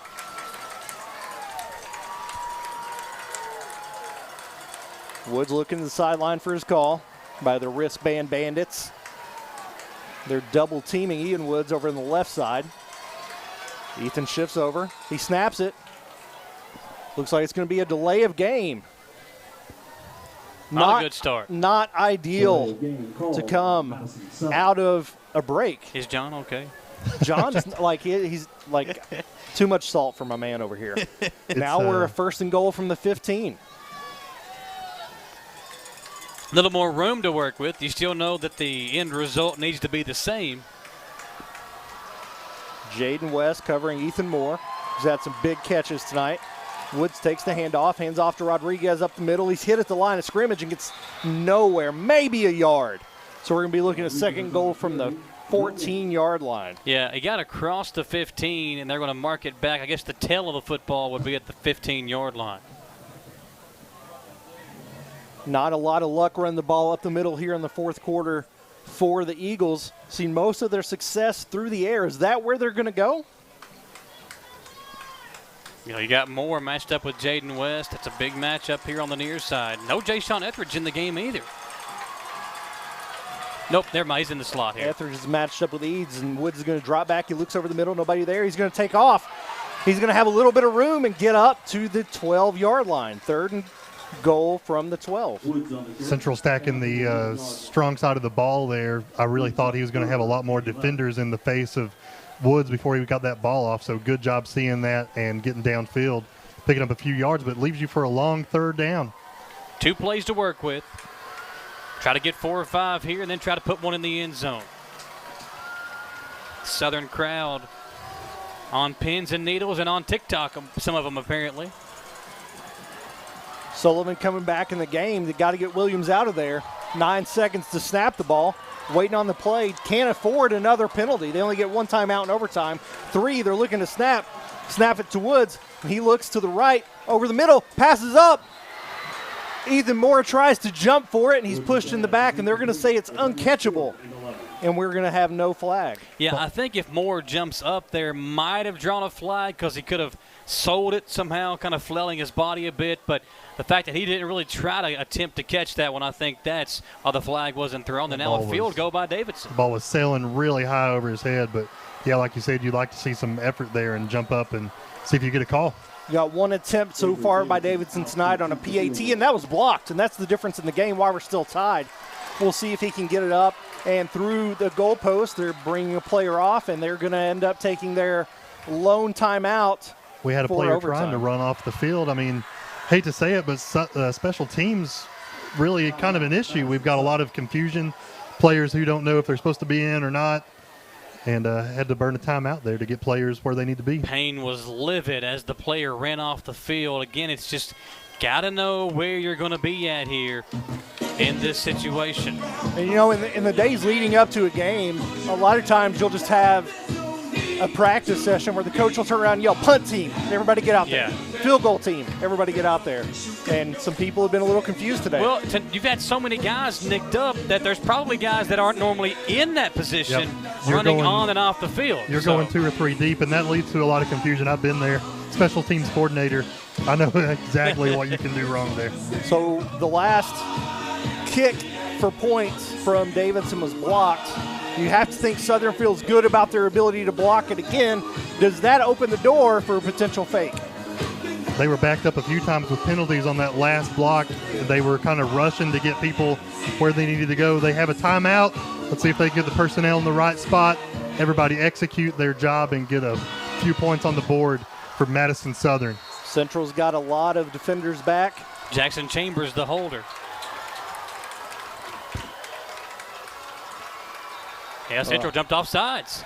There's going to be a debate about who did it. There was a defender that moved first. A defender moved, causing the wingback to take a step back. So, again, Southern going the wrong way. Got more personnel changes here. What's the call going to be here? I don't know that a 5-yard penalty causes you to change your mind about what you do, but hopefully sets you up for an easier kick. Interesting note, Chambers holding the ball. I think I remember Woods holding the ball for the place kicker earlier, so I don't know if there's some kind of trickery about, but we'll see if that means anything here. Yeah, Madison Central trying to make a little adjustment themselves. The official runs on the field. Going to call false start. To force the coaches back to the sideline. And keep in mind, folks, this is Avery Davidson's first game as the punter / kicker for Madison Southern. Had a extra point blocked and now trying a 32-yard kick. Big kick, big moment. The snap to Chambers. The kick is up. And it's good. Southern puts up 3 points to take the lead in overtime right before Central Indians get their turn. What a kick from Avery Davidson. I mean, Michael, you talked about it there. First time on the football field for this kid in a game to be the punter and kicker and have to kick a game-winning touchdown in overtime, potentially. Huge moment for this young man. The field goal to take the lead, 17-14. Now Madison Central.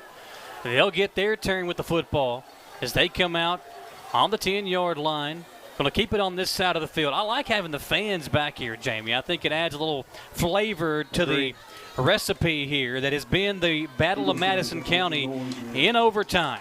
Can Central win the ball game, or will they force a second overtime? Harrison in the shotgun. He'll keep it himself, running right. Hagan runs right into a big tackle from Barnes and will be pushed down inside the 10, down to the 7-yard line. Madison Southern wraps him up, trying their best to rip the ball out, cause a fumble, jump on that, and win this game. Great defensive stop there on first down. An Eagles player down on the field. We have seen this a lot, especially here in the second half. Cramping has been a major issue, and more so here as the training staff runs out onto the field. 17-14 your score. What a fun game it has been here in Berea tonight. The Battle of Madison County coming down to the wire. Both teams had chances late in the fourth quarter. Both teams, I think, had 2 or 3 possessions late in the fourth. But turnover on downs, a fumble by Madison Central, turnover on downs by Southern. Central got the ball back, marched it all the way. Jaden West made a big catch, I think it was on third down, and got it inside the 15-yard line, fumbled the football. Southern took over, put a nice drive together. They ended up having to punt it away. Central couldn't do anything with it, and that's how we ended up here in overtime. And it'll be second down and goal from the 7 for the Indians when they come out of the break here with this injured player. This is exactly what a rivalry game should look like. A lot of back and forth, a lot of fights, and the crowd's still full here on both sides.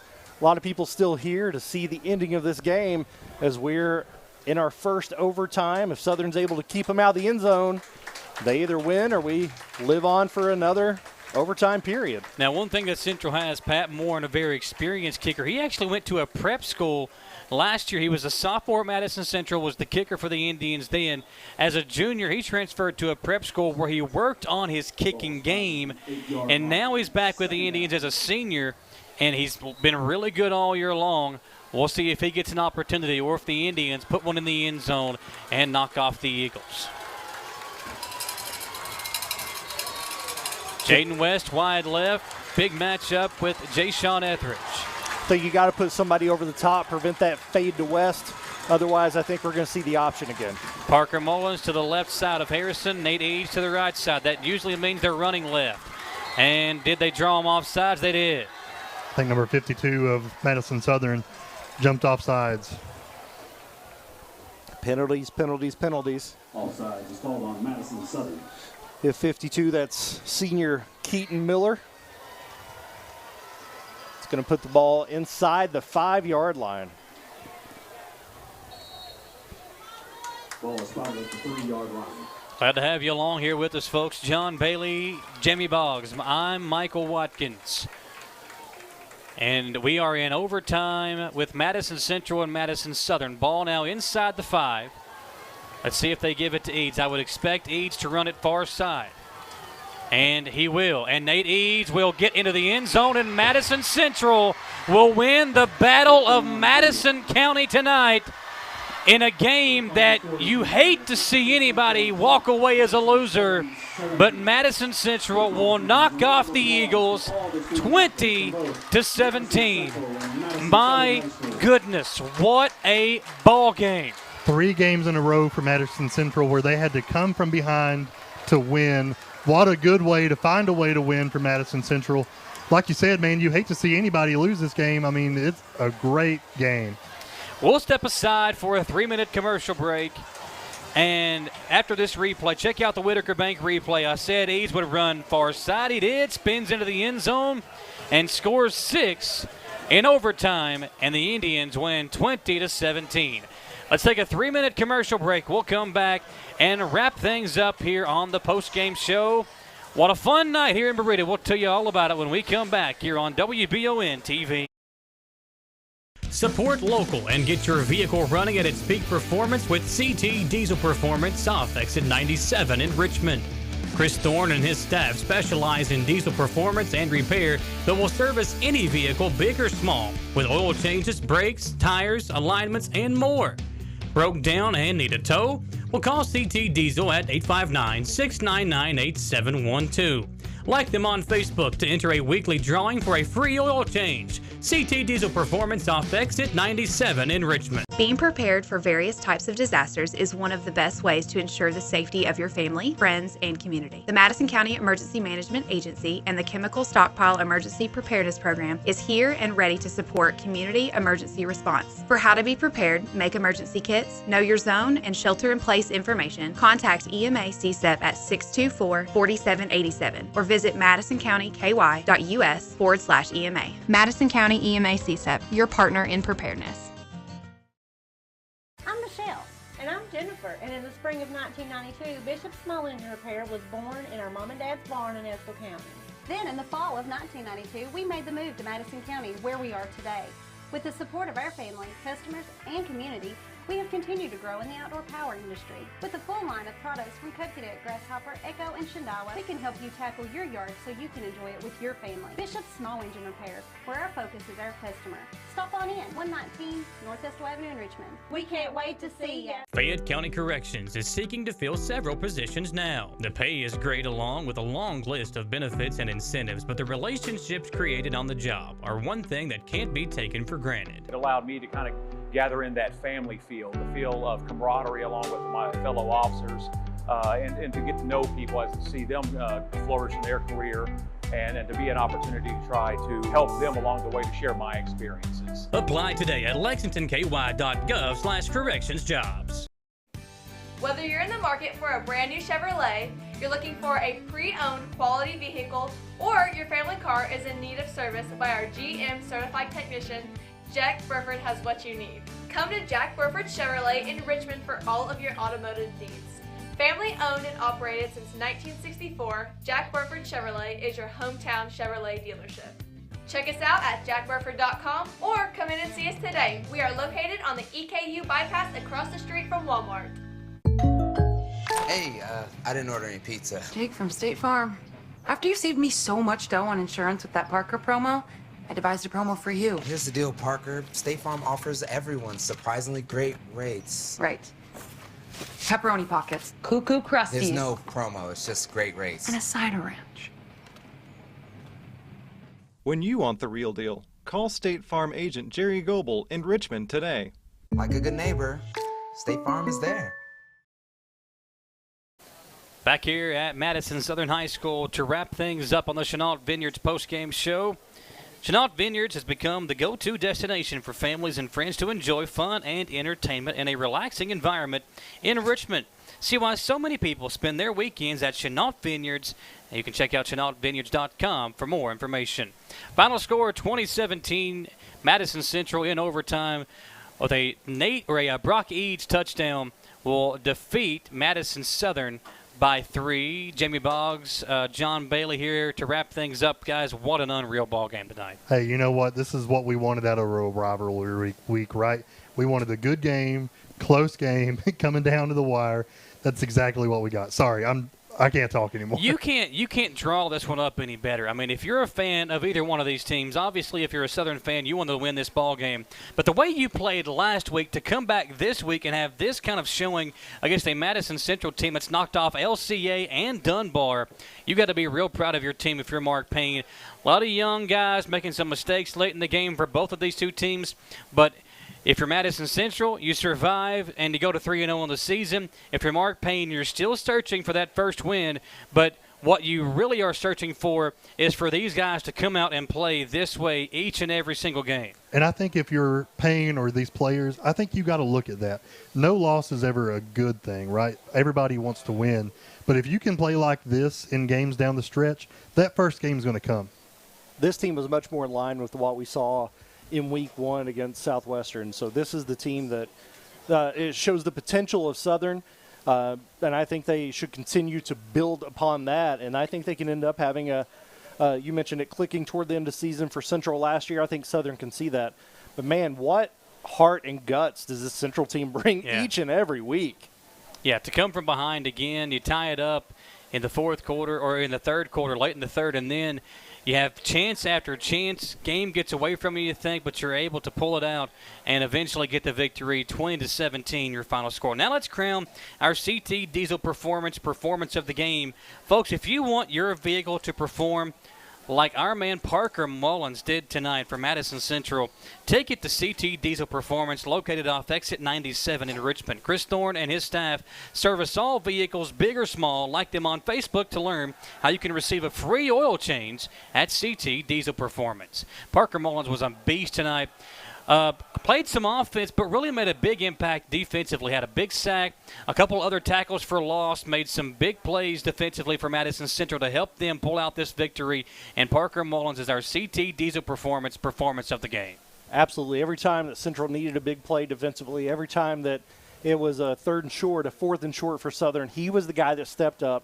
And if he didn't make the play, he was the one in the backfield getting it started. He was there every time they needed him the most, and that's what you look for. Indians go to 3-0 on the season. Eagles fall to 0-3. But tell you what, if I'm Madison Southern, if I can get this kind of effort from my guys each and every single Friday night, you got to like where your team is headed and think they are going in the right direction. But that will do it for us tonight. We will sign things off. If you are watching on WBON TV Channel 9, coming up on our cable channel and over the air on channel 9.1, back-to-back episodes of Cheaters. We'll see if Tom is on this episode. He's been on a couple episodes in a row, so hopefully he's not going to be in trouble again. Tom's probably fast asleep now, so I can poke fun at him. But Cheaters coming up your way here on WBON TV Channel 9 tonight. Next week, we don't really know what we're going to have for you. We know we will have both Central and Southern games on the radio on Friday night. Not sure if we're able to stream or do a TV game from Lafayette or South Laurel. We'll find that out early next week and let you know if we're going to be able to provide any kind of video coverage from those two games next Friday. As soon as we know, we'll let you all know. So be sure to check out the WBON TV Facebook page next week, and we'll let you all know. We'll also be off on Monday for Labor Day. So there will be no Jack Burford Chevrolet Sports Show on Monday night. But, again, check out our Facebook page. Guys, fun night. What a crew we had for y'all here in Berea. Jacob Beck, Copeland Peterson, Jericho Puckett, Samantha Burford, Dawson Rule, great producer Gage Hill on the TV side, and Zach Cook on the radio side. John and Jamie, thank you all for letting me join you on the broadcast. Really fun night here in Berea. Man, thanks for having me on the broadcast. This was a lot of fun. Hate to not see Southern get the win, but, man, what a game. Great game. Such a blast calling another game with you, Michael. It's been a while. So hopefully we'll meet up again. We'll see what happens next week, folks. Thanks for watching. I'm Michael Watkins. Have a great rest of your weekend and enjoy a 3-day weekend from all of us here on WBON TV Channel 9.